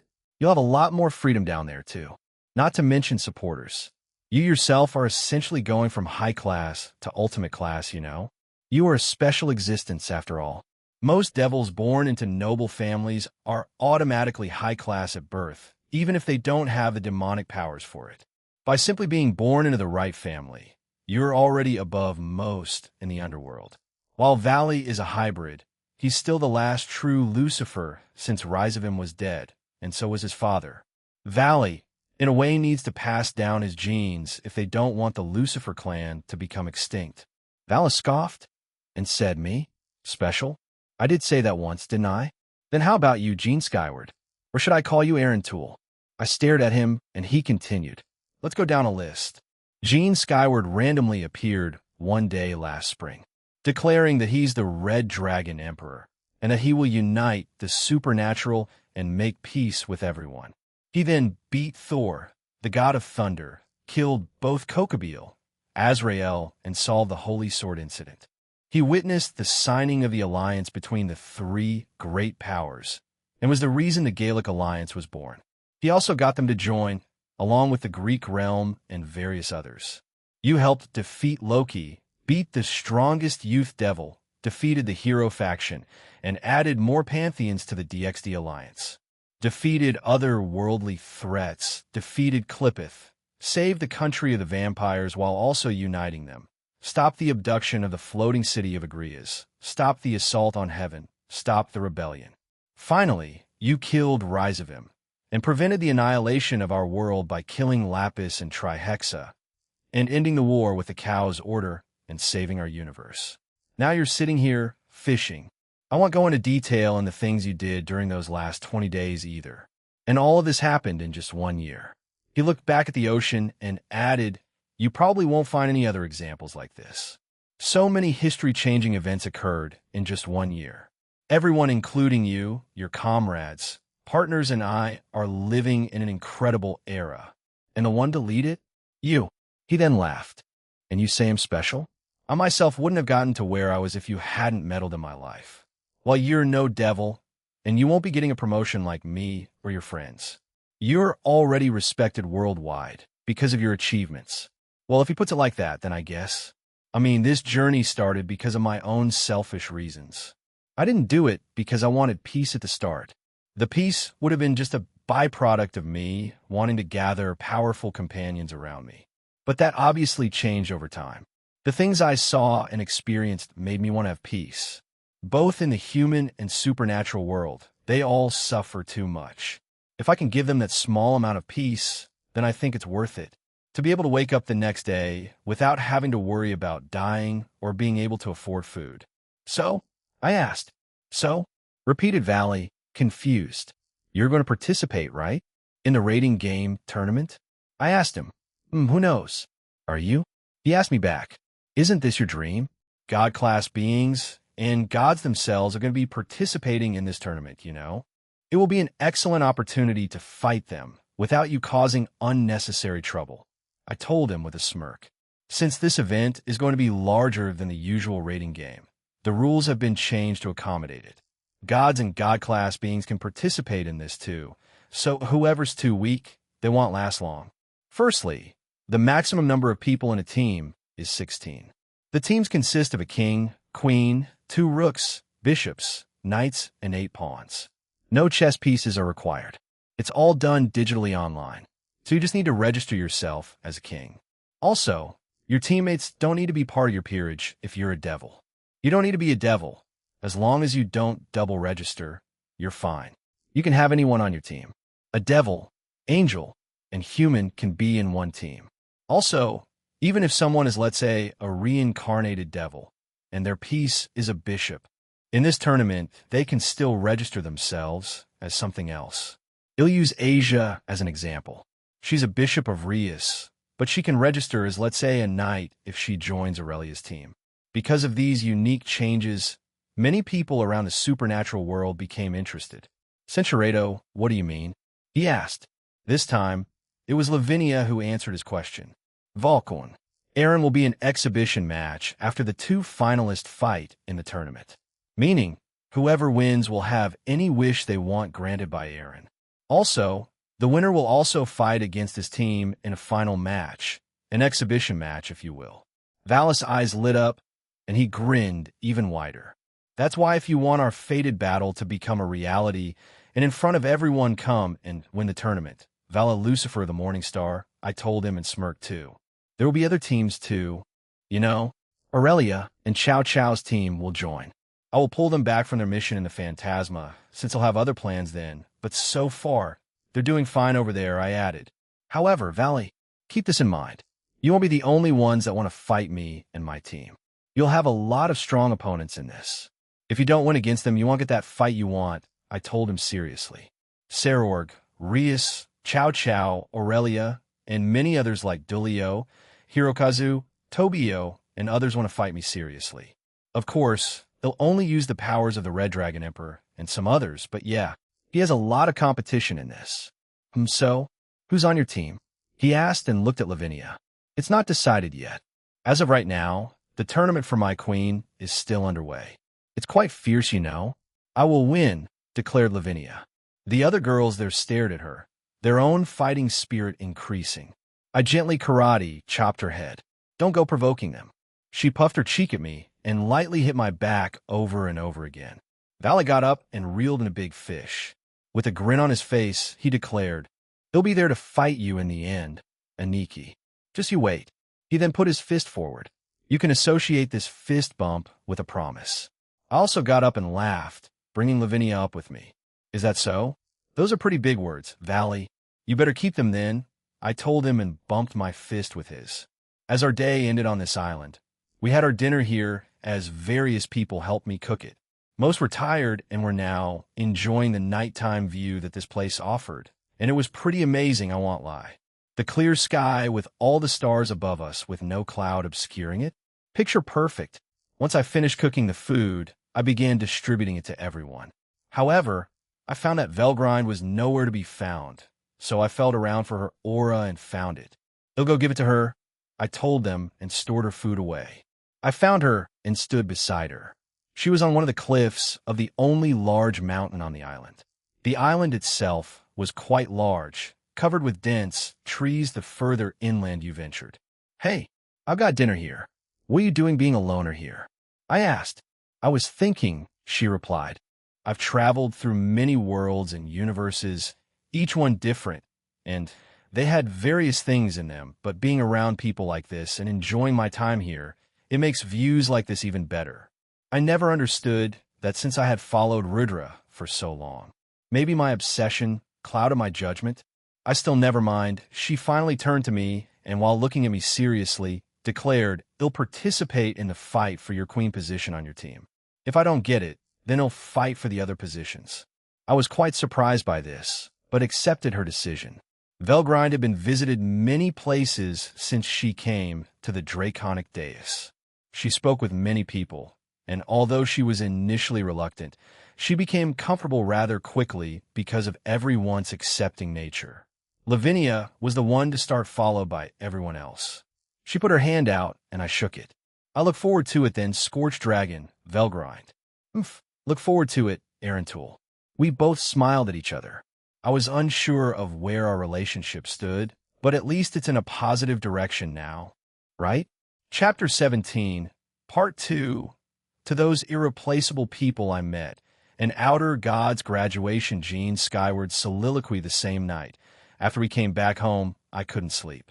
Time slowly drew to a close, and I felt a lot of emotions, but the most prominent ones were a bit of anxiety and a lot of excitement.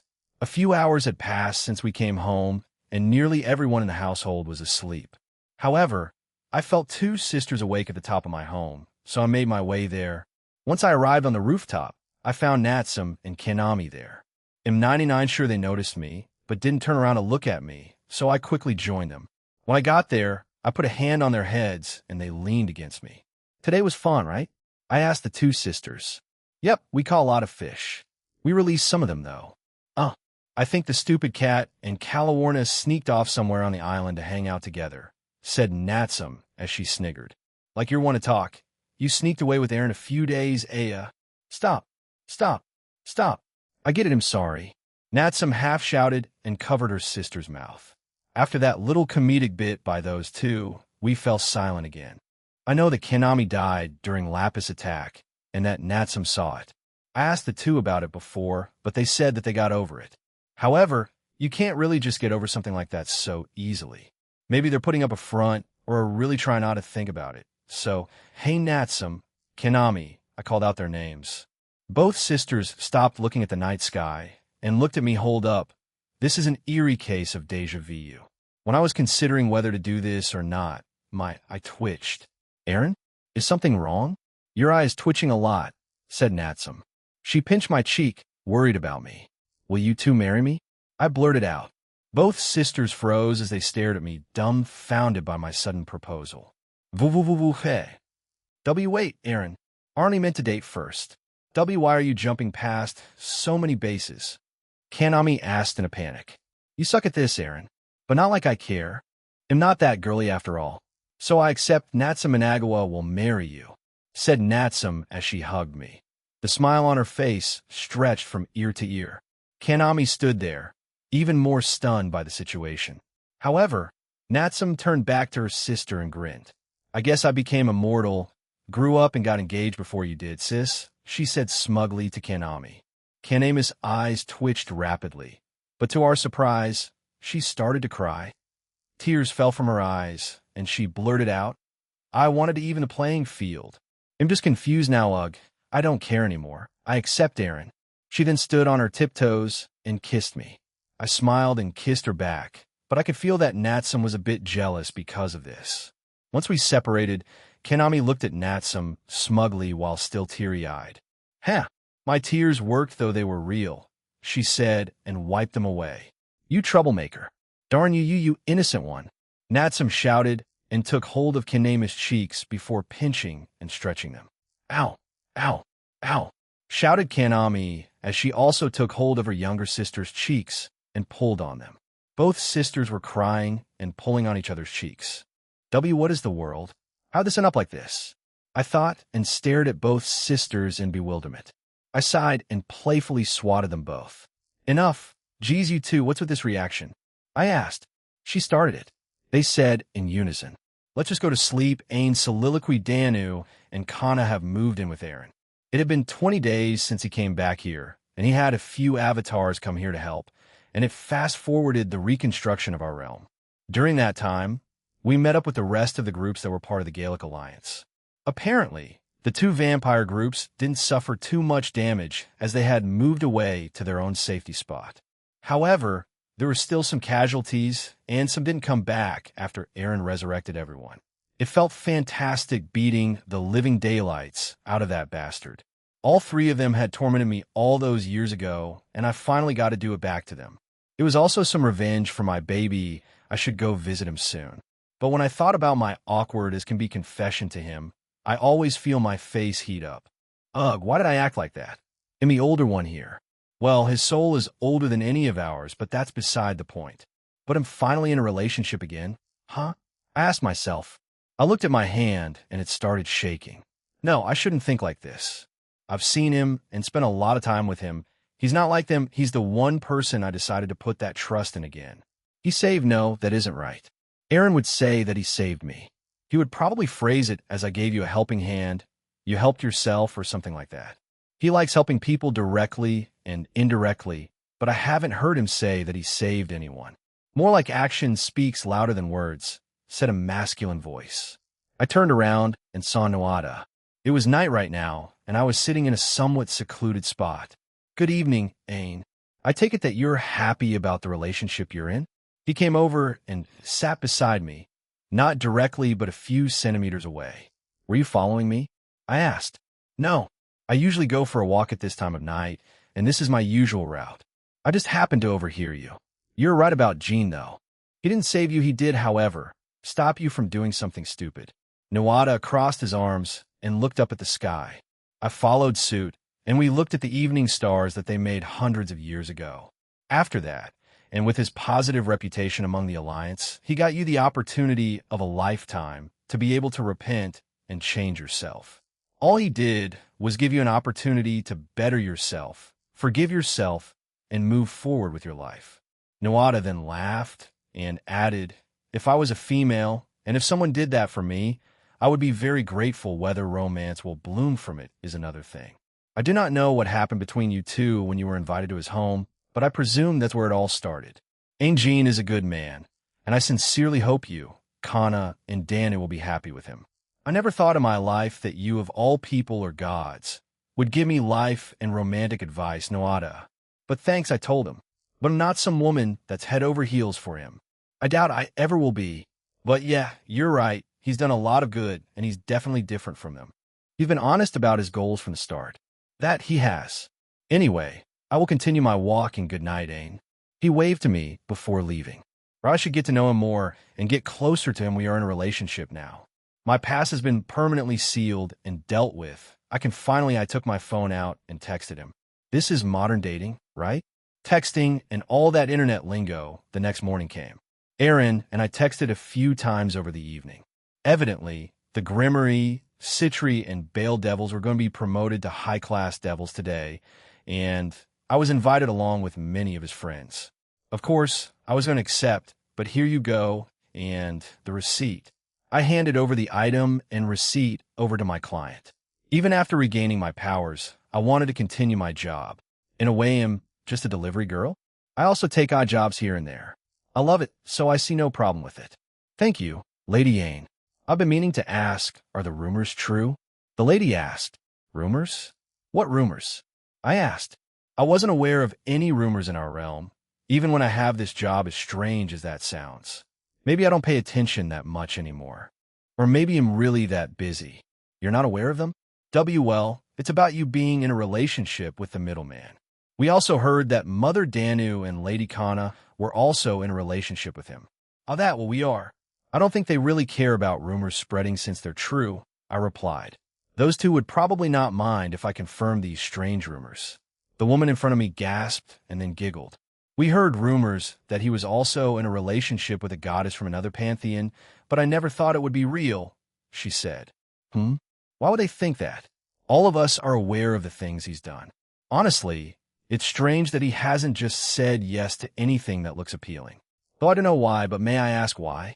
I was genuinely curious, so I asked the woman. While we are part of the supernatural, having that many people, it would be difficult to bravado them, right? With all the things they would want to do, hobbies, jobs, and other essentials for living, it would cost a lot of money, correct? She asked. I see. Yes, those kinds of questions are valid. There are some that want large supernatural entourages in fiction. However, not many can bravado or sustain them, since they do need a lot of money, and depending on the number of women you wish to have. Well, he is the middleman, so he gets paid for his services, and he's also the star of a very popular fantasy show that has a lot of merchandise that sells all around the world. I think I'll be fine, I told her. I won't say anything about him being able to summon money. I will sense that's not a good idea. I guess you're right. I sometimes fail to remember that since most men and sometimes women that have said that they want multiple romantic partners have failed in acquiring them. I'm sorry for taking up your time, Lady Ain. Thank you again, and thank you for answering my questions, she said and bowed before leaving. I moved away from the spot we met and went back to the town square. It had been upgraded and was substantially larger now, and the fountain was also larger, which made the people left happy, because Aaron's avatars had engraved the names of the ones that died into it. They would forever be remembered. However, once I arrived, I heard the ever-so-familiar sound of a harp being played. I then saw Kana. Sometimes people say that love can change someone. I used to believe the same thing, but at some point I stopped, but now I also started to believe again. That's because when I look at Danu and Kana, especially Kana right now, she looked like a different woman. She did not put on any makeup or mascara, nothing of that sort. She did not put on new jewelry, nor did she dress differently. It was more like a feeling, the way she carried herself, the atmosphere around her, and the smile she showed people. The one she had before was of happiness, but of a different kind. The one she showed was that of a woman in love. It was strange, too strange, and at the start I was very put off by it. I almost questioned if she was really Kana Kludmer, the woman I've known most of my life. But Mom, or Danu, was the one who told me why she was like that. I did kind of notice it when Danu was around Aaron, but maybe I just decided to ignore it, or for some other reason. Whatever it was, and whatever this is, Kana was shining very brightly. She also plans on performing today, along with the goddess Sarasvati, the one from the Hindu pantheon. I'm sure it will be wonderful, since Aaron plans on broadcasting it all over the world, both in the supernatural and human world. They want to soothe the hearts of everyone and bring them joy through music after that disaster 20-ish days ago. I joined the crowd that was enthralled by her music and listened to it. I suddenly felt a tap on my shoulder, and I turned around and saw Danu. This is the best I've heard her play. It's even better than she played with Ingvild and Shigyan, she said, and watched Kana like a loving mother. Yeah, it sounds great, I replied. We watched and listened for the next few minutes until she was done. She then thanked everyone for listening with a bright smile that captured the men's hearts. Does love really have this kind of effect? Once the crowd left, we walked over to Kana. That was wonderful, Kana. I look forward to your performance later on the day, said Danu. Sarasvati and I will also get help from Ingvild and Shigyan. So it'll be even more amazing. We've met up several times already, and we're definitely ready for this. Also, Kana looked in the direction of where Nessa used to live. I want to dedicate this to Nessa, her family, and everyone that lost their lives in our realm and all across the world. That sounds wonderful, Kana. She will be very happy to hear that. We only have a few hours left, so how about you rest up? Said Danu. Kana agreed, and we went over to a nearby restaurant. I glanced back at Nessa's home. They should be here, not dead. I hate them and am horrified that I even work together with a small group. Thinking about it makes me feel ashamed. Hopefully I can keep on repenting, and one day I can be forgiven. Jean Skyward's soliloquy the next day. A day before the promotion ceremony for all of them, I was outside of Kuo Academy. And since it was the weekend, no one was here, but since we were part of the supernatural, we could come and go as we pleased. I was waiting here for a certain person. Oh, so this is the high school division. It's much larger than the elementary one, said a fervent voice. I looked over and found Kunu there with Ophis by her side. Kunu will be joining the elementary division next year. She came to visit today, so she could see the buildings today. She had seen them before, but not in detail, nor had she been inside, so she took the time today to see them for herself. Well, Ophis was also accompanying her. Hey, Kunu, Ophis, let's get started, shall we? I asked them and they agreed. So we walked into the school. I began to show them around each floor and explain to them what each classroom was used for. The others were standard since the teachers were the ones that came to you, unlike in Ireland's secondary school, the one I attended, where the students had to move between classes. So this is your classroom? Kunu asked. And this is your desk? She asked again and sat on the chair. Ophis joined her and sat on the table. Yep, in anime, this is where the protagonists sit, right? I said with a grin. Kunu looked at the seat, then looked around her and agreed. Oh, it is. Does that mean you're the protagonist of your classroom? She asked excitedly. I should find the same in my classroom starting next year. Sometimes the teacher assigns seats, so you have to wait and see. Kunu, I told her, and she deflated. But as far as I know for the high school division, we weren't assigned any, so we got to pick. This got her excitement back up, and we started touring the school more. I showed her the clubs and the fields that we had. We only have two, the track and field and the swimming pool. The high school division and the middle school division have more, don't they? You'll assume that the college one was even more. She exclaimed. More. Ophis repeated and pumped her fist. You'll also be moving to my home starting this summer, right, Kunu? I asked her as we moved to another field. "Mm. Mother will also sometimes come by, but she can't move yet. She wants to make Yuri Kyoto be the best before we move. However, since we have a door that connects to our home over there, it should be fine." Even Sharon told her that, but she still worries, said Kunu. Well, Sharon is right. I can just assign more shadow soldiers there. And I trailed off and looked around us. I can just change a few things. Once I evolve, I saw that screen again while out here, and that I was one away from evolving. I had zero idea on how to achieve that, but I took in stride since I remembered Akino's words from months ago. Admit to something, whatever that was, that's probably the last trigger for the one. I had no idea what I need to admit, but I let fate take the wheel on that. We continued our tour, but it eventually ended, and we ended back at the front gate. But another person soon joined us. "Oh, Sona, you're here too?" I asked as she approached us. "Sonadano, it's been a while." Kunu greeted and bowed to her.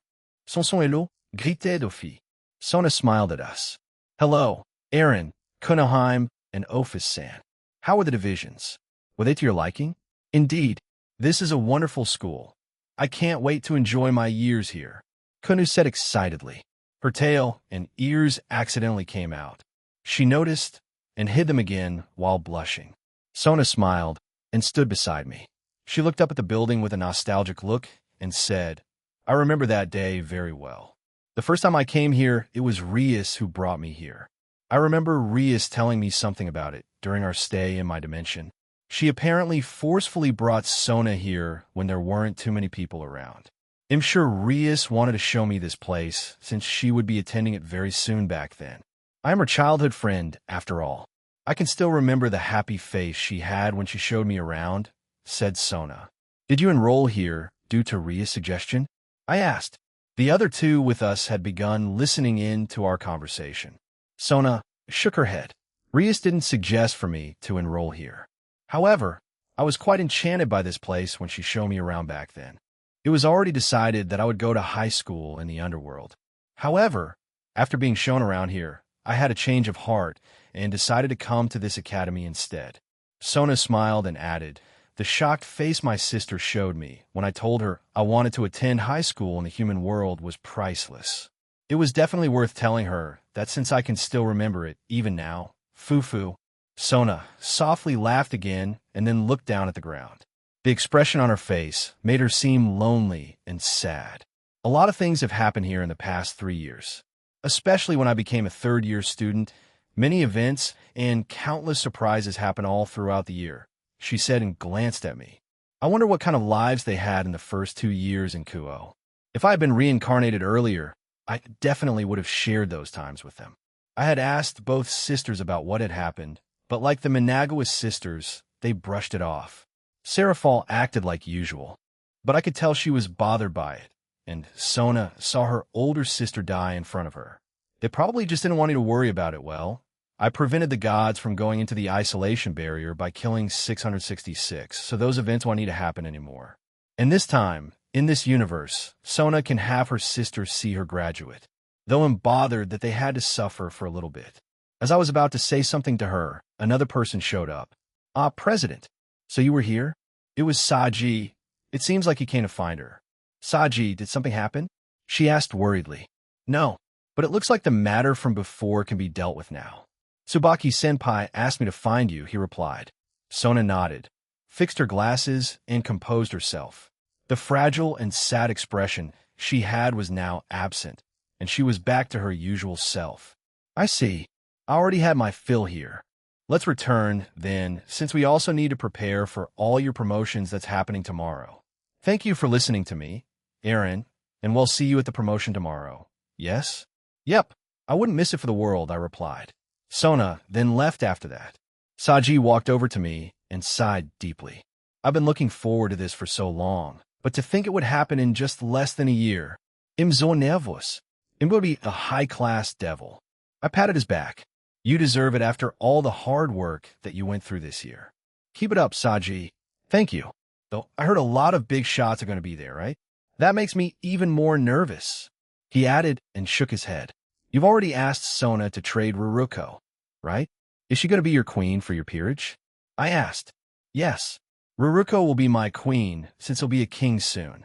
I don't have candidates yet for my other pieces, but I have high hopes to build a strong peerage. He said with an eager grin. Is that so? Good luck with that then, man.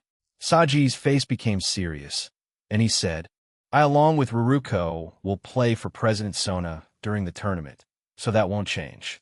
We will definitely make it to the top, Eren Senpai, and then we'll get to face you and your team. He took a deep breath and added, You're still my aim, and while I know I can't ever measure up to your power, you'll still keep aiming for it. Please, and if we fight, please fight me seriously as the Red Dragon Emperor. I want to be acknowledged by you and everyone else. I was surprised by this, and I wanted to say I already did acknowledge his strength and resolve, but Saji wouldn't accept that answer right now. I don't know if we'll get a fight, but sure thing, Saji. Do your best to reach me then. It'll be waiting, I told him and put my fist up. He bumped it with his, and I told him I promised to Valley as well. I have to fight him to eventually bring it one. And more fired up than ever. He'll surpass the Morning Star too, declared Saji loudly. Saji and the Citri Peerage also probably want some kind of revenge match against the Gremory Peerage because of their loss during the youth games. Otherwise, they'll need to prepare to fight Aurelia's team, which is also full of powerhouses. Not too long after Saji left to join his peerage, and after he did, Kanu started nodding her head happily. So many passionate people are drawn to you, Eren. I will also do my best, she said, and we finally left the school to go back to my home. Akino Himajima's soliloquy the day finally came. Today we of the Gremory Peerage will have our high-class promotion ceremony. The Citri and the Bale Peerages will have theirs after us. It was decided like that from a draw, so no one could bias to who went first.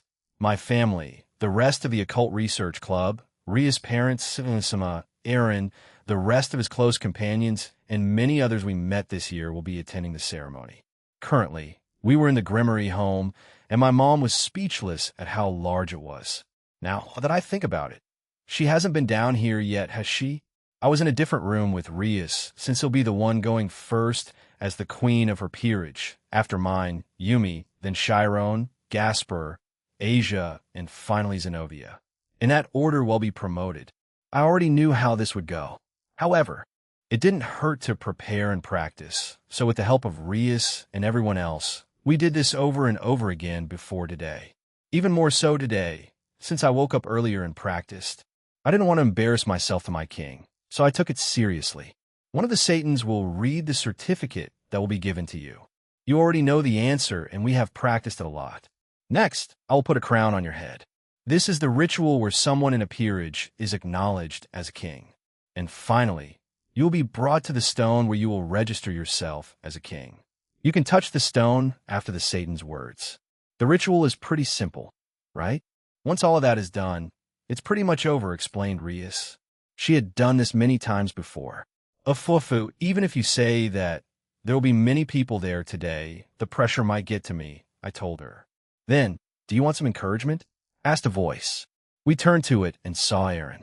He was already dressed up in formal wear, a black suit. I myself was already dressed up too. The same with Rias, as she wore a crimson dress. There will be a lot of people there, as well as the media, so dressing up for the occasion was essential.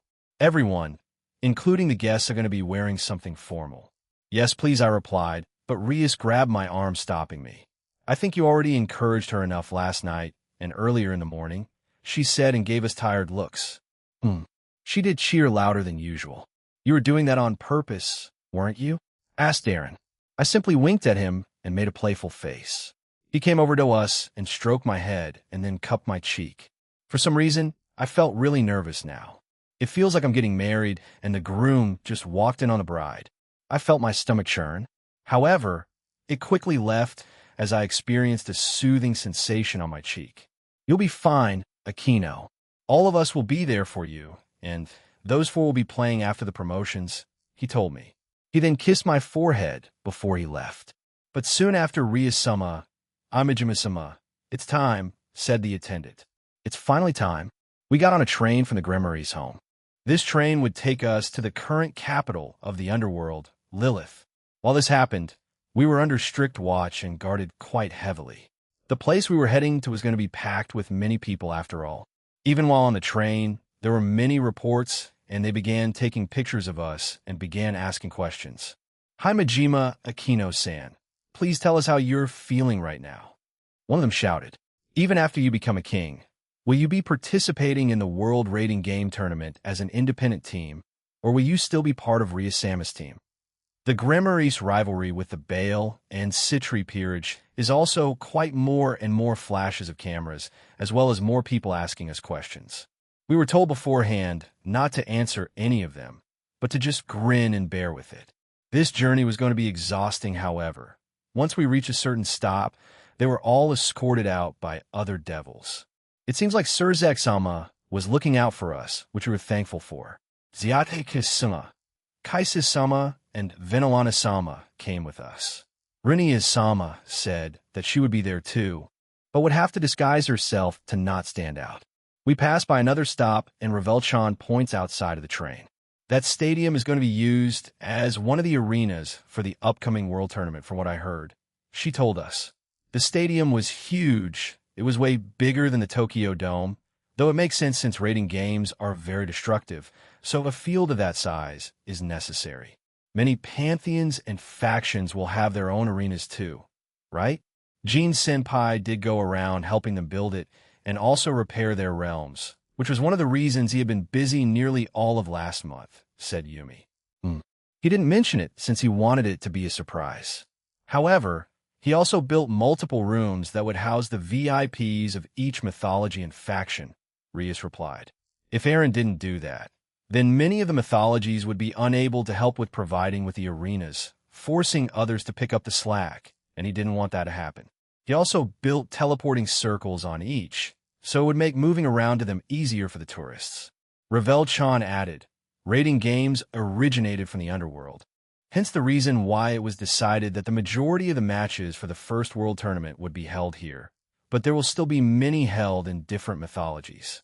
Xiaticus nodded and said, even so, most of the previous organizing committee of the game that were part of our world isn't taking part in this World Tournament. The ones organizing the tournament are part of Ajukadano's team, as well as Jean himself along with his subordinates. Is it correct to assume that this was due to the heating scandal that was revealed? I asked. Xiaticus-sama nodded at my question and raised his finger. That is definitely part of it, but there's also another reason. It appears that many pantheons and factions have shown interest in making the rating games as their own form of entertainment. There's also the fact that each staff of each faction will be taught the procedure of the rating games. I see. So that's what Aaron meant. He told us that the rating games may not be a devil's only entertainment in the future, and it may be worldwide. We thought he was talking about the Rating Game World Tournament, but I guess it was about this. Once the rating games attain worldwide relevance, so much so that it becomes possible to transfer and exchange pieces between teams of all pantheons, then the games will become even more hyped up, added Xiaticus-sama. So the rating games won't be just for the devils in the future. Huh? Chiron said without a thought. Angels, yukais, and other species from all over the world can experience the rating games. They can conduct games in their own homeland, which will make it even more popular if this World Tournament becomes a regular event. I want to see it. I think many others want to as well. Diauzer Belial-sama would have been thrilled if he were to know about this, Rias said while looking out of a window. As a result of what she said, everyone became quiet. Emperor Belial committed a crime while being forced into a complicated situation. People say that he loved the rating games more than anyone, that he craved for someone who would defeat him. Perhaps he would have found someone who could defeat him as the World Tournament became a reality. However, he was confined inside a cell for the champion to be absent when such a revolutionary thing started to happen. It's quite a tragic thing to think about. Rias wanted to defeat him. It was one of her dreams after all. After that, Ria's parents and my parents began talking about this and that. We heard them mention selling something about mythical dragons, special brew, whatever that meant. I was unsure if Aaron had given them the okay to sell such a thing. Hopefully they're not based on us, but it wouldn't be beyond them to do such a thing. We finally arrived at the station on Satan's territory. We then got into several limousines to head to the ceremony hall. We also saw the Citri and Bale peerages. There were numerous security cars surround us. I wonder how much money and people were used for our promotions. It felt strange, but I did suspect Aaron had a hand in it all. We arrived at the ceremonial hall rather quickly. We went inside the building and prepared for the ceremony. The one in charge of me took me into a room. I had already worn something appropriate, but it seemed I had to get changed into something else. It seemed custom-made for the ritual. I wonder if everyone else had to wear something similar. Makeup was put on me, and they did other things to help me prepare. After that was done, I was told to wait in the room. Immediately after that, Rias, who was in her ritual dress, came into the room. "Fufu, you look wonderful." "Rias," I told her, and she smiled at me. "Aaron will definitely like the ponytail," I added. She blushed at that. I wasn't exactly trying to appeal to him right now. It's just how this was made. "Do I look weird?" she asked. "No, like I said, you look great. It's definitely tool approved." We both laughed at my comment, and we spoke for a few minutes until it was finally time. Rias and I head to the entrance of the ceremonial hall. I stood behind Rias, and I have to follow behind her once the entrance opens. There were guards standing on the sides of the double door. Around us were soldiers working as security and other staff. However, I could feel that shadow soldiers were all in their shadows. He really was a worrywart. Finally, it began. The drums began to play. The double doors opened quietly while the music played. It wasn't the one that Kana and Sarasvati wanted to play. Maybe they're doing it later. In front of me was a spacious room. Many higher-ups were in formal dresses and suits. The ceremonial hall was decorated very lavishly. As Rias walked forward, I followed after her, and they began to give me a round of applause. I take a quick glance around me. The other members of our peerage were also there since they wanted to see this too. This included the Citri, Bale, my parents, Tizanesima, and everyone else was also there. Even Valley and his team were here. They stood near the corner behind a pillar. They also dressed up for the occasion. I felt many emotions swell up inside of me. As we drew closer to the altar, certain memories flashed in my mind. Akino Himejima will be a future ally for you. We will take her back to Grimory territory. I shall need to explain this to your father once we get back. Those are the words Heinrich told me and Rias many years ago. That definitely changed my life. Akino, I told you not to call me that. Just call me Rias. You're my best friend after all. Yes, my best friend and king.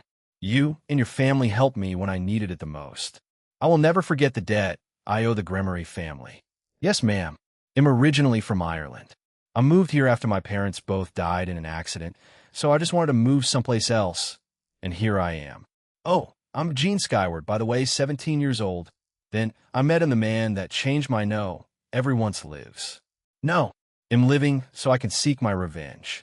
The holy sword of Excalibur, destroying that is the reason why I'm alive. Kibano, Yumchan, you've also changed a lot, you know? Do you think a world without God is wrong? Do you think a world without God would decay? I am sorry to say, but that isn't the case. You and I are both living quite well like this, right? The world moves even without God. Azazel was correct, even without the God of the Bible. The world kept moving forward. Many changes occurred, but we all survived without him. Everyone right here, right now, was proof. It means that there are those who will find pain in what you call peace. Aaron said that Vala told him that once, but peace is always the best. We can all live a life like this, and even the world tournament came out of it, didn't it, Valley? Everyone, let's make this the best school in this country. No, it'll definitely make it into one. So, I'd like everyone to please take care of me.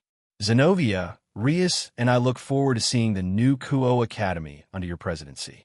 We know ITLL will be a lot of fun, even a little chaotic.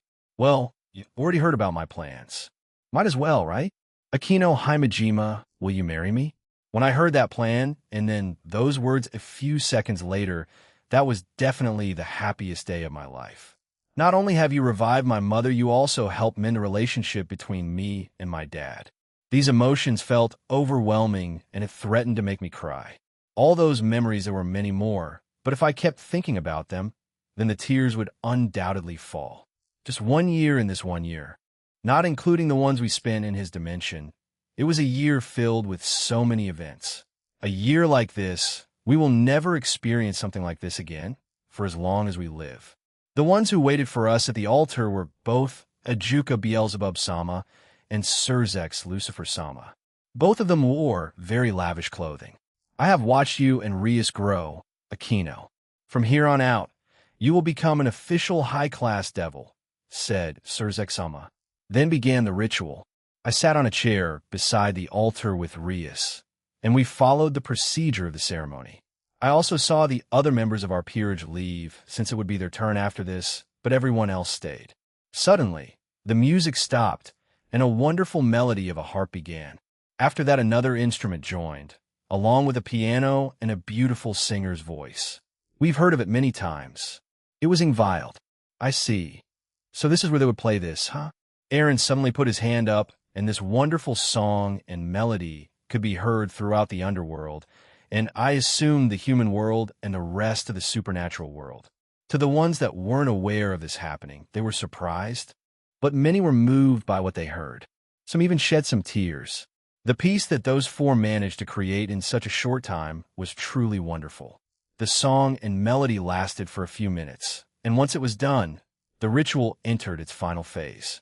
Rias and I stood in front of the altar, and the next thing that would happen was for the certificate to be delivered. Satan Surzex Lucifer takes the certificate and starts to read from it.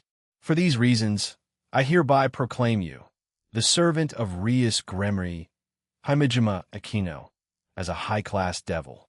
I got on my knee and received the certificate. It will be my honor, I replied in a formal manner.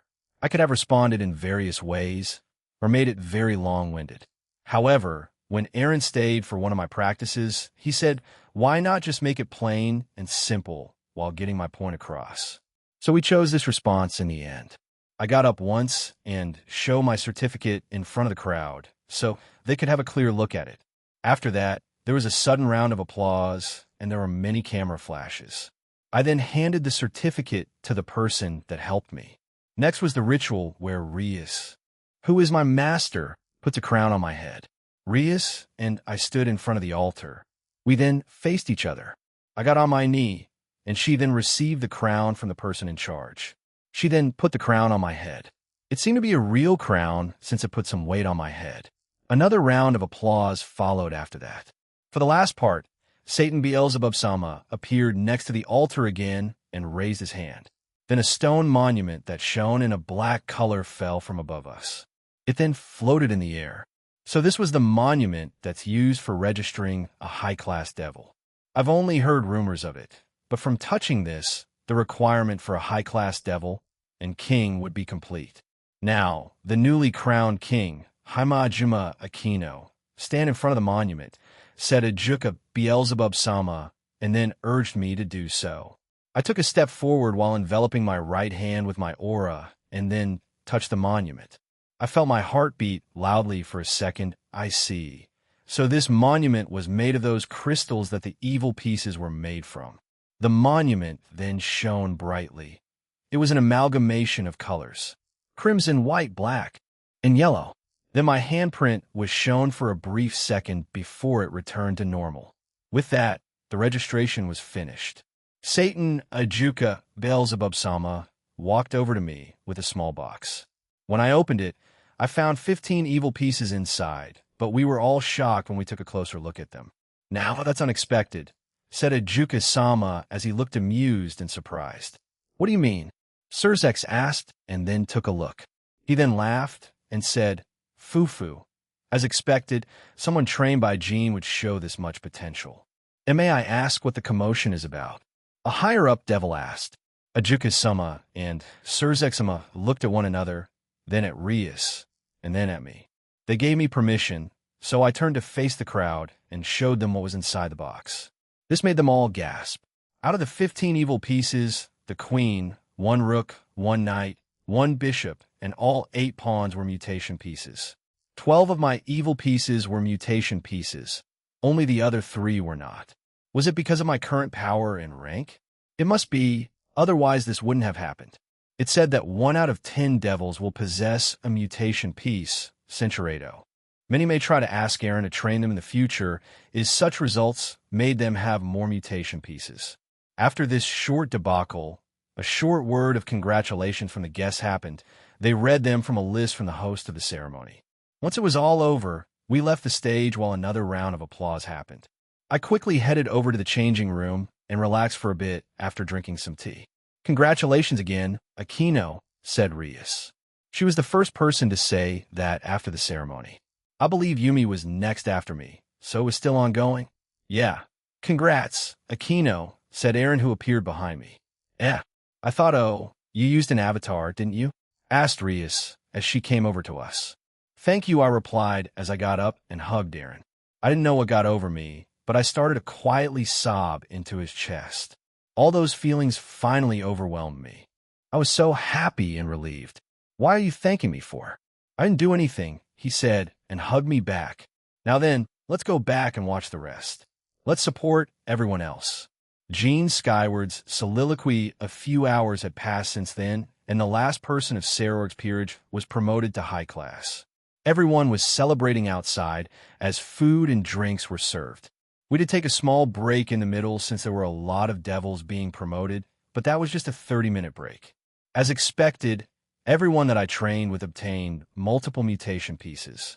While not all of them received the same amount as Aquino, they did indeed get a lot. The only one to match Aquino was Keisha at 12 mutation pieces. The rest got around 8 to 10, which is still a lot, and the media who were here freaked out about it. During Aquino's ceremony, Shuri, Barakil, Suzaku, Kaido Himejima, Kasumi Himejima, Suzaku's parents, and Atsudora were proud and crying for her. Barakil took a lot of photos, but had to flash off. Everyone else's ceremonies played out without much commotion. Well, Saji's was a bit funny. The guy's emotion got the better of him, and he cried throughout all of it. Cinchuredo, so we went along with it. Suddenly Rias and the rest of her peerage came into the room. Yumi lunged at me, and I caught her. Reward? She asked, and rapidly blinked her eyes at me. I feel like she's slowly adopting Aquino's mannerisms from when we started dating. I sighed and kissed her forehead again. She's fine with this deal and began to squeal in delight. Yumi received 9 mutation pieces. Her queen, 2 knights, 2 rooks, 2 bishops, and 2 pawns. The rest were normal pieces. As we began to talk, Ajuka came in with Shiva and Mahabali. Everyone turned to them, and I greeted them. Oh, hey, Ajuka, Shiva and Mahabali. How can I help you? I asked and walked over to them and shook their hands. I just escorted them here, Jean. I will take my leave first, said Ajuka before he patted my shoulder and left. It's been some time, Jean. I take it you're well? Asked Shiva as he and Mahabali stepped further into the room. The rest were shocked to see these two here. Yeah, more or less. I'm going to guess that you're not just here for pleasantries? I asked. Shiva smiled and spread his arms open. You're there, aren't you, Jean? Or very close to it, the piece that you seek. After that spectacular show you provided for us when you killed a woman called Lapis, what else is left to do? He asked. All that's left is I paused. Evolution, graduation, and to take down the Cow's Order and anything else out there in the Omniverse, but after a certain event in the future, it should be easier for me to do, I told him. Not just peace in our universe, but peace across the multiverse, huh? You sure are thinking of big plans, Jean. As I told you before, I will still support you through and through, so make sure you confide in me when you need to. Shiva then looked at Mahabali. I will be participating in the World Tournament along with my own team. Lord Shiva is part of the staff, so he cannot take part, but we will participate in his place. We will participate as Team Azura, a team full of divine beings. He then looked at Rias and the rest. Rias Gremory, I look forward to playing against your team and many others. This is just a formal announcement for me. And please be aware of Sakura, as he himself will be participating in the tournament. His team is called Team Vajra. Mahabali turned away and began to walk out of the room. If given a chance, I also wish to fight against your team, Jean, until then, he said and walked out of the room. He was quite serious about that, wasn't he?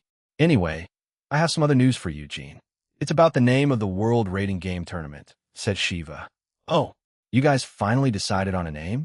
I replied, and he grinned. Yes, we did. The name of the World Rating Game Tournament is The silence in the room was palpable Shiva reveled in it. Is the Azazel Cup? I asked him. Nope, Azazel lost. It's the Avetsa Cup. Those two were tied. So they decided to play a game of rock, paper, scissors, and he lost. You should have seen the face of Azazel, exclaimed the god of destruction before he began laughing. Avetsa Cup, huh? Who would have guessed? But the fact that he lost in the stupidest way does sound funny. I'll tease him about it later. I then felt Shiva's hand on my shoulder. Show me this peace you desire, one that's not just in our universe, but beyond. I, along with many others, wish to see this, he told her seriously.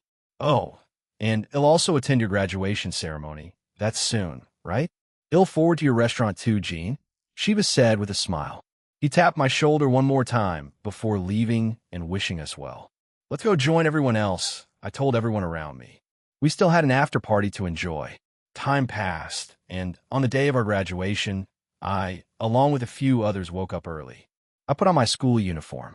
I had done this many times in this year alone. The fact that today will be the last felt a bit strange, sad even. A few others waited for me outside, since I was the last to go.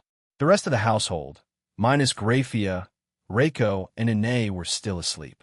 I spoke with them briefly before I stepped out of my home. Once outside, I was greeted by the sight of Rias, Aquino, Ingvild, Kyom, Sona, and Tsubaki. Shall we get going? I asked them. They agreed, with both Rias and Aquino hugging my arm as we walked towards the academy. This sort of thing will still happen since we're going to the college division, but not as frequently since he'll focus on my restaurant and job as the middleman after we graduate. Once we arrived at the front gate, we opened it and went into the school. For the next few minutes to an hour, we walked around, and all of them told Ingvild and I the stories and funny little things that happened during their time here. We also added our own stories that happened during our last year too. It was both a happy and sad time for us. Never in my life would I have cared this much about school. I definitely hated my time in my old live school. Well, not all of it, but just after Aoife died. We finally ended up in the student council room, and we began to clean it for some reason. Tsubaki and Sona started, and we just ended up joining in. Once that was done, we made our way out. Our next stop was the tennis club that Kyom was the captain of. She stepped down and gave it to someone else. We also cleaned the club room, and Kyom got a bit emotional as she hugged the racket she had used for the last 3 years. Finally, we ended up in the occult research club room. Aquino went to make some tea like usual. Ria sat at her desk, and the rest of us on the chairs and sofas. We didn't say anything until Aquino joined us and poured us some tea. At the start, it was just the two of us, wasn't it, Rias? Aquino started and asked her king. Yes, it was. We struggled to keep this club from shutting down, especially when we didn't have enough members. Even Sona and Tsubaki came here frequently at the start, said Rias. Aquino giggled. Yumi used to come here before us when we were in our second year and clean the place from top to bottom.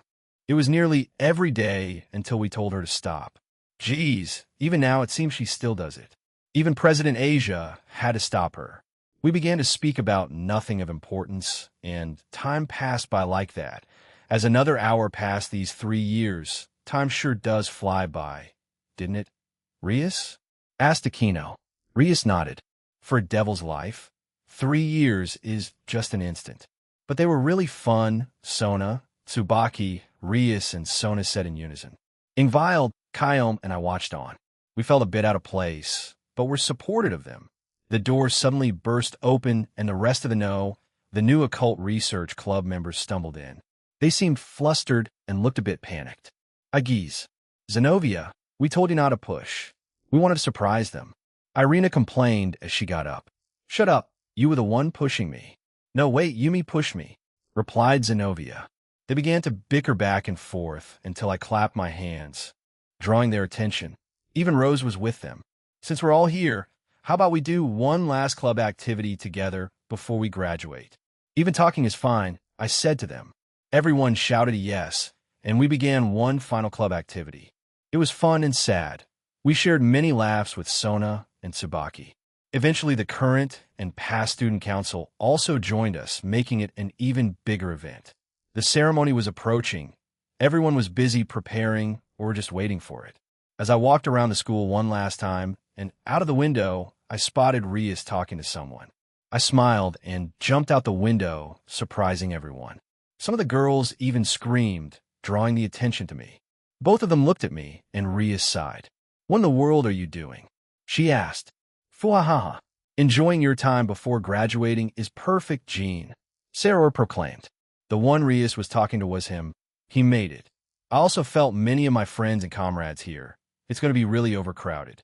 We fist bump as I arrive by them. "Jean, I will also participate in the upcoming World Rating Game Tournament. We were already aware of it because of you, but I will do my best to reach you too. When that comes, I want a rematch for that exhibition match we had," he told me. "Hey, is that so? Then do your best, Great Lion King. He'll be waiting." We grinned at each other before Reyes lightly berated me for causing a ruckus on our last day of school here. Sarah tried to defend it, but was also scolded, so we ran away like children. Reyes chased after us. It was fine enjoying ourselves like this. Even Reyes started smiling partway through. Lavinia, Rennie's soliloquy, it was time. The applause of everyone around us indicated the arrival of the graduates as they entered the gymnasium. I became curious and looked at where the guardians were sitting at. I saw many faces there, but Reyes' parents, Aquino's parents, and several others were there. Reyes' dad had a camera with him. Along with Surzek's Lucifer, they had been very eager about this ceremony. Barakiel was already crying, and the ceremony hadn't even started yet. Shuri also looked quite emotional. Today, their biological daughter and Jean will graduate. Next year, it will be Asia, so we'll be coming back here again. Barakiel was recording this on his phone, as was Shuri. Aquino glanced around and saw both her parents, then she saw her dad. Her face immediately turned red, and then she put her head on Jean's back, out of embarrassment. Jean looked over at Barakiel and chuckled to himself. I didn't know anything about Japanese graduation ceremonies well. I don't know much about normal schools, so I was also excited about this.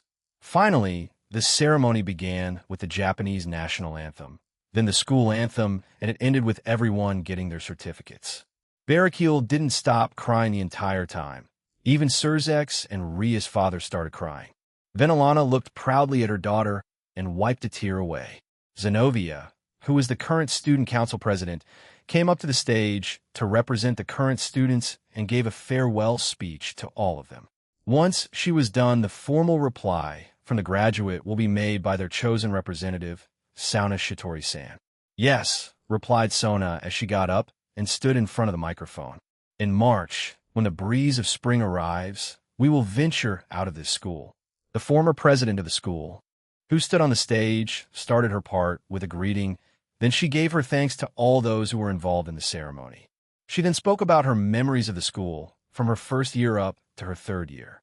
Any events that left a strong impression on her, she spoke about them. We experienced many different meetings in the past 3 years, as well as separations. The experiences we had, the people we met in this place, they will definitely become an irreplaceable memory for us. And also to those we separated from. Sona stopped as a single tear fell from her eye. Seraphal Leviathan, her older sister, was also crying, but Gabriel, who she considered her rival, comforted her and cried into her shoulder. To move forward in life, we must believe that we will meeting those cherished people in the future, even after we are separated. When we meet again, I hope that all of us are in a happy place in life and showed growth and maturity. Yes, we have to move forward in life. We can't be hung up by the things that happened in the past. Sona was probably trying to instill this short lesson that she learned in the remaining students here, just like how I did, and many others, including from the third-year representative, Sauna Shirtorai. Sona bowed her head after her speech, and she received a round of applause. And like that, the graduation ceremony proceeded without any problems, and finally, everyone saw off the graduates. Jean Skyward's soliloquy. The ceremony finally finished. There were many smiling, some who shed tears, many hugging each other, some taking pictures with each other, and many others. Everyone was feeling very emotional right now. Even the ones with me, Sona, Tsubaki, Kyome, Ingvild, Reyes, and Aquino. We all carried cylindrical tubes that contained our certificates in them as we walked towards the gate.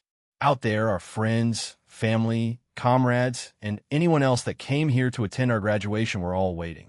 Before we say anything else, Yumi, Gasper, and Chiron, these three want to say something to Rias, said Lavinia as she gently pushed them toward her. Rias stood there, smiling and waiting for them to say something. "See, congratulations on your graduation," Yumi said stiffly. Chiron and Gasper repeated what Yumi said. "Yes, thank you, Yumi, Gasper, Chiron," replied Rias. "Since you've already graduated from Kuo Academy High School Division and retired from being the club president," Rias chuckled. "Geez, Yumi, Gasper, Chiron. What is it? It's quite strange seeing all three of you act like this. You need to tell me what you want clearly, Rias-ne-san." Yumi abruptly cut her off, stunning Rias. "Arias-ne-sama," said Chiron while blushing. "Arias-ne-chan," Gasper said, and blushed harder than the other two. Rias, who was the center of attention, froze when she heard that. "They thought it would be better to call you something else after you graduated. They didn't want to keep calling you president even after all of us graduated, I told her." Natsum laughed. "They went around to nearly all of us asking about our opinion on it, and in the end, they decided with that." Suddenly, Rias began to cry and covered her face with it. All three of them panicked and began backpedaling. Then they started apologizing. She shook her head and said, "No, I'm happy that you called me that. It's a great present from all of you. Please call me it again." Those three said in unison, a bit surprised by it. They looked at one another and repeated it. Rias kept on asking them to say it over and over again, making their faces even redder. They weren't fully used to it yet, so they're still embarrassed by it. "You guys too. Congrats," Kanami shouted, and the rest of them began congratulating us on our graduation. Ingvild, Kyome, Sona, and Tsubaki were approached by various people, and they began hugging them. They also began crying at that point. They had been holding it all in after all.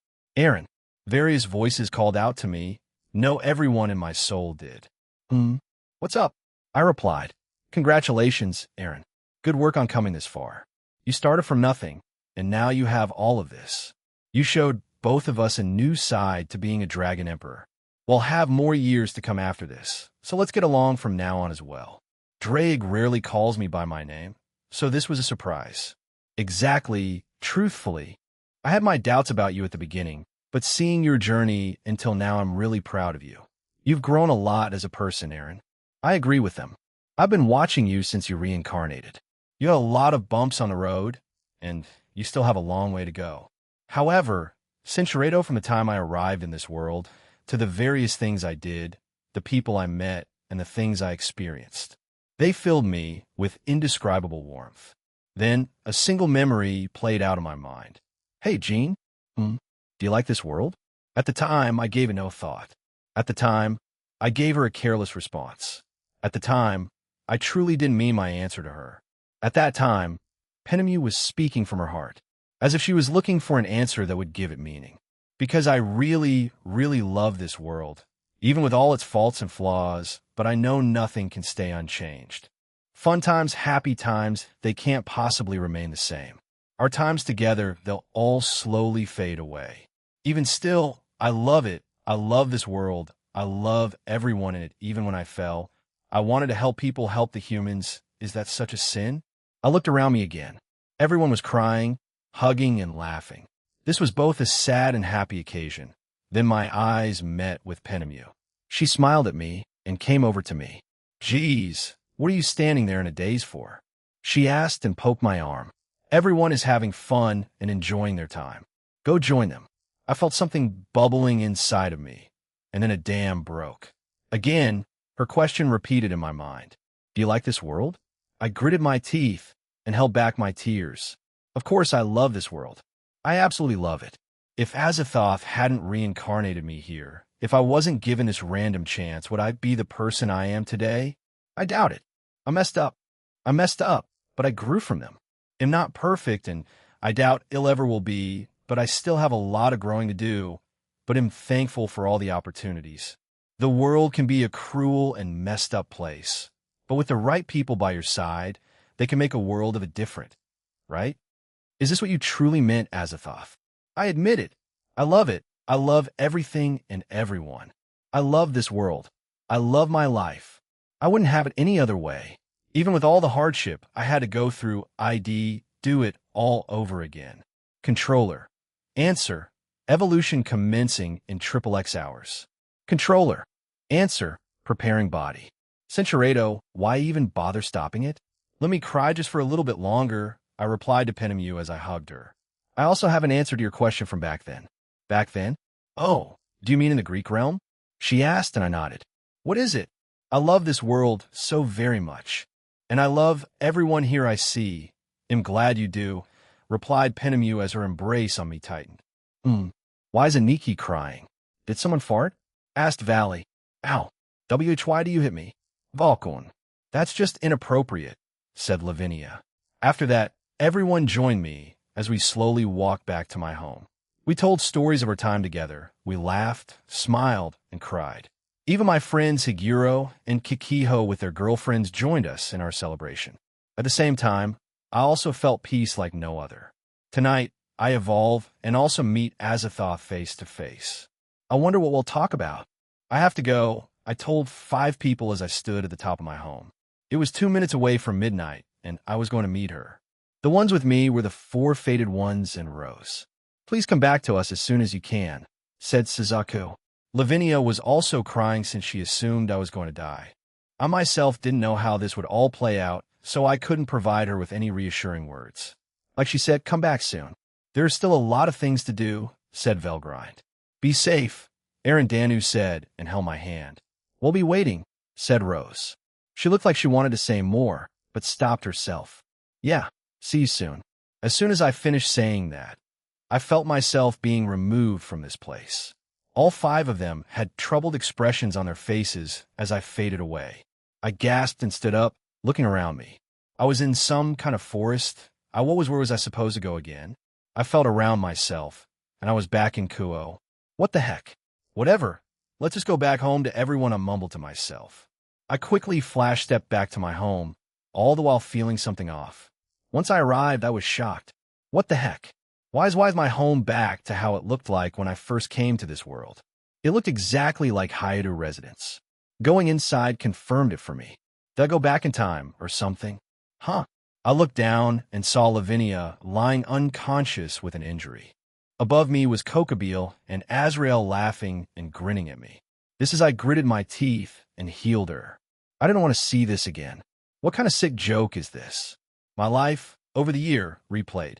I met my friends again, formed those same bonds and friendships with them, and I went through that emotional turmoil again. However, after a certain event, my fight with Serorg, something new happened. Would you like to restart the world?